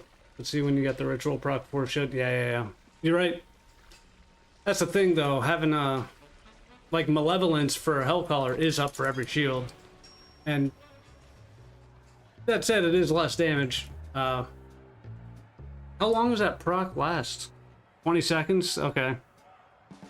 So if I get it at like 80% energy or anything over 70, I can probably... I don't want to hold it, but... Yeah, I totally see what you mean. Okay. Alright. Here we go.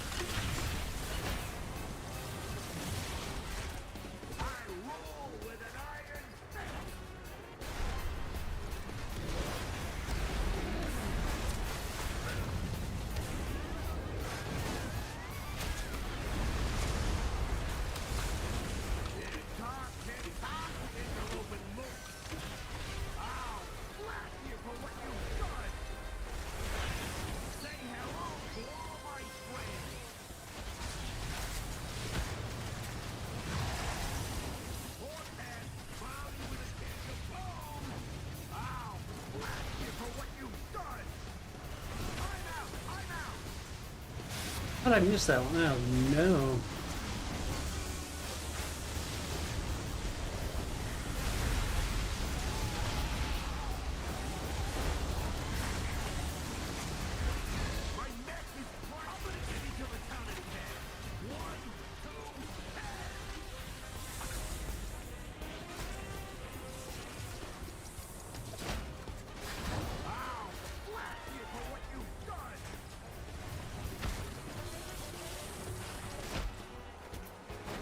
Okay, this worked out.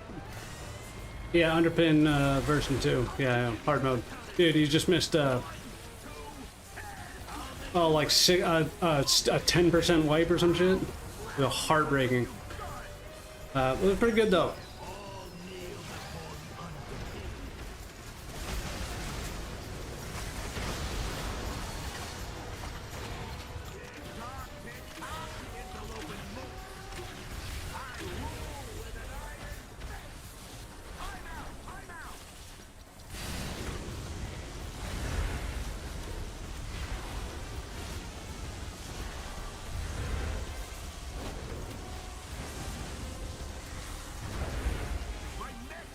And having an unhasted Chaos Bolt is like the worst feeling.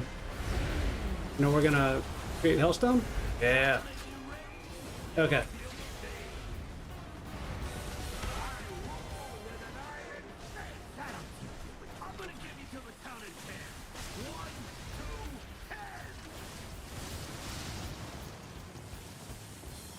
Jump on me? Not Bran? You jump already? Okay. Yeah, that's fine.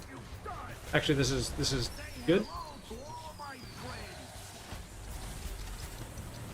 Oh god.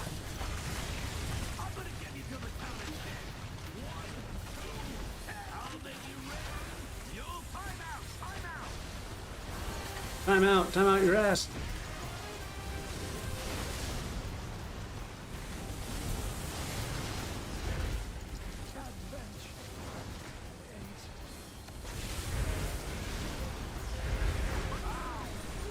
That son of a bitch. Okay. Come on. Bran's dead? What are you dead for? Why for you dead?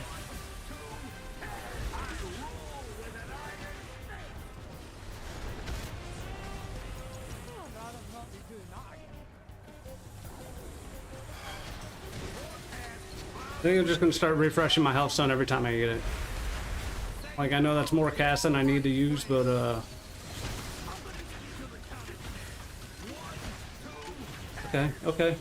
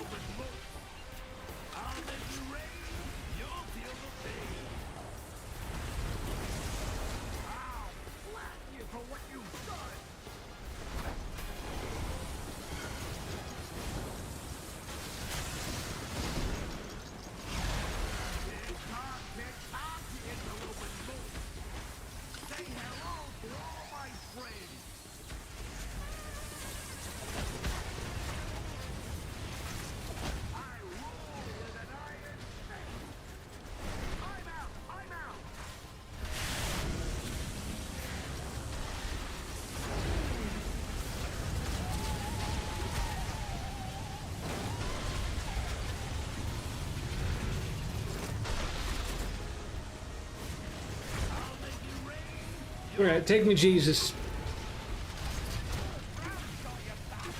Two heals is too many. 2 heals is at least 1 too many.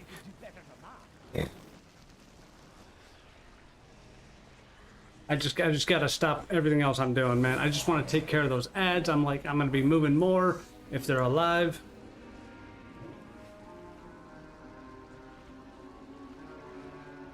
Looking good.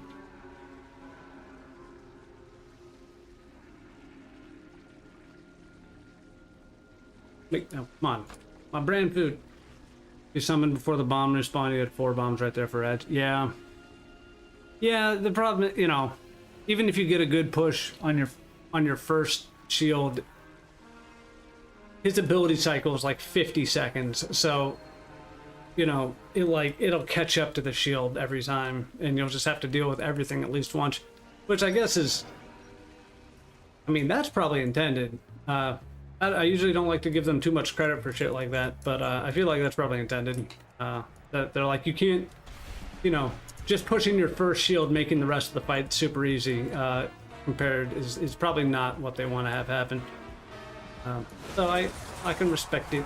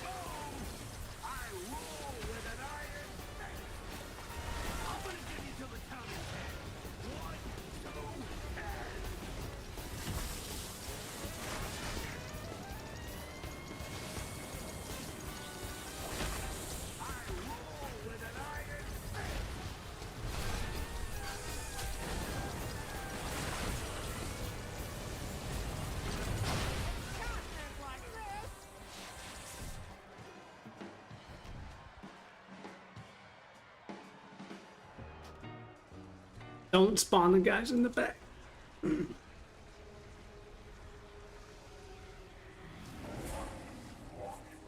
Alright, I think we'll just go ahead and beat it on this next attempt. We do that, we'll just do that. I think that'll probably just be fine then. Because I feel like I've demonstrated the fight enough. I think we all get what's going on. We could probably just go ahead and finish it and then be on our way to like anything else that's not a caster for like at least a day.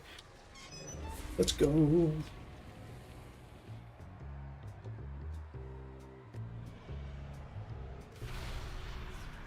Hey guys.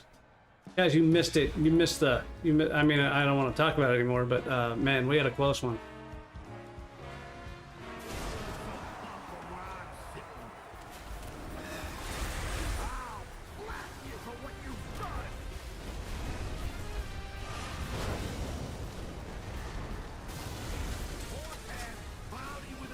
Bummer. It's okay. I had the moves like Jagger for like, oh my god, there was a couple crazy. Oh, how did that not go?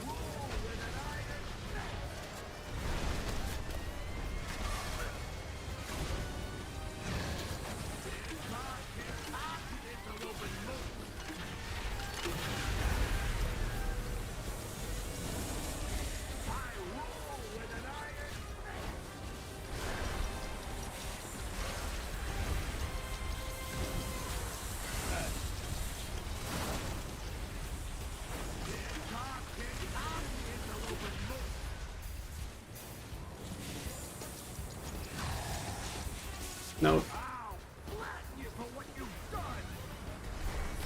Oh, that was a bad jump to do. Oh, come on. All right, let's go. Where are you at?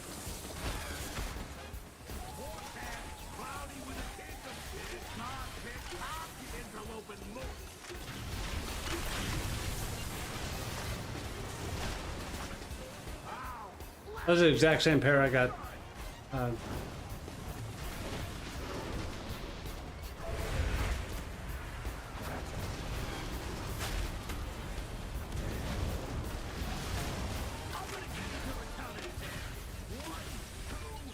That's some bullshit.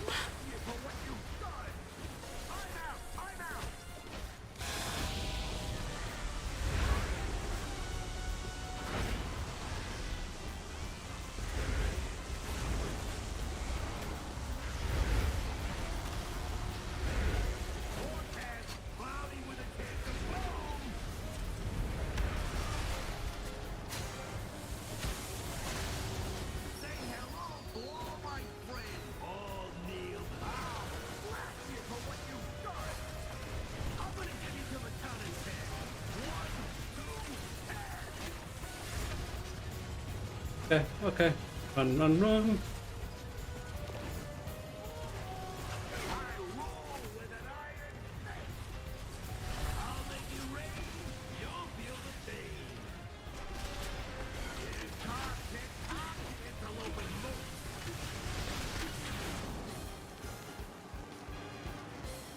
Monitor this is the bee's knees.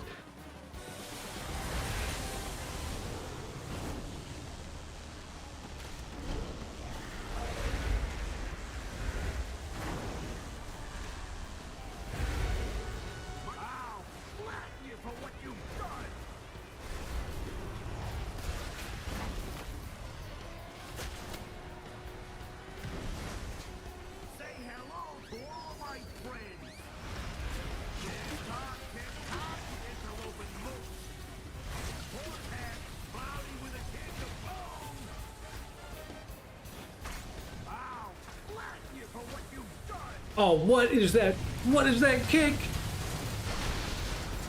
Okay, okay.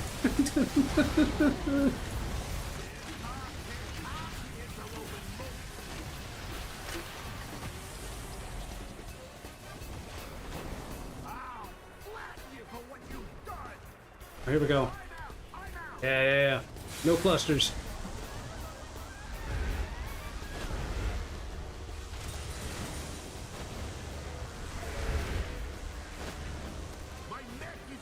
Okay, I'll take it.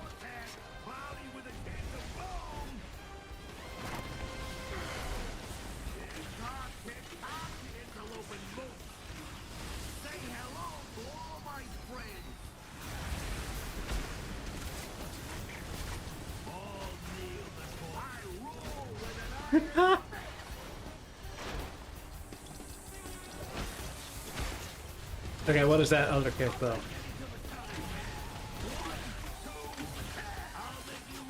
What is that? What is that?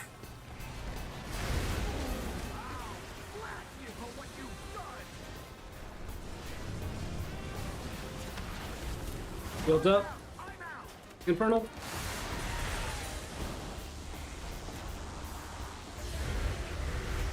Oh yeah, we got him. Yeah, those hitboxes. Sometimes it feels pretty generous, I'm not gonna lie. And, oh boy, I don't want to, like, write a check yet on how ugly this is about to be, but...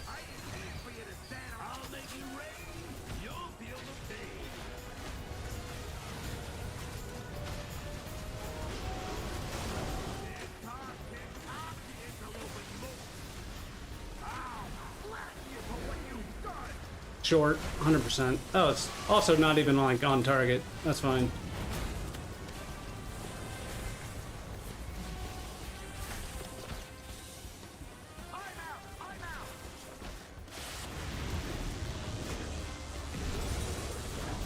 Easy, easy, easy, easy, easy.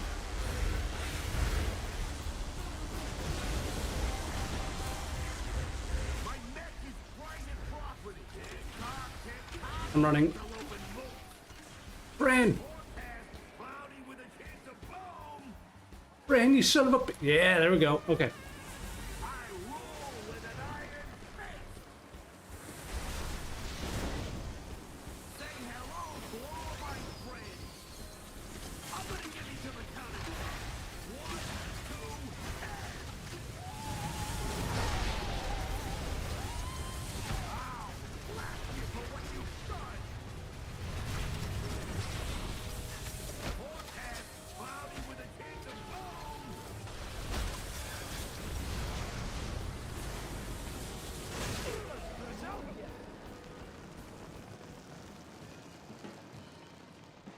The fuck was that? Mega cluster munitions? Bullshit! What the fuck was that?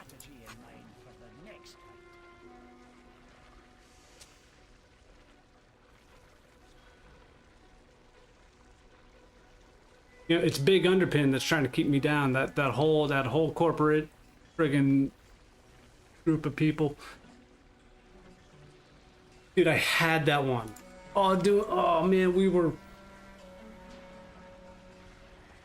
Yo, let's go. Let's go. That was some bullshit. I mean, yeah, like I can assume that's what happened, but like I didn't see it. I didn't see it. I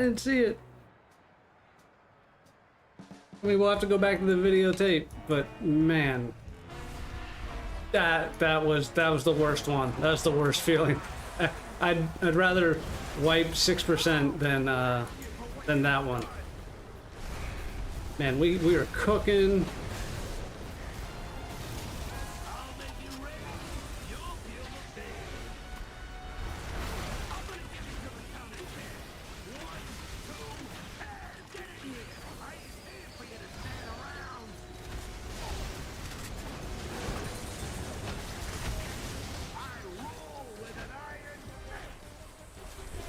Oh, okay.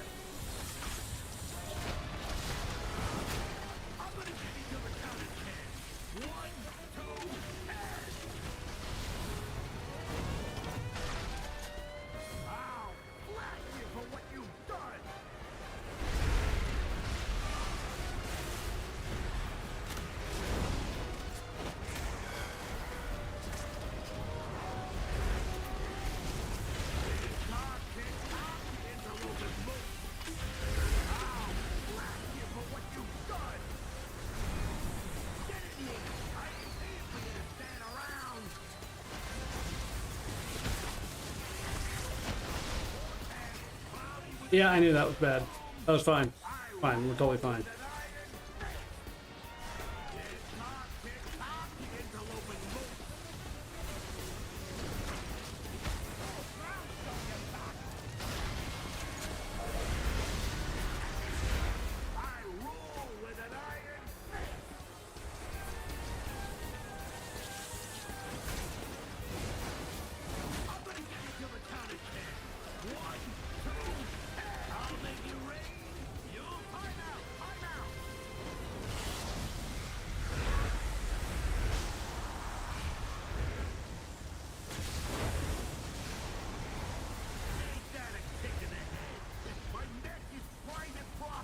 This way, Bran. This way, Bran. Okay, alright.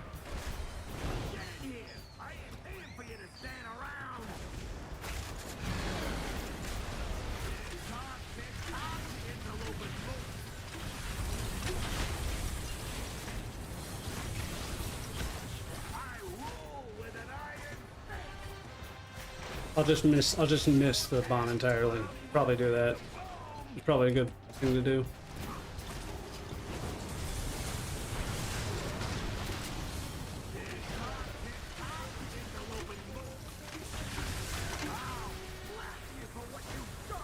Okay, we did it, run.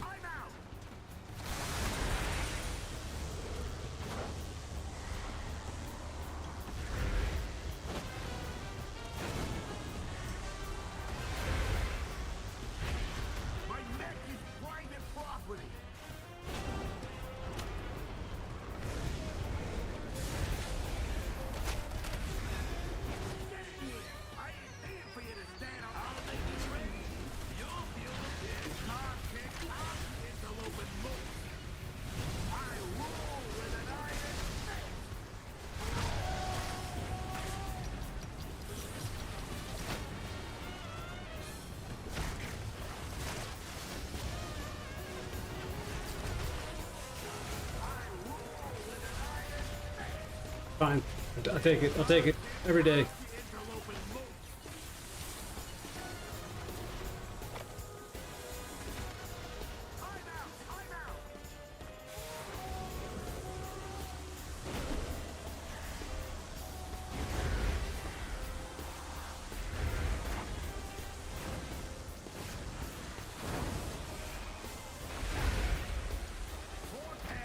Okay, we broke it. Peace. Oh, look at that crush, dude. What? I'm crushed, not crushed. He got Brand, but that's fine. Can I hit Brand with the Soul Stone? I guess not. Bro. Yep. Barely using Brand heals. Why not using him as... I mean, so there's a difference between barely using Brand's heals and him still out healing me by a lot. So, Dark Pack is a 1 minute CD that's on CD. Soul Leech is healing me for 10 million. Like, I'll try it. Like, we talked about it earlier, but I don't think that's happening. We can give it a shot. It feels like he's still beating the shit out of me. I'll do it just for kicks, because I could be wrong. I could absolutely be wrong. But everything I'm healing myself with has a 1 minute cooldown or more. I just don't. I don't see it. But I swapped him. We'll see what's up.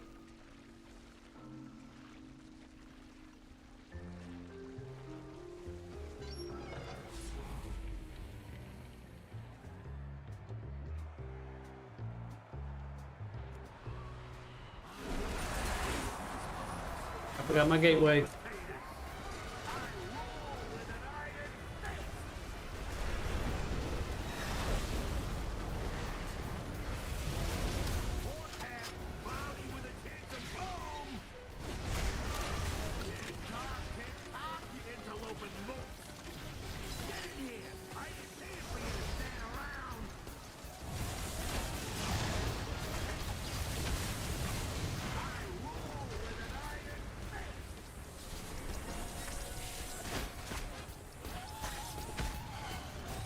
Oh, what is that?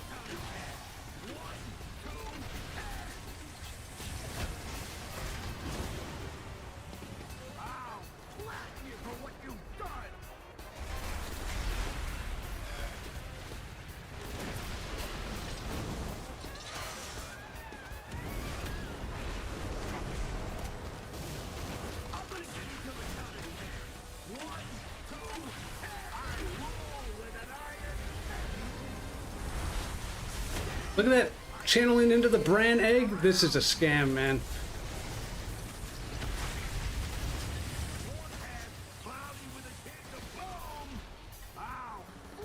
You know what? I'm happy if I'm wrong here.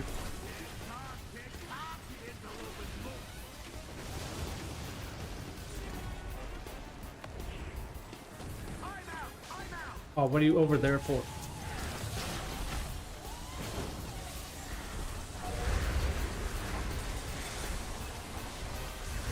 I mean,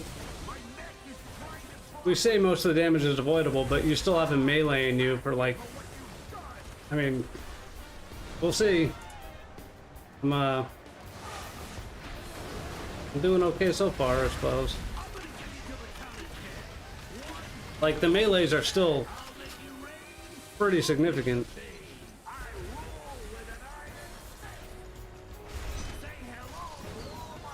And if he adds up, I mean, yeah, hell.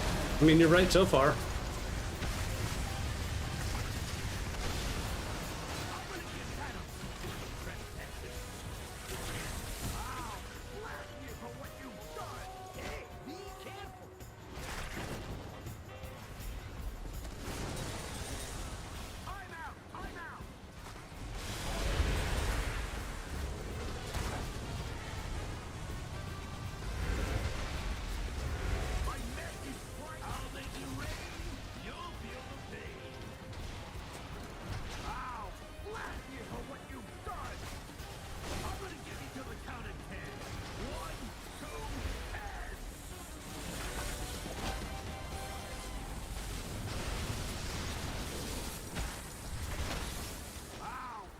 That stop short is ridiculous. Okay, we're going over here, I guess. Come on. Oh, you split them up. Okay. We're absolutely fucked.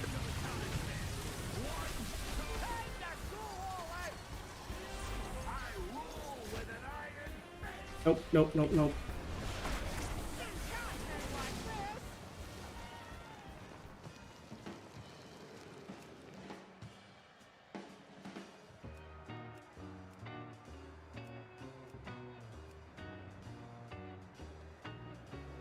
Yeah, but if you can't live through the fight...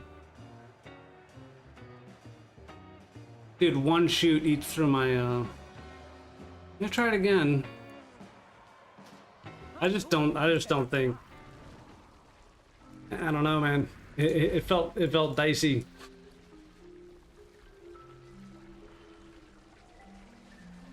Didn't get hit by anything unavoidable there other than the ads being split and them all shooting at me at the same time.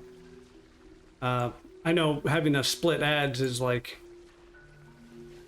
I don't know, I mean, I can reliably get through the shield for the most part. Let's try it again. I mean, so far, that looked pretty good. But I had everything on Cooley. He just gets annihilated as a tank. He can't tank him. Yeah, unless you're a healer, he just gets hit for triple damage, right? I mean, I'm happy to use him as a healer. I don't think it's necessarily like hurting me to have him as a healer. But I mean, you're right, if I can get away with him as a DPS, I should definitely try it. It certainly speeds the fight up by a lot. Like, for Blood Death Knight, I had him as DPS, because you obviously don't need a healer there.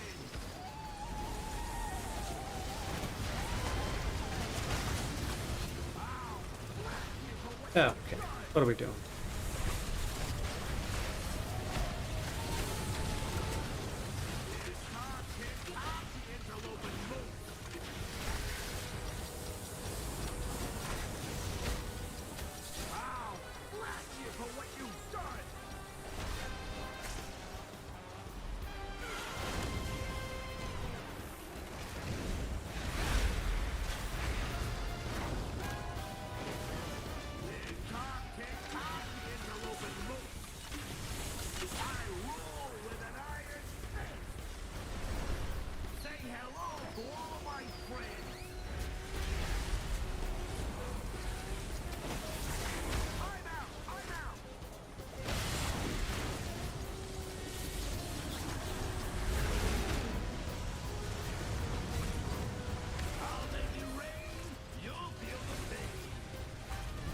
Uh, 2 seconds on Hellstone. I gotta wait, gotta wait, gotta wait.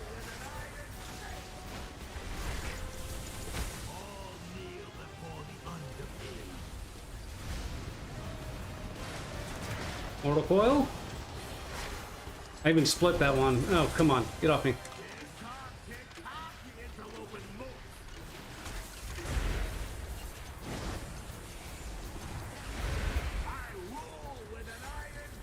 Yeah, I don't know, man.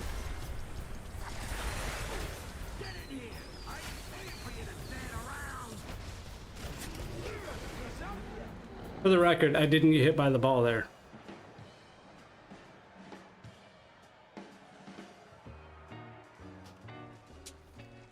I don't know about fine.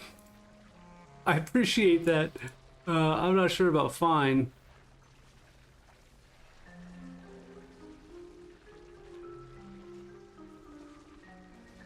Give another shot as damage.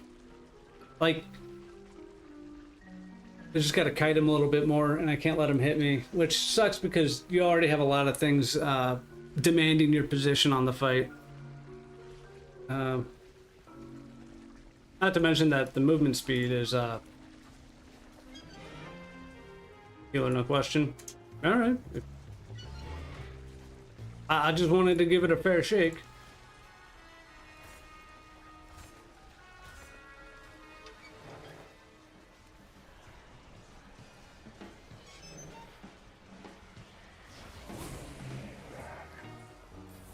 That said, that might just be the little change up in what we're doing.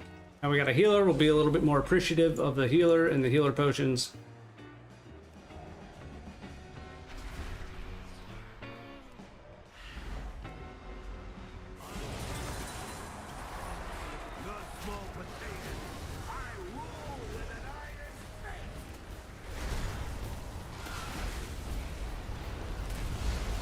I think that damage distribution probably possible to DPS. Yeah, I think just like intentional kiting, like you certainly, I mean, I could have been using Mortal Coil before, a little bit more on pulls before those, but yeah, maybe a little luck, or at least just managing like the bad luck. That makes sense.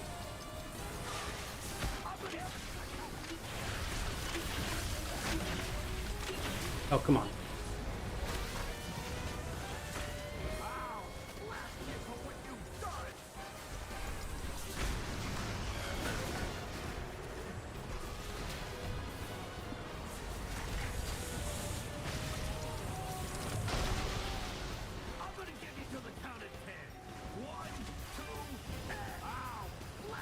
Okay, we got a pretty good jump there.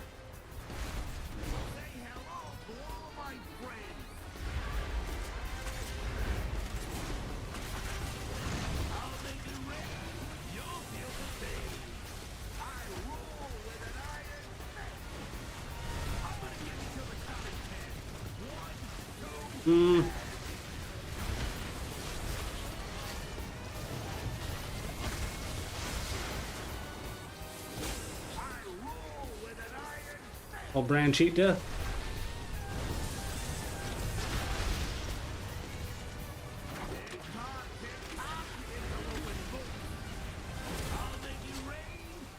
Jump on me. Don't jump on Brand. I swear to fucking God, Brand. Thank God.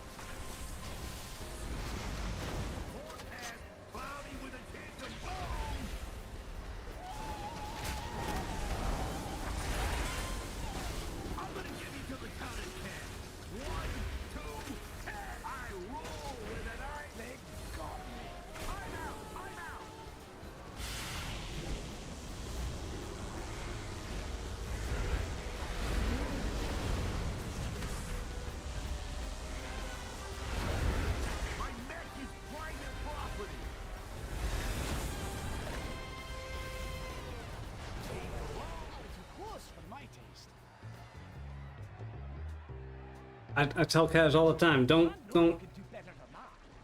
make any one mob your white whale. Don't go back for that one friggin' mob. Just let him live, and we'll be back for him later.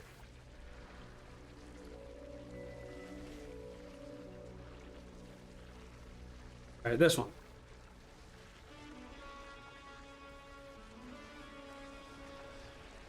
Didn't get my own food buff? Dude, we could have been done with this like an hour ago.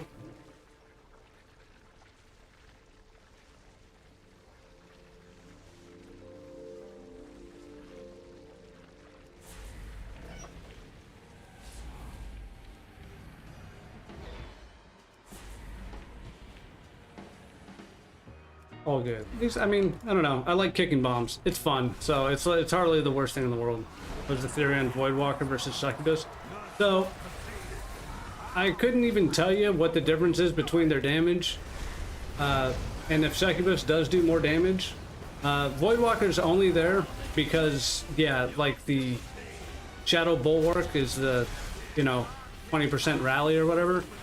And I just need any demon to split my soul link, because if you don't have a demon, you just get extra stam, and extra stam is like way worse than, it's like 5% stam or like, dude, okay. It's 5% stam or 10% damage reduction. And 5% stam doesn't do anything for you unless you get like 100 to 0, and 10% damage reduction is obviously, 10% damage reduction. So, I don't know, there's to my knowledge, the pets didn't actually do extra damage, and last time they did, it was actually the Voidwalker, because it had the little void explosion thing. What am I looking at the talents for? Succubus down here. But I mean, I'm not really specifically using the rally. By the way, thanks for the videos. Able to beat Zekbeer as Assassination Rogue. Painful learning path. Yeah, you're welcome, and I'm glad that the outlaw videos or video could help. What does Cygnus do? Oh, seduction. Okay, so it's not going to do that.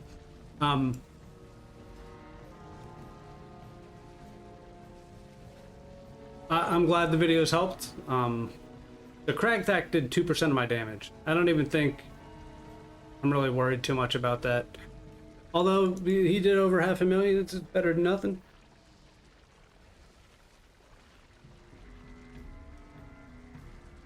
But I'm glad the videos would help. Zekvir was a little bit more of a known quantity. I think I would take the melee hits back for having to position the mobs like yourself in the fight. Yeah, it could be. We see. We will see. He's on.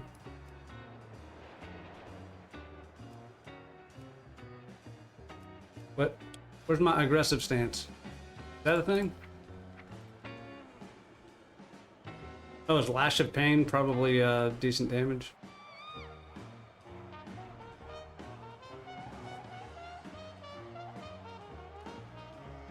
I'm sorry, Whiplash increases damage taken by 1%, stacking up to 10 times? That's crazy. Oh, I guess Assist is the, Yeah, okay. Might as well put this on to see if she's gonna use it. Is she? I think I got a dude. Yeah, see? My dude. Just as the right stance. Cool. I don't know what button I just pressed. What was that? Oh, I think I just whiplashed. Something. Equivalent to Zekvir, eye level 610 transferred to the new Nemesis boss. Extremely low. 610 on Zekvir is probably close to like 650. You need comparatively a little bit more item level than you needed on this fight. But if you had 610, that's reasonable. Yeah, that's about right, because it's a couple item levels over normal. It's about the same gear level, and I think you'd be about right. I just think you're not going too much lower than, like, you're not doing it 570, 580 or anything like that, like you were, which would be like 610, 620 in current gear. So I would aim for 640, 650. If you're really good at your class, 640, 645. Or if you have a lot of patience, right? And you can make adjustments based on wiping a bunch. But 650 would probably be a real good starting point. And you would still have to, like, do a good job of keeping cooldowns for the shield and, like, kind of being aware when it's coming up and minimizing movement.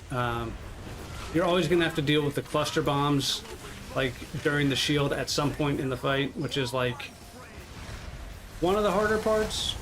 And one of the additions from the normal mode is the cluster bombs and having to dodge them. But, you know, pretty doable.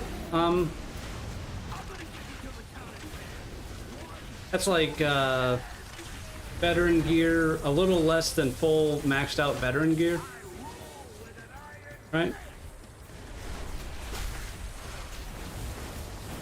Certainly, you can just do delves and have enough gear.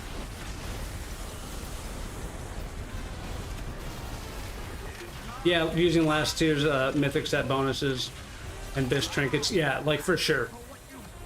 Versus like if you have some of the current bad delve trinkets, like that can be a problem, but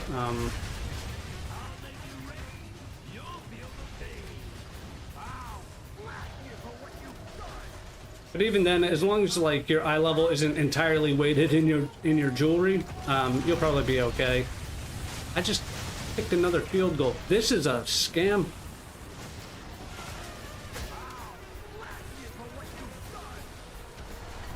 Okay. Okay. Okay. Okay, let's go. Yeah, so I mean, if you had like really good raid gear last tier, or at least like, you know, for your item level, best in slot trinkets and stuff like that, or close to it.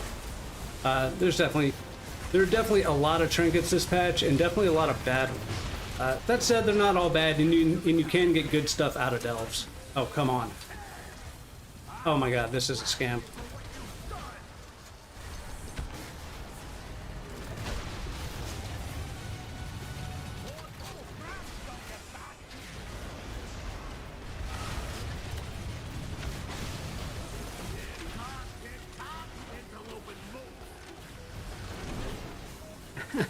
Don't kill me. 7 seconds. 7 seconds. Okay, thank God.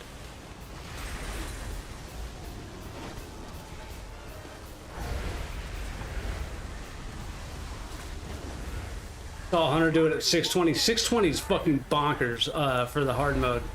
Normal mode, absolutely. 620 is doable. Absolutely, my hat's off to anybody that did that shit at 620. Any class. That is actually next level. Props to that guy for sure. Oh, Jesus Christ.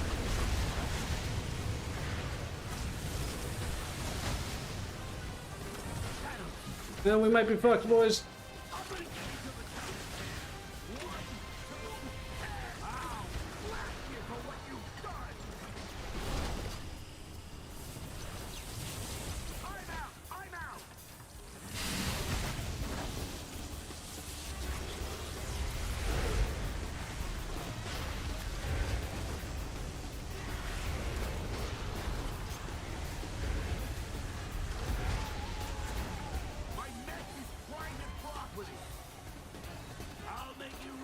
Alright, we do one heal. We let him get one heal. That's fine.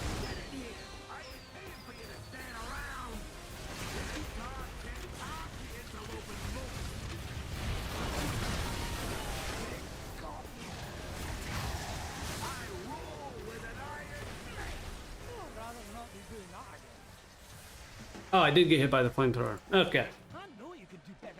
Windwalker at 629. Yeah. I bet that was a good hunter. Like, I don't know. Like, really good, pretty sure he can be taunted, although he's supposed to, I'm pretty sure he absolutely one-shots pets, or close to it, right? I mean, Voidwalker can tank him for a little bit. Yeah. 620 is giga impressive. I would not recommend that to anybody unless they were like anybody that anybody that can do it at 620 certainly doesn't need anybody else to tell them what they can and can't do. That's crazy. That is bonkers. I gotta look that up. But yeah, like that monk. Monks, you know, on those and not nearly good enough to do it at the low gear level. Struggle at 650. Yeah, like just to reliably break the shield. I think you're. Let's see what the person did.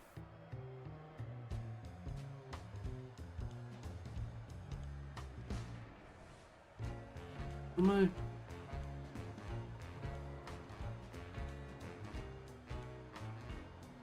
Dude, what's this person called?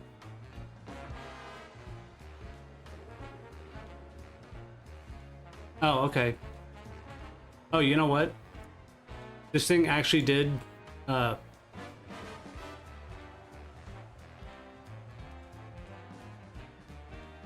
Poliro? Yeah. That thing actually did a little bit more damage. Maybe we go succubus. You gotta go with the incubus though, because it's stronger than the female, right? Because that's biology. Easy.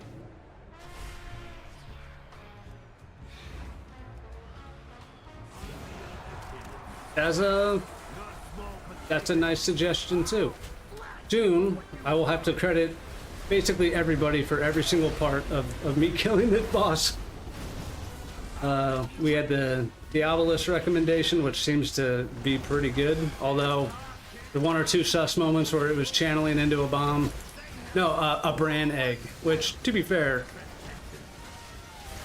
the bran eggs do a shitload of damage.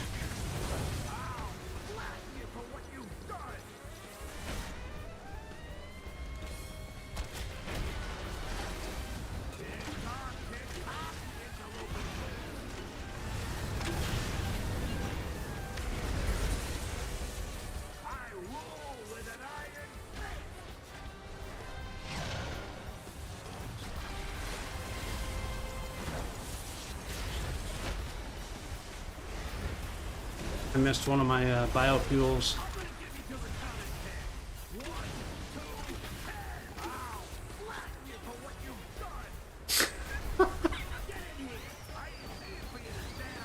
Hey, yep. That's funny.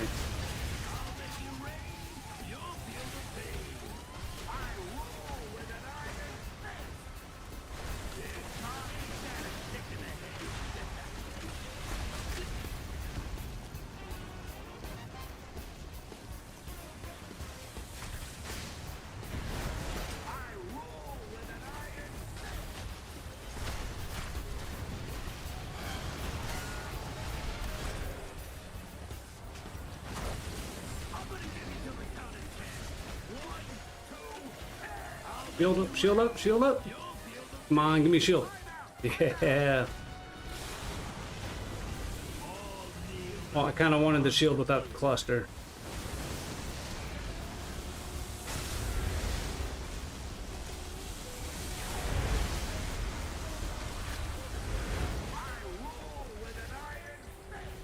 That's about as close as it gets. Split? We're split? No, we're not.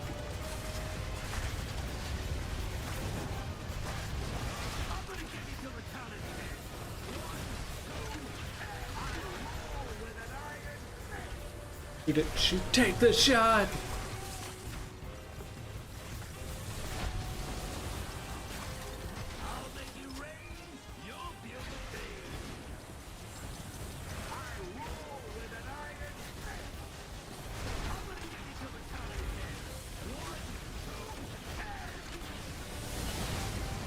This way, this way, this way. Go.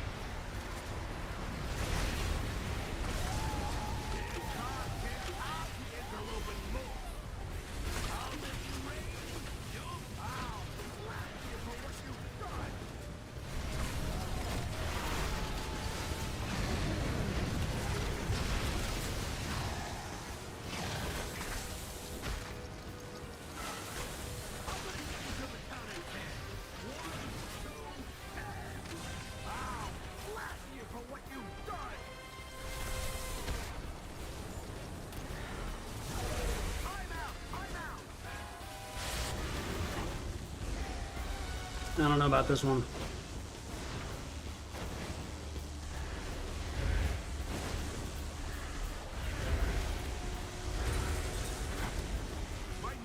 Okay, we did it. That's fair enough. Take it. My new bombs. Okay, there they are.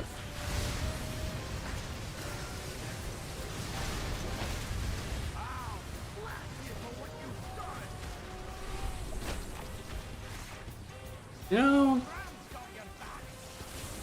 I find myself saying "you know" a lot.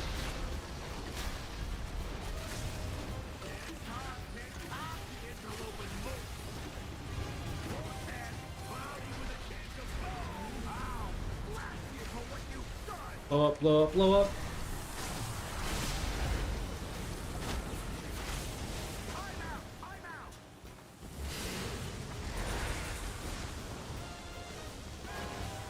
Flag the friggin' incinerate.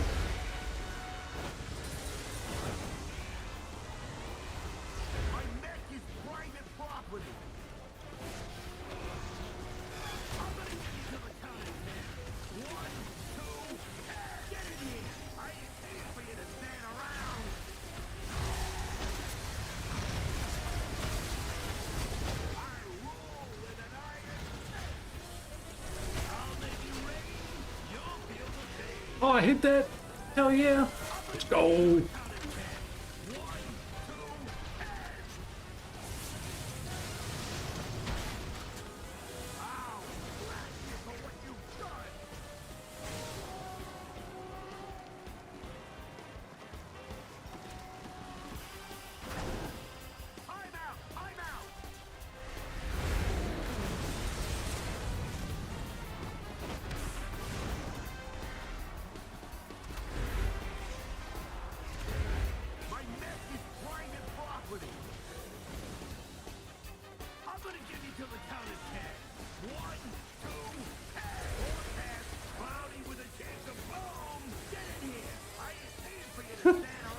Yeah, I got a little lucky.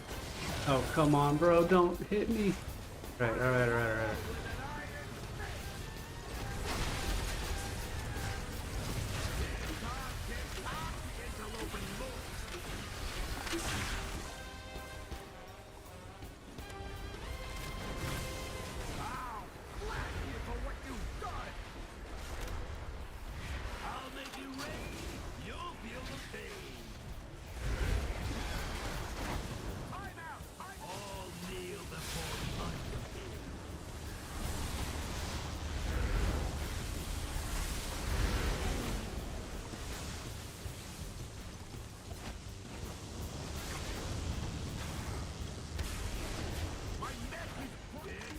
It's just too much. Just too dicey.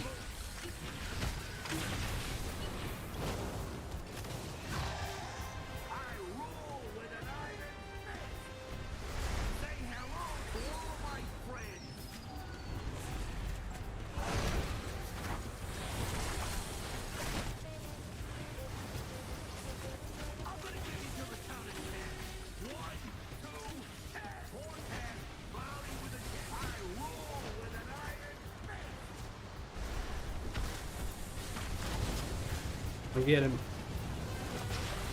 Okay, maybe we're not running the hell away. Oh, we got new bombs. Okay, that's fine. Shields up. Got a little time bot. Man, look at that channel into the freaking bomb. That is criminal.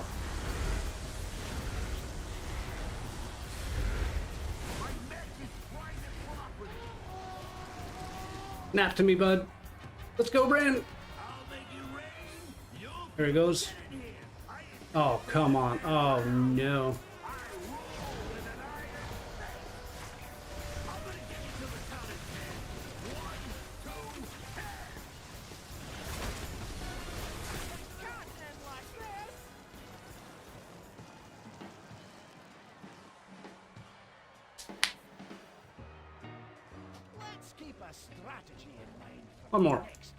One more, and then I'm gonna chill out before raid.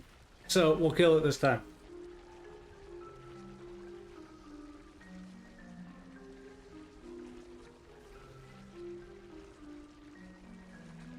Yeah, some are just rough, and I don't know. I feel like I need to start thinking about the shield like at least 10 or 15 seconds in advance. And you know, maybe not throw down Inferno unless the shield's about to come up, which sucks, but you know, sometimes you gotta do that.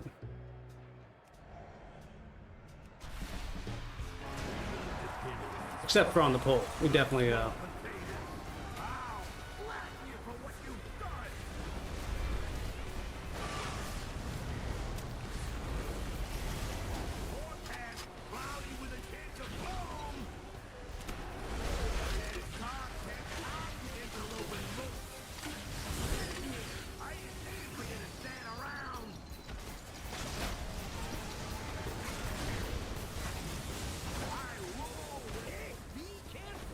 you know,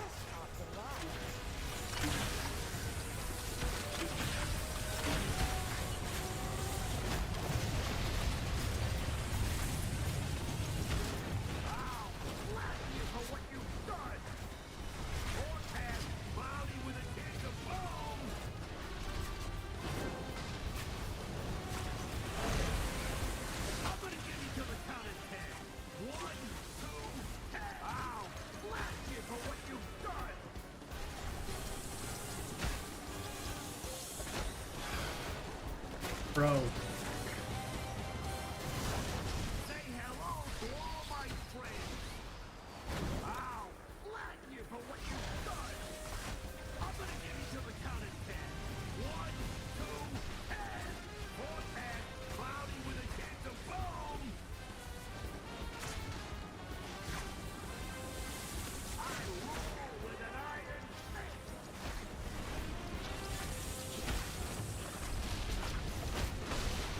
It's not TikTok, it's an open book.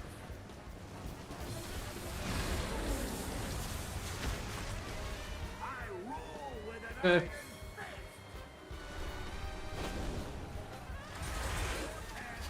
Better man. Say hello to all my friends. I'm gonna give you till the count of 10. 1, 2, 10. I rule with an iron fist.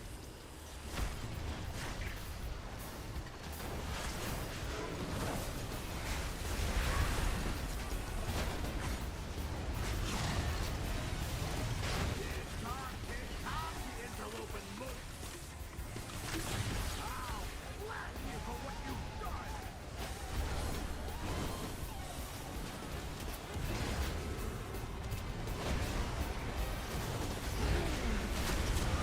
out, I'm out.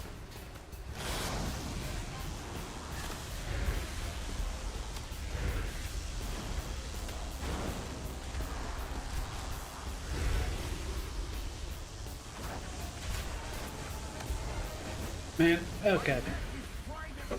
Dude. Like a hair after that, I hit him with a 7 million.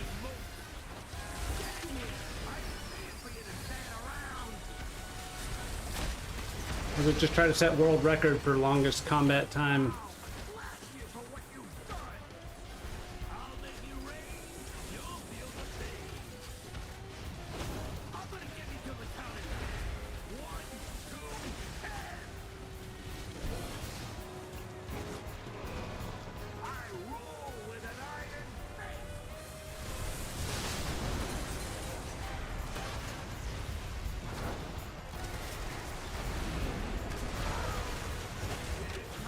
It's not TikTok, it's an open book. I think this pull is doomed. I lost it 3 minutes ago. I rule with an iron fist. Get in here. I ain't paying for you to stand around. Bad crush too.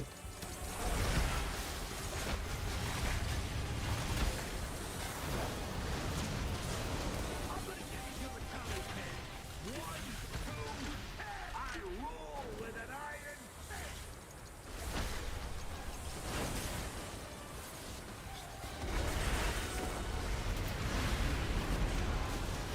I'll make you rain. Bring my warlock to raid. Somebody's got a tank. I rule with Give me some gear. I'm out. Okay, 4 soul shards. We got an overfiend. We got another fucking button.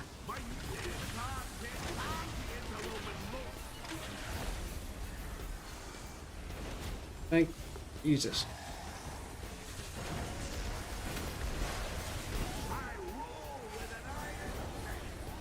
Coming to buddies.